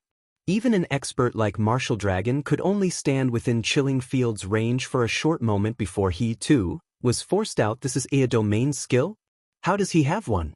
Nine Dragons Emperors watched the frost-covered battlefield with a dark expression. In God's domain, large-scale destruction spells were undoubtedly the strongest in pure power, but these spells didn't differentiate between friend and foe.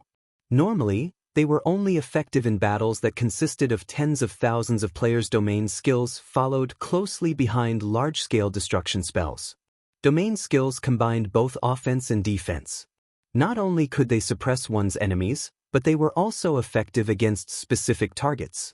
However, players normally had to reach Tier 3 before they would find domain skills. The watching players outside of Thunder Island were stupefied. Is this a joke? He actually stopped 9 Dragons Emperor's team by himself. Just who is this Yi Feng? For a time, everyone talked about Feng first. He had killed Undead, who had the nickname the Devil's Hand. Then he had killed Bloodhand Yama, one of the Flower of Seven Sins representative experts. Now, he stopped 200+ experts by himself. This was simply inconceivable. None of the 200+ players fighting for 9 Dragons Emperor were ordinary experts. This small force was more than capable of annihilating an army of several thousand elite players, yet they were helpless against Feng. All they could do was watch as Phoenix Rain's team moved farther and farther out of their grasp. Chapter 1498, Capturing Ancient Towers. Chapter 1498, Capturing Ancient Towers. Damn it. 9 Dragons Emperor's glare was frosty as he watched Phoenix Rain's team pull away from his own. Arranging this ambush to eliminate Phoenix Rain had taken a lot of effort, yet Feng had ruined his plans. With Feng maintaining chilling field in the narrow valley center, his team couldn't pursue Phoenix Rain. Even if they launched ranged attacks, Feng would have no trouble dodging them with his speed and techniques. He didn't have the option of using a large-scale destruction spell either. Feng could easily pull away from the caster while the spell activated. In addition, 9 Dragons Emperor had already used 12 Firmaments, his strongest trump card. He would not be able to use it again for the next 10 hours. After time passed, Feng took a look at his system map. When he noticed that Phoenix Rain and the others were far enough away, he turned and sped away from the battlefield, no longer worried about distracting 9 Dragons Emperor and his People Pavilion Master. Should we give chase? Martial Dragon asked after watching Feng depart. Although Phoenix Rain's team had escaped, Shadowtooth had placed a marker on Alluring Summer during their previous fight. Hence, it was entirely possible to chase after Phoenix Rain's team. No need. They've gotten lucky this time. You and Shadowtooth will go and occupy the Ancient Tower. Once we group up with Miracle's team, we'll have plenty of opportunities to deal with Phoenix Rain, 9 Dragons Emperor calmly stated as he shifted his gaze to the nearby Ancient Tower. The main goal in this contest was to occupy Thunder Island's various monster encampments. However, there were a limited number of encampments on the island. With so many superpowers participating in the contest, he'd be putting the cart before the horse if he chased after Phoenix Rain. Moreover, not only had Phoenix Rain lost the chance to capture the Ancient Towers as a result of this battle, but her team had sustained heavy damages. After such a painful setback, Phoenix Rain would have a very difficult time turning things around. Although this outcome wasn't what he had planned, he had achieved part of his goal. Understood. Martial Dragon took one last look at Feng's retreating figure before containing his killing intent. He then led a 20-man team towards the Ancient Tower on the side of a nearby hill. Meanwhile, the various watching superpowers had gained a new understanding of Phoenix Rain's team. This was especially true for Zero Wings Yi Feng. Although it had only been a moment, Feng had held back over 200 experts by himself. Even the superpowers domain realm experts would struggle to replicate the feat. Yi Feng is really unlucky. Had he joined a superpower instead of a small guild like Zero Wing, his future would have been limitless. Send someone to investigate Yi Feng. I want to know his background. 9 Dragons Emperor is ruthless. Although Phoenix Rain still has her core combatants, over 70% of the island's ancient towers have already been captured. She'll have no choice but to wait until the next contest. After the battle between Phoenix Rain and 9 Dragons Emperor's teams, the various superpowers returned their attention to capturing ancient towers and raiding monster encampments. While some teams pitted the Phoenix Pavilion Master, some celebrated her misfortune. The first few minutes were the most important in the contest. Thunder Island's ancient towers were easily defensible. Once players captured an ancient tower, other players would have a challenging time trying to steal it. Without dispatching a force that was several times stronger than the defenders, the ancient towers were impossible to take. Hence, the participating superpowers' final achievements were usually decided during the first few minutes. Moreover, among the various superpowers, Phoenix Rain's overall combat power ranked the weakest. After all, unlike the other superpowers, the Dragon Phoenix Pavilion had split its forces after Phoenix Rain and her companions escaped. They searched for an unoccupied ancient tower while waiting for their dead teammates to resurrect. Finally, after 10 minutes or so of searching, one of the scouting assassins found an unclaimed tower at the edge of a bay. Phoenix Rain immediately led her team to capture it. The team spent around 10 minutes clearing out the dozen or so level 55, Lord-ranked savage orcs before they captured the ancient tower. Big Sis Rain, I've just received news from our men outside of Thunder Island. All 39 ancient towers have been captured. I'm afraid we've lost our chance to secure a second tower, Blue Phoenix reported helplessly. What's the situation on Nine Dragons Emperor's side? Phoenix Rain asked, frowning. She hadn't expected the other superpowers to take action so quickly that she wouldn't even have the opportunity to capture a second tower. Thunder Island's monster encampments were no trivial matter. Without tools or berserk skills, taking down ordinary Grand Lords of the same level would be extremely difficult. Not to mention Thunder Island's Grand Lords, the defense and magic resistance a single tower provided wouldn't likely be enough to help them capture a monster encampment, even if they worked together. They needed the weakening effects of 2 ancient towers. With the help of Miracle, Nine Dragons Emperor has captured 3 ancient towers. His team is already preparing to raid a monster encampment, Blue Phoenix said. She then sent Phoenix Rain a statistics chart and continued, these are the forces he has guarding the 3 towers. He's allocated 102 players in total. 42 people are guarding the tower closest to us. Nine Dragons Emperor isn't taking any chances. Phoenix Rain revealed a bitter smile as she read the information. She had planned to attack one of Nine Dragons Emperor's ancient towers after she recovered her forces, but it seemed that was no longer possible. They would have to run for nearly 15 minutes to reach the closest tower.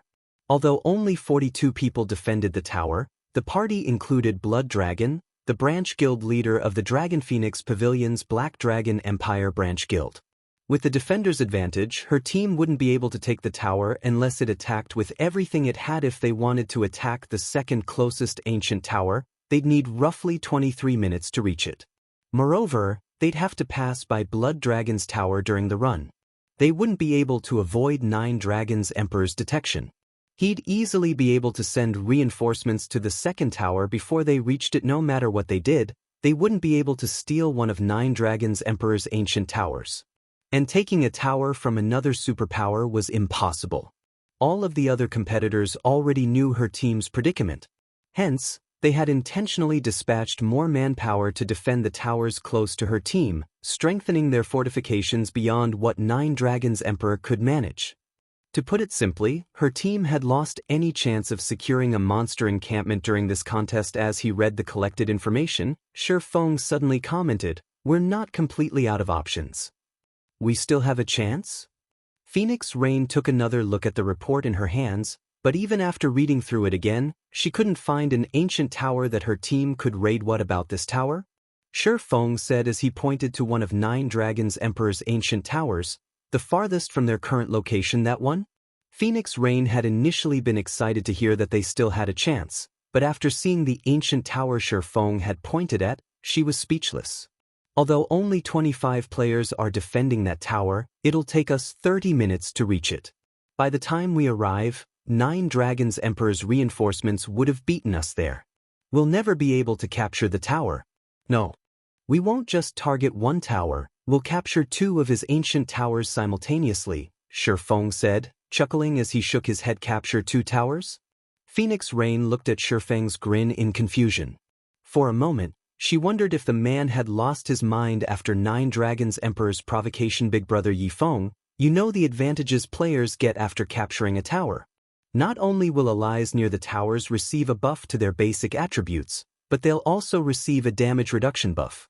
With our current combat power, we'll be fortunate to capture 1 tower. We just don't have the power to capture 2 at once, Blue Phoenix stated as she pointed at the magic barrier around each of the ancient towers. How will we know if we don't try? Feng said, chuckling. To accomplish the contest's objectives, one had to have a lot of team members at this stage of the game. It was likely that no one understood Thunder Island's contest better than he did. Furthermore, he had a strategic tool to capture the ancient towers. He had wanted to avoid using it, but since Nine Dragons Emperor had ruined his plans, he didn't mind teaching the man the cost of doing so. Chapter 1499, Siege Tactic. Chapter 1499, Siege Tactic. After listening to Feng's proposal, Phoenix Rain fell silent for some time. Trying to capture two ancient towers simultaneously was pushing the envelope with their current team. If they failed, their team's overall combat power would decrease once again, and capturing a tower later would become even more difficult. However, without three ancient towers, they had no guarantee of capturing a monster encampment for a moment. Phoenix Rain was wrought with indecision. If we don't make a move soon, it'll be even more difficult to capture an encampment. Feng reminded her when he saw the hesitation in Phoenix Rain's eyes. Like the ancient towers, there were a limited number of monster encampments on Thunder Island. There were only 17 encampments in this contest. Now that the various superpowers had occupied the ancient towers, the encampments would be their next target. If they remained idle, doing nothing and allowing the other superpowers to capture and occupy the encampments, they'd lose any chance they currently had. Once a team captured a monster encampment, NPCs would manifest to help the players defend it, making it many times more difficult to raid than an ancient tower. Alright. I'll pass you the team's leadership. I'll do everything I can to assist you, Phoenix Rain said, gritting her teeth.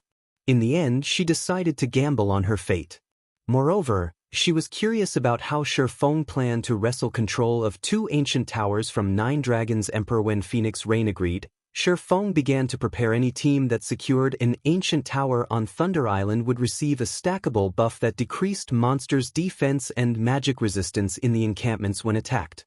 At the same time, allies within 100 yards of the captured tower would receive an extra buff that increased their basic attributes and reduced incoming damage by 30%. Hence, defending players were very difficult to deal with. In addition, every team in the contest had allies outside the island to help them keep track of enemies' movements. If an enemy team showed any intention of attacking a particular tower, the team would bolster its defense and dispatch reinforcements. This made it even more difficult to steal an occupied ancient tower. Fortunately, these hurdles were nothing to Feng. Phoenix Pavilion Master, you'll lead 80 players to assault Nine Dragon Emperor's nearest ancient tower. Try to avoid fighting within 100 yards of the tower. You just need to keep the defenders busy. I'll lead a team of 100 to circle the tower and ambush the tower in the forest. The remaining 40 players will stay here and defend this area. If you're alright with this plan, we'll move out right away. Feng said. His teammates were speechless when they heard Feng's plan. They had assumed that he'd reveal some heaven-defying idea that would allow them to capture both towers at once, but his plan seemed overly simple. Big brother Feng, I'm afraid that Nine Dragons Emperor will discover our members too quickly. He'll almost certainly dispatch reinforcements to the forest tower. Capturing the tower will likely, Blue Phoenix said worriedly. Relax. Since Nine Dragons Emperor is busy capturing an encampment, he won't have many players to send if he sends any at all. Stealing the towers won't be an issue, Feng said, but everyone fell silent. The tower's terrain advantage was no laughing matter. They couldn't overcome the hurdle with a small numerical advantage. Alright, since no one else has any arguments, let's move out. Time waits for no man. Feng then formed a 100-man team and made his way towards his target. Big Sis Rain, if we go along with this plan, I'm afraid that, Blue Phoenix said anxiously as she watched Feng depart, let's see what he has in mind for now. If it isn't possible, we can always join up with his team and concentrate on a single location, Phoenix Rain said, sighing. She had handed Feng authority over the team. She couldn't reject his plan without trying. I understand, Blue Phoenix said after giving the matter some more thought. At this point they had no choice. Following which, Phoenix Rain led a team of 80 players towards the nearest ancient tower under Nine Dragons Emperor's control, hoping that her team could cause enough commotion to distract the man and luring as many players as possible. This way, Feng's side would have a greater chance of succeeding.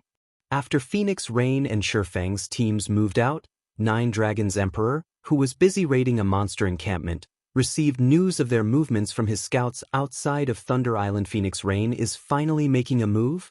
Nine Dragons Emperor muttered when he received the report. After reading it, however, he was confused. What is she trying to do? She dares to split her forces? Does she really think that I won't notice? Nine Dragons Emperor wasn't surprised in the least to learn that Phoenix Rain aimed to capture the ancient towers under his control. After all, Among the nearby towers, his were the least fortified. He had done that on purpose. He had 350 players on his team. With the buffs from the 3 ancient towers, he only needed 100 players to capture a monster encampment, leaving the remaining 250 to defend the towers. He had only left 102 players to defend them to give Phoenix Rain the illusion of hope.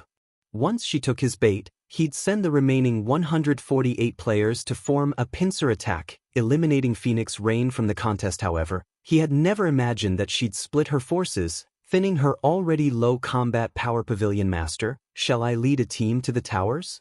Martial Dragon suggested. No. Let's wait for now. Contact Miracle and tell them to get ready. Once Yi Feng's team reached the other tower, you'll meet up with Miracle's forces to surround them.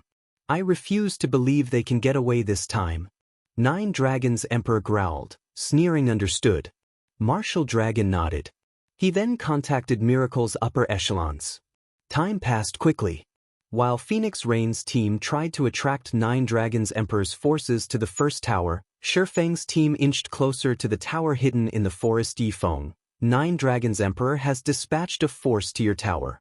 Some of Miracle's members are heading your way as well. Overall, 300 players are marching towards the forest tower. They should reach the tower in roughly 5 minutes. You need to get out of there. Phoenix Rain warned the swordsman, her anxiety written all over her face. Even if they fought in the forest, 9 Dragons Emperor and Miracle's over 300 players could easily annihilate Feng's 100-man team. 9 Dragons Emperors done sitting still? Huh? Feng responded, revealing a calm smile. Guild leader, you're still in the mood to smile? We're talking about 300+ experts. If it comes down to a fight, we'll suffer heavy losses even with a few tier 2 players, Aqua Rose said, flabbergasted when she saw Feng's calm. Since 9 Dragons Emperor is finally taking us seriously, we should do the same, Feng said, chuckling. He then activated the aura of Space's second activatable skill, Spatial Gate. His destination was none other than the farthest ancient tower under 9 Dragons Emperor's control. It was also the tower with only 25 players defending it. Everyone, get in the gate. It's time we teach 9 Dragons Emperor the price of targeting us. While tools were prohibited during the contest, weapons and equipment's teleportation skills were not. Hence, he could freely teleport around Thunder Island. In fact, he could even teleport off of the island. Unfortunately, he'd need a new Thunder Pass to re-enter if he did so. Seeing the Spatial Gate, realization struck Aqua Rose and the others. Since tools were prohibited, players had to rely on their own capabilities to travel around Thunder Island. A skill like Teleportation Gate was godly in this contest. Upon Feng's command, the 100-man team entered the Teleportation Gate. In the next moment, they appeared before an ancient tower on the edge of a cliff. When the Heavenly Dragon Pavilion members defending the tower saw Feng's team, they were stupefied. Crap. We're being ambushed. Quickly notify the Pavilion Master. A level 47 ranger, who reacted very quickly, shouted. However, as the ranger finished speaking, towering pillars of fire rose up from the ground, enveloping a large fraction of the defending players. The instant the flames touched the players, their bodies fell to ash. This move was none other than Feng's flame domain. When the flame domain dissipated, less than 10 of the 25 players remained standing. Chapter 1500. Unstoppable Yi Feng. Chapter 1500. Unstoppable Yi Feng. In one of the monster encampments on Thunder Island, the Team 9 Dragons Emperor led cleared out the savage orcs in the encampment's outer region. There were far more orcs in the monster encampments than in the ancient towers. The encampment 9 Dragons Emperor raided easily had over 2,000 savage orcs, and they all wore armor and carried both a spear and bow. Walls of stone and wood protected the encampment, and dozens of watchtowers with ballistas were stationed at regular intervals along the walls. Moreover, all of the orcs were level 55 and above, and the weakest among them was chieftain rank. A level 60 specialized Grand Lord even stood in the center of the encampment. The quantity and quality of the monsters even forced 9 Dragons Emperor's expert team to move carefully lest they attract too many monsters at a time. While 9 Dragons Emperor commanded his team to attack a watchtower, a shout suddenly came through the team chat. Pavilion Master, we're in trouble. Someone's ambushed our tower. We need reinforcements. An ambush? Who is it? How many people do they have? Nine Dragons Emperor's expression darkened. Angrily, he shouted, "Didn't any of the scouts warn of the attack?" To guarantee the safety of his towers, he had tasked over a dozen people outside of Thunder Island to scout for movement around the towers, yet, despite his scouts, his least defended tower had been ambushed. He wanted nothing more than to crack open his scouts' heads to see what occupied their empty skulls. Pavilion Master. The team appeared suddenly. Yi Feng is the team's leader. We're outnumbered. We can't hold on for much longer. Yi Feng. How? Wasn't his team heading for the forest tower? Nine Dragons Emperor's expression was dubious when he heard the news. However, he saw the truth of it when he watched the livestream that his subordinate had sent before Nine Dragons Emperor could say more. Feng appeared before the reporting ranger, the swordsman's two blades easily slitting the ranger's neck. Although the ranger had unsheathed a short sword to defend himself, Feng was simply too fast. The ranger had been struck numerous times before he could even raise his short sword. Following which, the livestream disconnected and the screen faded to black. It was obvious that Feng had killed the reporting ranger. How did Yi Feng get all the way over there? Questions plagued Nine Dragons Emperor's mind as he stared at the dark screen. He had recently sent Martial Dragon to surround Feng at the forest tower, yet the swordsman had appeared at the cliff tower, over 10 minutes away, a few minutes later. This sudden development was inconceivable. However, the Heavenly Dragon Pavilion Master quickly snapped out of his daze, realizing the severity of the matter. Hurriedly, he contacted Martial Dragon and commanded, "Martial, head to the cliff tower immediately." But weren't we supposed to surround Yi Feng's team? Martial Dragon asked on ask. Just hurry over there. Yi Feng is leading an assault on that tower. The defenders there won't hold on much longer. Urgency and anxiety tore at Nine Dragons Emperor. He had only stationed 25 players at the cliff tower. Feng could easily capture it with 50 to 60 players. Understood. When Martial Dragon saw Nine Dragons Emperor's panic, he realized the severity of the matter. He immediately commanded his team to change course for the cliff tower. However, a few seconds after Martial Dragon gave the command, everyone on Nine Dragons Emperor's team lost one stack of their tower buffs, leaving them with only two. Nine Dragons Emperor's expression twisted in rage.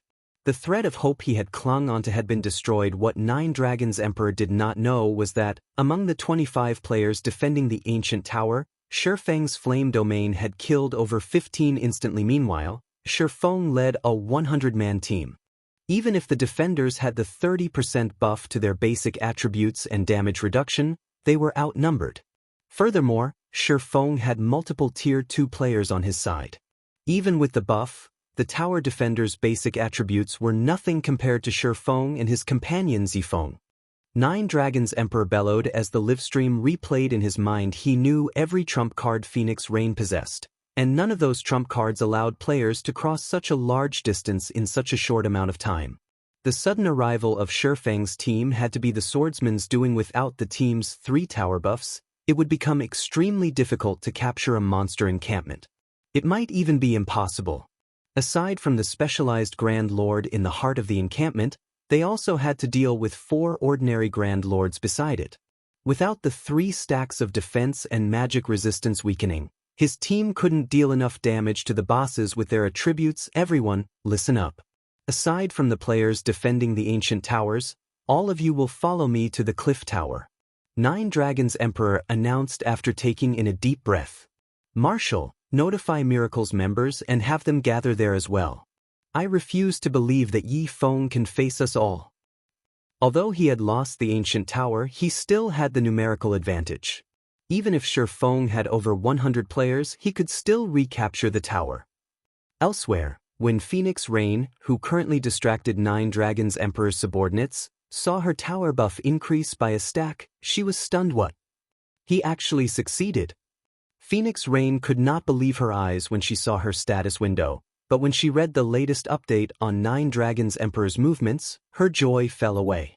Hurriedly, she warned her companion through the team chat. Yi Feng, Nine Dragons Emperor is furious. He's gathering all available manpower to your location. Miracle's members are heading your way as well. We estimate that around 400 players are moving towards you. You can't defend the tower. You need to retreat. Although Feng's achievement delighted her, the difference between the two sides' strength was massive. She had to admit that little tricks like this were meaningless in the face of absolute power. It's fine. Let them come, Feng said, smiling faintly when he read the report.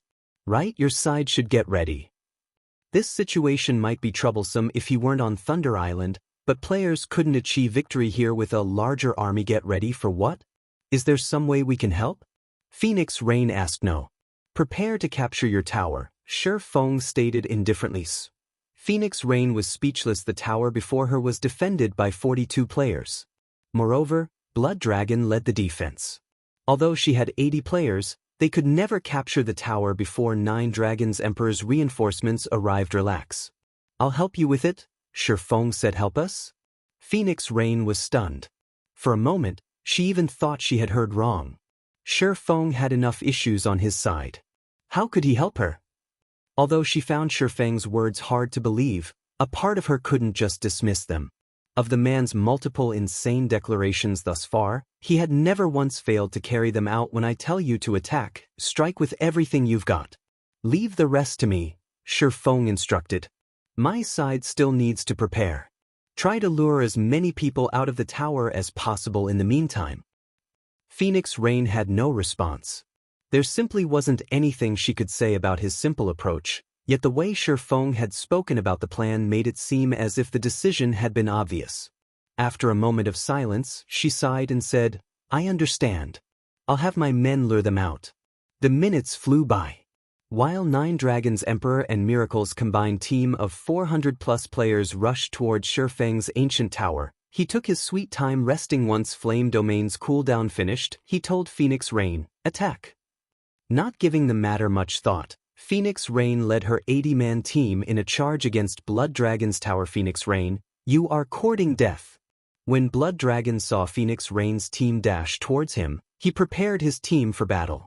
At the same time, he opened a communication window to contact 9 Dragons Emperor. Just as Blood Dragon was about to report this new development, a figure appeared in the sky. The figure was none other than Feng, who had appeared using the aura of Space's first activatable skill, Space Movement. Before anyone could react, Feng used Flame Domain once again. The towering pillars of fire burned over half of the defending team to death. Only a dozen or so players, who had reacted quickly, escaped the AoE in time. After using Flame Domain, Feng appeared before Blood Dragon. Phantom Kill. Flame Burst. Using Flame Burst alongside his doppelganger, even the skillful Blood Dragon was powerless against Feng. Although Blood Dragon had instinctively activated his life-saving skill, each attack from Flame Burst dealt tens of thousands of damage. In the blink of an eye, Blood Dragon's corpse sprawled at Feng's feet. The enemy players were stupefied. Their chain of command descended into chaos. Very quickly, Phoenix Rain's members annihilated their enemies. When 9 Dragons Emperor and his people were roughly 10 minutes from the cliff tower, they noticed that they had lost another tower buff stack. What is going on? What happened?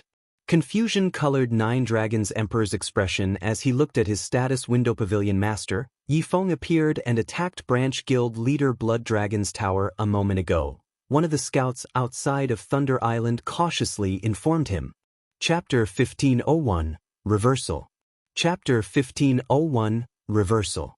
9 Dragons Emperor's expression darkened when he heard the scout's report. He had wanted to deal a devastating blow to Phoenix Rain and eliminate her from the contest, yet not only had he lost 2 of his 3 ancient towers, but his team had also suffered over 60 casualties. If the other superpowers knew this, he'd become a laughingstock. Good. Very good. Killing intent flashed in 9 Dragons Emperor's eyes as he watched a battle video his scout had recorded. Since you want to play, let's play. I'll teach you the meaning of digging your own grave. Pavilion Master, should we send a team to recapture Blood Dragon's tower? Martial Dragon asked when he saw the fury on 9 Dragons Emperor's face. No. We'll head to the cliff tower. We'll reclaim that tower first, then we'll take care of Phoenix Rain's team. Tell our resurrected members to gather at the forest tower. I won't let Feng steal another. Nine Dragons Emperor commanded he had to admit that Feng's teleportation skill was heaven-defying on Thunder Island, and the fact that he had a large-scale destruction spell only complemented his ability to teleport at the end of the day. However, there was still a massive difference between their team's strength. As long as he approached the situation slowly and steadily, Feng wouldn't have an opportunity to steal another tower. Meanwhile, the various superpowers on Thunder Island were shocked to hear that Nine Dragons Emperor had lost 2 ancient towers in a row. What? Nine Dragons Emperor actually lost 2 of his towers? Could this be a ploy to lure Phoenix Rain into a trap? The contest for Thunder Island had many restrictions. There were also the tower buffs and the scouts outside of the island to consider. Stealing one occupied tower was incredibly difficult, yet Phoenix Rain's team had stolen 2 of Nine Dragons Emperor's towers in a row. When the various superpowers received this news, they wondered about the information's validity. Guild leader, Phoenix Rain and Zero Wing have obtained 3 ancient towers. They should have no problems securing a monster encampment. Should we contact Phoenix Rain and reopen negotiations? Quiet Melody suggested to Eternal Dead after receiving the shocking report. It seems that I've really have underestimated them. However, the battle has just begun. Nine Dragons Emperor is no easy opponent, and Miracle's been poking its nose into the matter. They'll only qualify to negotiate with us if they can hold a monster encampment until the contest ends, Eternal Dead said, showing his lack of interest with a wave of his hand. Phoenix Rain only controlled a portion of the Dragon Phoenix Pavilion's combat power, and even the guild's combined strength was no match for the Sacred Temple. There was no need to mention Zero Wing. It was merely a guild that occupied a single kingdom. To the Sacred Temple, Zero Wing was no different than ordinary large guilds. They still don't qualify? After giving the matter some thought, Quiet Melody agreed with Eternal Dead's estimation. Phoenix Rain and Zero Wing's performance was indeed shocking, but that performance only proved that they had potential. Phoenix Rain and Zero Wing had yet to display sufficient value.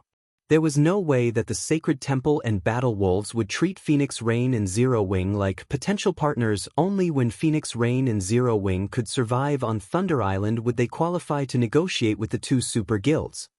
As the various superpowers watched, Nine Dragons Emperor's team finally reached the Cliff Tower, sealing off all paths leading to it. Overall, 400 players surrounded the tower. Not only did the team include Nine Dragons Emperor's experts, but Miracle's experts had joined them as well. The leader of Miracle's team was none other than the sword freak, Miracle Dragon. He had already reached level 49 and wore the Hellfire set, a 6-piece, level 50, fine gold set equipment for swordsmen. He was eye-catching among the crowd. Level 50, secret silver set equipment was incredibly rare in God's domain, not to mention level 50, fine gold set equipment. Even Martial Dragon and Shadowtooth gazed at Miracle Dragon's Hellfire set in envy. The Dragon Phoenix Pavilion had yet to secure a complete level 50 fine gold set equipment. Miracle's prowess was obvious upon these players' arrival. Gentle Snow and the other who had stayed behind to defend the Cliff Tower felt a significant pressure. Although the tower increased their basic attributes and reduced incoming damage by 30%, they were at an overwhelming numerical disadvantage. They were about to face so many more enemies than they had in the previous ambush. Suddenly, Feng appeared in the top of the tower with space movement. As Spatial Gate was still on cooldown, he couldn't transport other players to or from the Cliff Tower. Not only had his return calmed Zero Wing's nervous members, but it had also caused a stir among Nine Dragons Emperor's troops. Feng, you dare to stand before me again? You might have gotten away last time, but you won't be so lucky again. Nine Dragons Emperor bellowed when he saw Feng in the top of the tower. He then commanded, "Everyone attack." Hearing the order, all 400-plus team members charged for the ancient tower. Occupying a tower was simple. As long as none of the original occupants were within 100 yards of the tower, control would fall to whichever team was in range. Hence, Nine Dragons Emperor's team didn't need to break into the tower. They just needed to eliminate Feng and the other players from Zero Wing. In the seconds before both sides clashed, Feng switched the aura of space to the aura of illusion. He also equipped the Thunder Emblem. Suddenly, Nine Dragons Emperor and the others felt an indescribable pressure weigh down on them before their basic attributes began to decrease rapidly. Very quickly, their attributes fell from 100% to 85%. The abrupt change confused Nine Dragons' Emperor and his people. Kill them. Annihilate them all. Feng commanded as the enemy's attributes fell. As long as the aura of illusion was active, the ability would reduce all enemies' basic attributes by 40% within a 200-yard radius. However, since players had some resistances to the effect, the decrease was limited. Fortunately, the Thunder Emblem also reduced nearby enemies' basic attributes. Only after combining the abilities was he able to reduce his enemies' basic attributes by 15%. Normally, this 15% reduction might not offer much of an advantage, but his team also had the Ancient Towers buff. The new difference between the two sides' attributes was the equivalent of his players using Berserk skills against players without. Damn it. Everyone, move back, get 100 yards away from the tower. Nine Dragons' Emperor urgently commanded through the team chat, his expression darkening when he realized the situation. This had effectively created a 50% difference between his team members' attributes and Zero Wings. To make matters worse, his enemy already had a few players with monstrously high basic attributes. However, Nine Dragons' Emperor's warning was too late as the two sides had already slammed into each other on the battlefield. The difference between the two teams was immediately apparent. Aside from Martial Dragon, Shadowtooth, Undead, Bloodhand Yama, Nine Dragons' Emperor, and Miracle Dragon, Zero Wing and Asura's experts quickly suppressed the enemy players. Even Cleansing Whistle, an expert who had yet to reach the Refinement Realm, could easily overwhelm a Refinement Realm expert of the same level. She could even hold her own against 3 Refinement Realm experts simultaneously. As for Refinement Realm experts like Lifeless Thorn, they easily killed enemy experts of the same caliber in 3 to 5 moves. Aqua Rose, Cola, and Alluring Summer, players who had completed their Tier 2 promotion, finished enemy players off in 2 moves, 1 move to break through the enemy's defenses and a second to deal the finishing blow.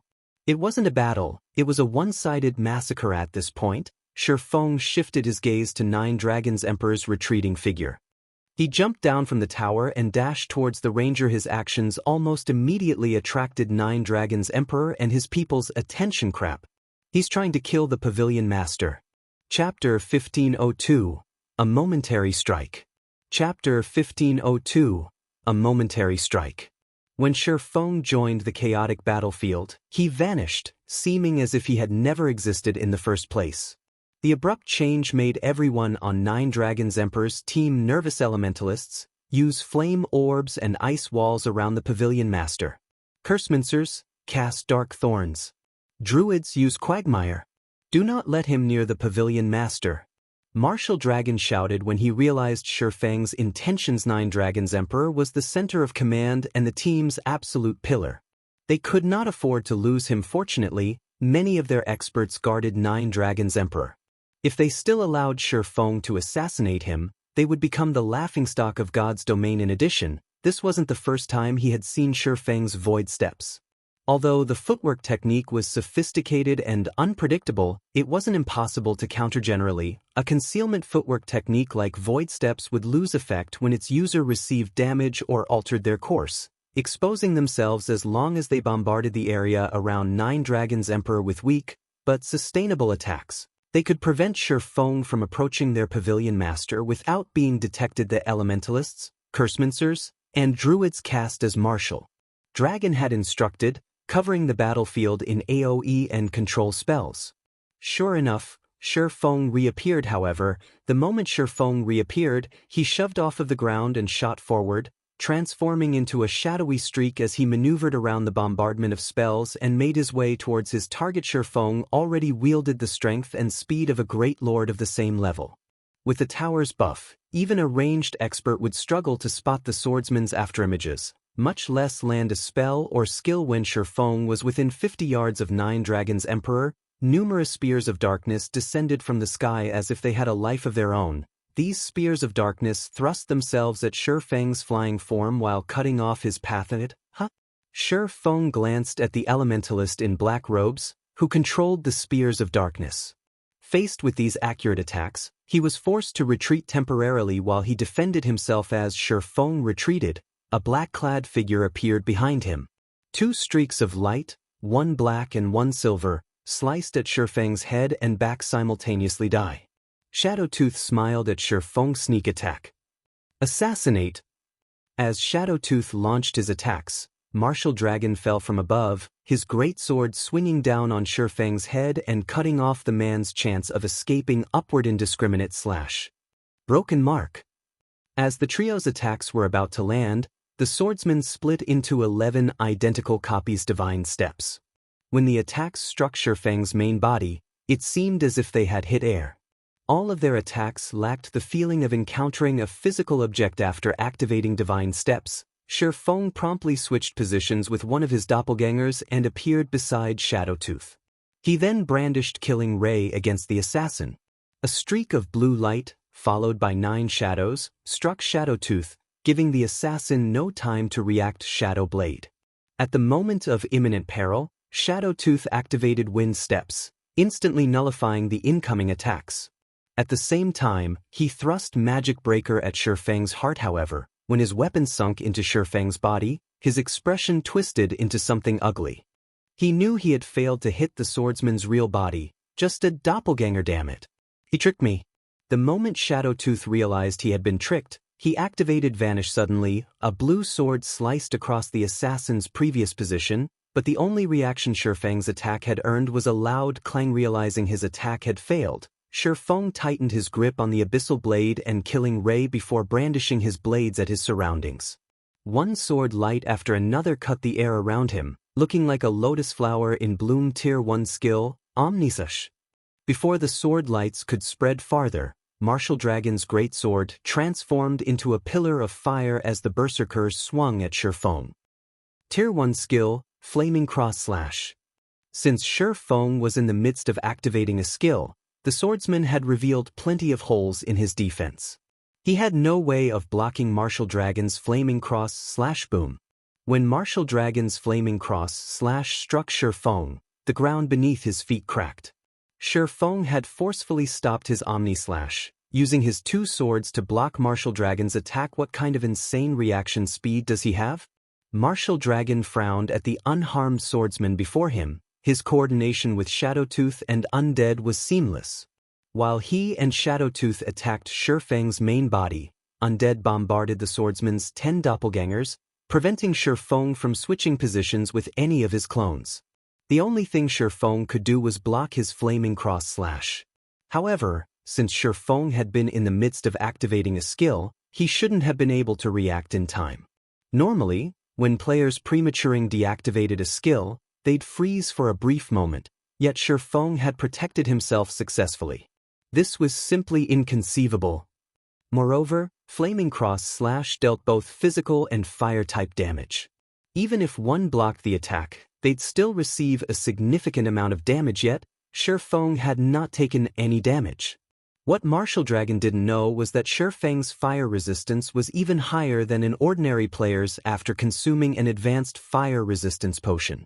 The additional burn effect when blocking the skill was useless against Shi Feng. While Martial Dragon momentarily marveled at Shi Feng's performance, the sacred sword in Shi Feng's hand sliced at the berserker with lightning speed.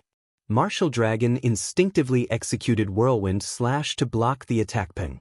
However, when Martial Dragon's greatsword met Killing Ray, the resulting impact threw him over a dozen yards, the berserker's HP decreasing by a huge chunk. For a moment, Martial Dragon had nearly lost his grip on Silver Snow. Martial Dragon and his companions had realized that their prey possessed heaven-defying attributes during their prior clash, and they understood that they should avoid facing the swordsman head-on as much as possible. When they saw Martial Dragon in such a state after blocking one of Shi Feng's attacks, both Bloodhand Yama and Miracle Dragon wore heavy expressions. By the time they recovered their wits, Shi Feng had activated Wind Blade, dashing straight for 9 Dragon's Emperor. Since his Tier 2 taboo skill, Instant Strike, was still on cooldown, the only way he could kill 9 Dragon's Emperor was to deal the final blow face-to-face. Yi Feng. Don't even think about getting near me. 9 Dragon's Emperor bellowed. He then pulled several dark green arrows from his back and fired at Shi Feng. Magic patterns decorated these dark green arrows, and before they had even been fired, faint arcs of electricity danced around them. These arrows were the product of the legacy skill, Magic Mark, which 9 Dragon's Emperor had obtained after class changing into the hidden class, Spellbreaker. The magic-marked arrows would enhance an attack by 1 tier to a maximum of Tier 2. If used in tandem with a Tier 1 skill, he could exert the power of a Tier 2 skill. 9 Dragons Emperor had wanted to hide the fact that he had a hidden class, but he no longer had that option. In quick succession, 9 Dragons Emperor fired 9 magic-marked arrows. When the arrows left his bow, they transformed into arcs of lightning that flew towards Feng at the same time. Undead cast Ice Wall and Flame Barrage from a distance, hindering Feng's movement as much as possible. In response, Feng switched the Aura of Illusion to the Aura of Wind, skyrocketing his agility and attack speed. Instead of retreating, he ran towards the incoming spells and arrow sword's orbit. Neither Undead's Flame Barrage nor 9 Dragons Emperor's arrows could come close to Feng before they drowned in a galaxy of stars around the swordsman. Neither expert's attacks had dealt the slightest damage. In the end, 9 Dragons Emperor could only watch as Feng approached. Despite 9 Dragons Emperor's continuous retreat, the distance between him and Feng did not decrease. An unprecedented fear tore at 9 Dragons Emperor's heart. When he realized that he was almost out of the ancient tower's 100-yard range, he revealed an excited expression.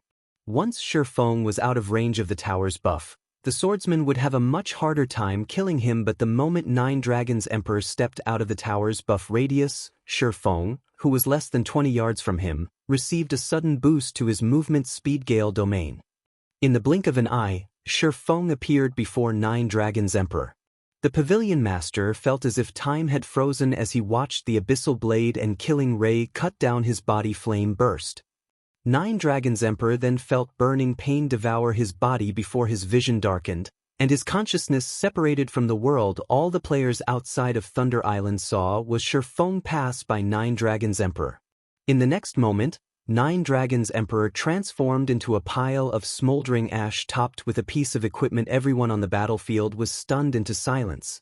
They even forgot the fight around them as they stood there in shock. Nobody would have imagined that, despite so many expert guards, Feng would take 9 Dragons Emperor's life in an instant.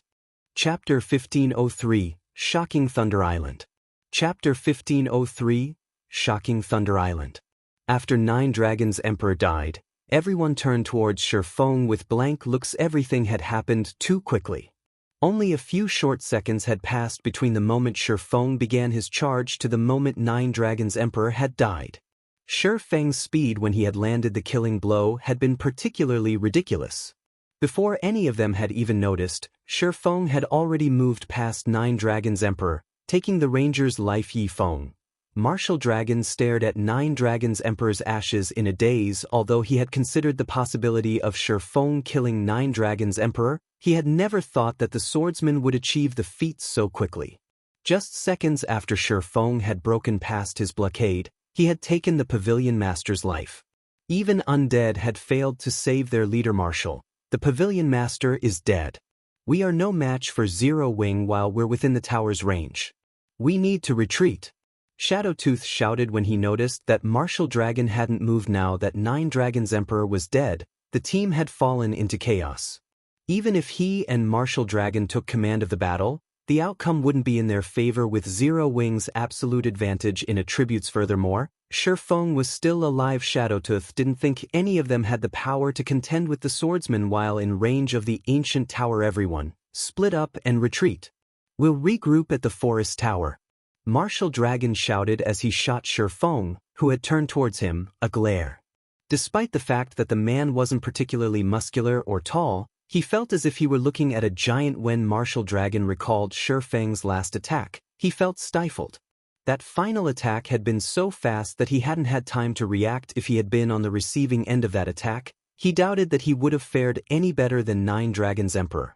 In the end, he, too, would have died. When Martial Dragon gave the command, the Heavenly Dragon Pavilion and Miracles members made a hasty and disorderly retreat, making it difficult for Zero Wing's members to kill them. Don't even think of escaping that easily.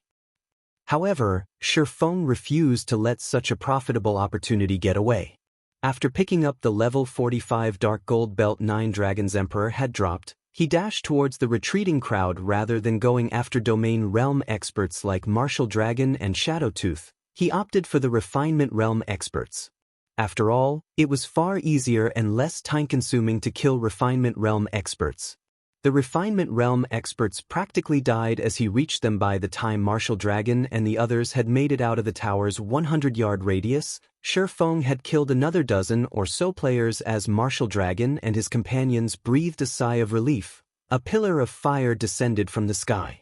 At the same time, the ground beneath their feet froze solid a short distance away. A massive tidal wave surged forward, devouring another group of retreating Heavenly Dragon Pavilion members. The devastation looked as if Armageddon had begun. These attacks were the result of none other than Zhao Yueru's Frost Flame Hell and Aqua Rose's Annihilation Torrent.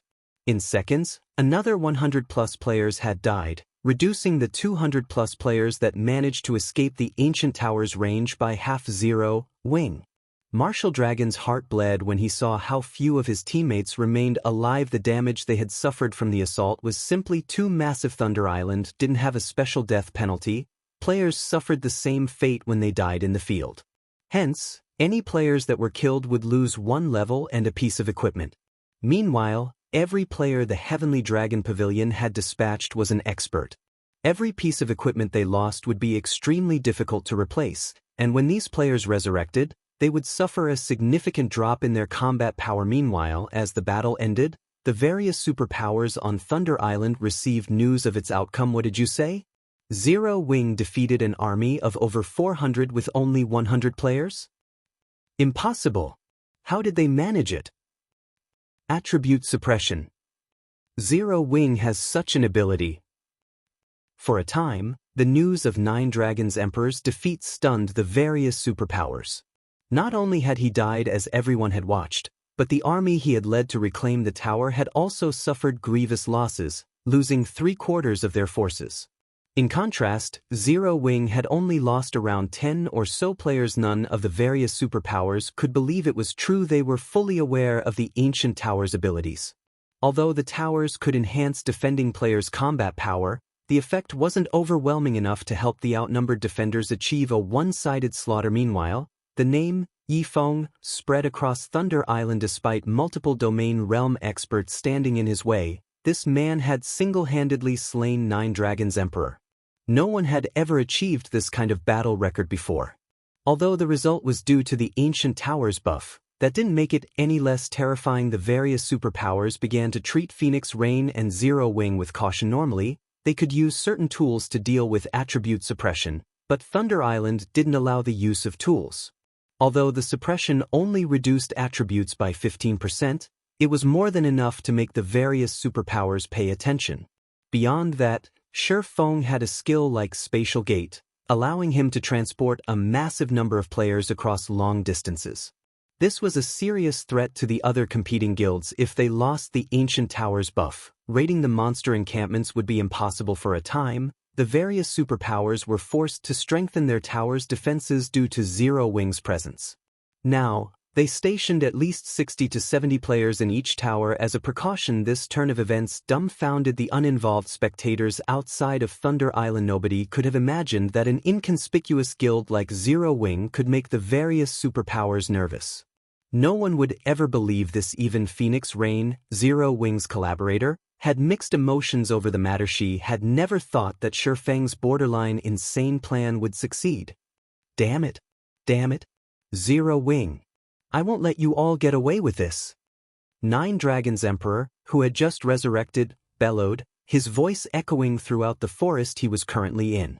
The Heavenly Dragon Pavilion members were scared into silence. He had spent so much money and resources to hire both the Flower of Seven Sins and Blood Paradise to crush Phoenix Rain, yet all of his efforts were for nothing at this point. Even capturing another ancient tower would be incredibly difficult, not to mention capturing a monster encampment. This was the first time he had suffered so much humiliation. Good. Very good. Since you won't let me have my way, I won't let you claim a single encampment either.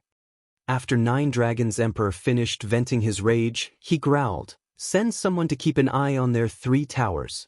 If they try to raid an encampment, we'll attack their towers. I refuse to believe they can afford to keep so many people at the towers at all times." Understood. Martial Dragon's eyes shone with realization upon hearing Nine Dragons Emperor's order. If Phoenix Rain and Zero Wing wished to capture a monster encampment, they needed all 3 ancient towers under their control, and to capture a monster encampment, they'd have to dispatch at least 130 players. However, Phoenix Rain's team only had 220 players.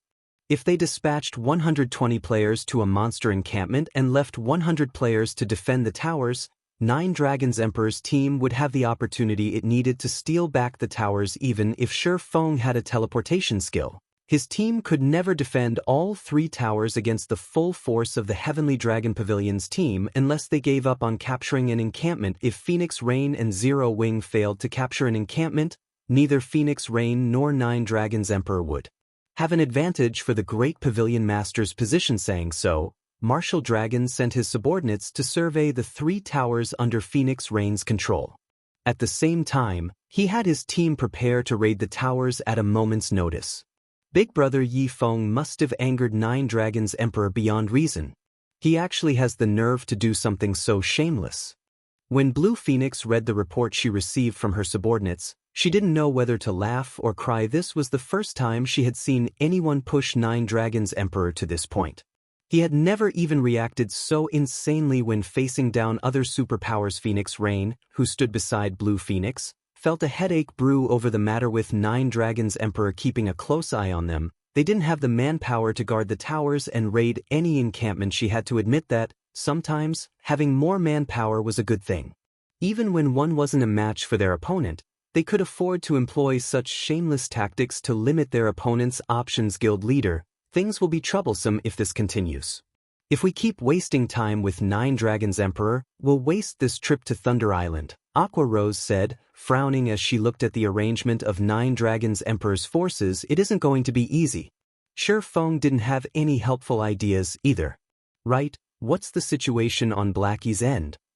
They've already completed their promotions and are dealing with the Tier 2 promotion procedures in White River City. Aqua Rose said they've succeeded? Feng grinned. He then said, tell them to form a team of 49 players and gather in Ocean Viewing Town immediately. I'll head out to fetch them. He had yet to use the Thunder Emblem's available slots, so he could easily bring another 50 people to the island. Chapter 1504, Unfathomable Zero Wing. Chapter 1504, Unfathomable Zero Wing. Have them come over? Feng's decision excited Aqua Rose. After all, Blackie and the others were now Tier 2 players. They'd be powerful reinforcements on Thunder Island. However, she quickly realized the problem and commented, Guild leader, they'll need entry slots to enter Thunder Island. Moreover, with how much time we have left, I'm afraid it'll be too late to do anything by the time they arrive. Even if they had the available slots, it took a considerable amount of time to travel from Ocean Viewing Town to Thunder Island. Even if they used the one-horned sailboat, the contest would likely be over by the time Blackie and the other arrived. Relax. I still have a few available slots, and we can use the spatial gate to make the trip. Although it will take some time to get here, the contest has just begun. If we hurry, we should have enough time, Feng said, smiling wonderful. If Blackie and the others can make it, they'll definitely be a great help. We'll even surprise the other superpowers. Aqua Rose was ecstatic. She could already imagine what would happen once Blackie and the others arrived. Hurriedly, she contacted Blackie's group, telling them to set aside their registration at the Adventurers Association for now and make their way to Ocean Viewing Town. Meanwhile, Feng called up his system interface and chose to leave the island. As Thunder Island prevented the use of tools, he could only use a return scroll after he left. When Feng left the ancient tower, Nine Dragons Emperor's subordinates, who kept an eye over the situation around Phoenix Rain's 3 ancient towers, noticed his disappearance. Pavilion Master, I just received a report stating that Feng suddenly vanished from the cliff tower. Blood Dragon reported vanished. Did you know where he went? Nine Dragons Emperor demanded as he thought about Feng's teleportation skill. Martial Dragon, Blood Dragon, and Shadowtooth oversaw the 3 towers' surveillance. Among the 3 towers, Blood Dragon kept watch over the cliff tower, which Zero Wing occupied. It was also the tower Nine Dragons Emperor wanted back the most. Nine Dragons Emperor had to admit that Feng's teleportation skill was heaven-defying. The skill allowed him to transport reinforcements and ambush his enemies at a moment's notice. It was also how the man had forced him into such a passive state. If he moved recklessly, Feng could ambush and steal his final tower, at which point, he would lose all hope in this competition. No, Blood Dragon said, shaking his head. But from the reports we've received from our spies in Phoenix Rain's team, it doesn't seem like they are executing any sort of operation. Moreover, Phoenix Rain is struggling over her plan to capture a monster encampment. Since he is acting by himself, ignore him. We just need to keep track of their team's movements. 9 Dragons Emperor instructed. At the end of the day, they were on Thunder Island. Feng could never raid a monster encampment by himself as long as they kept an eye on the 3 ancient towers. The swordsman's independent actions wouldn't change the result. Pavilion Master, we've just received a reply from Miracle. They've agreed to merge teams and share their tower buff, but they want half of the temporary teleportation arrays we get from the encampments. Blood Dragon reported. That greedy old fox. He dares to ask for such a high price. 9 Dragons Emperor frowned slightly. Each monster encampment on Thunder Island only provided 2 temporary teleportation arrays. He just wanted to borrow Miracle's tower buff, yet the other guild wanted half of the slots he obtained. Then, do we? Blood Dragon also felt powerless about the situation.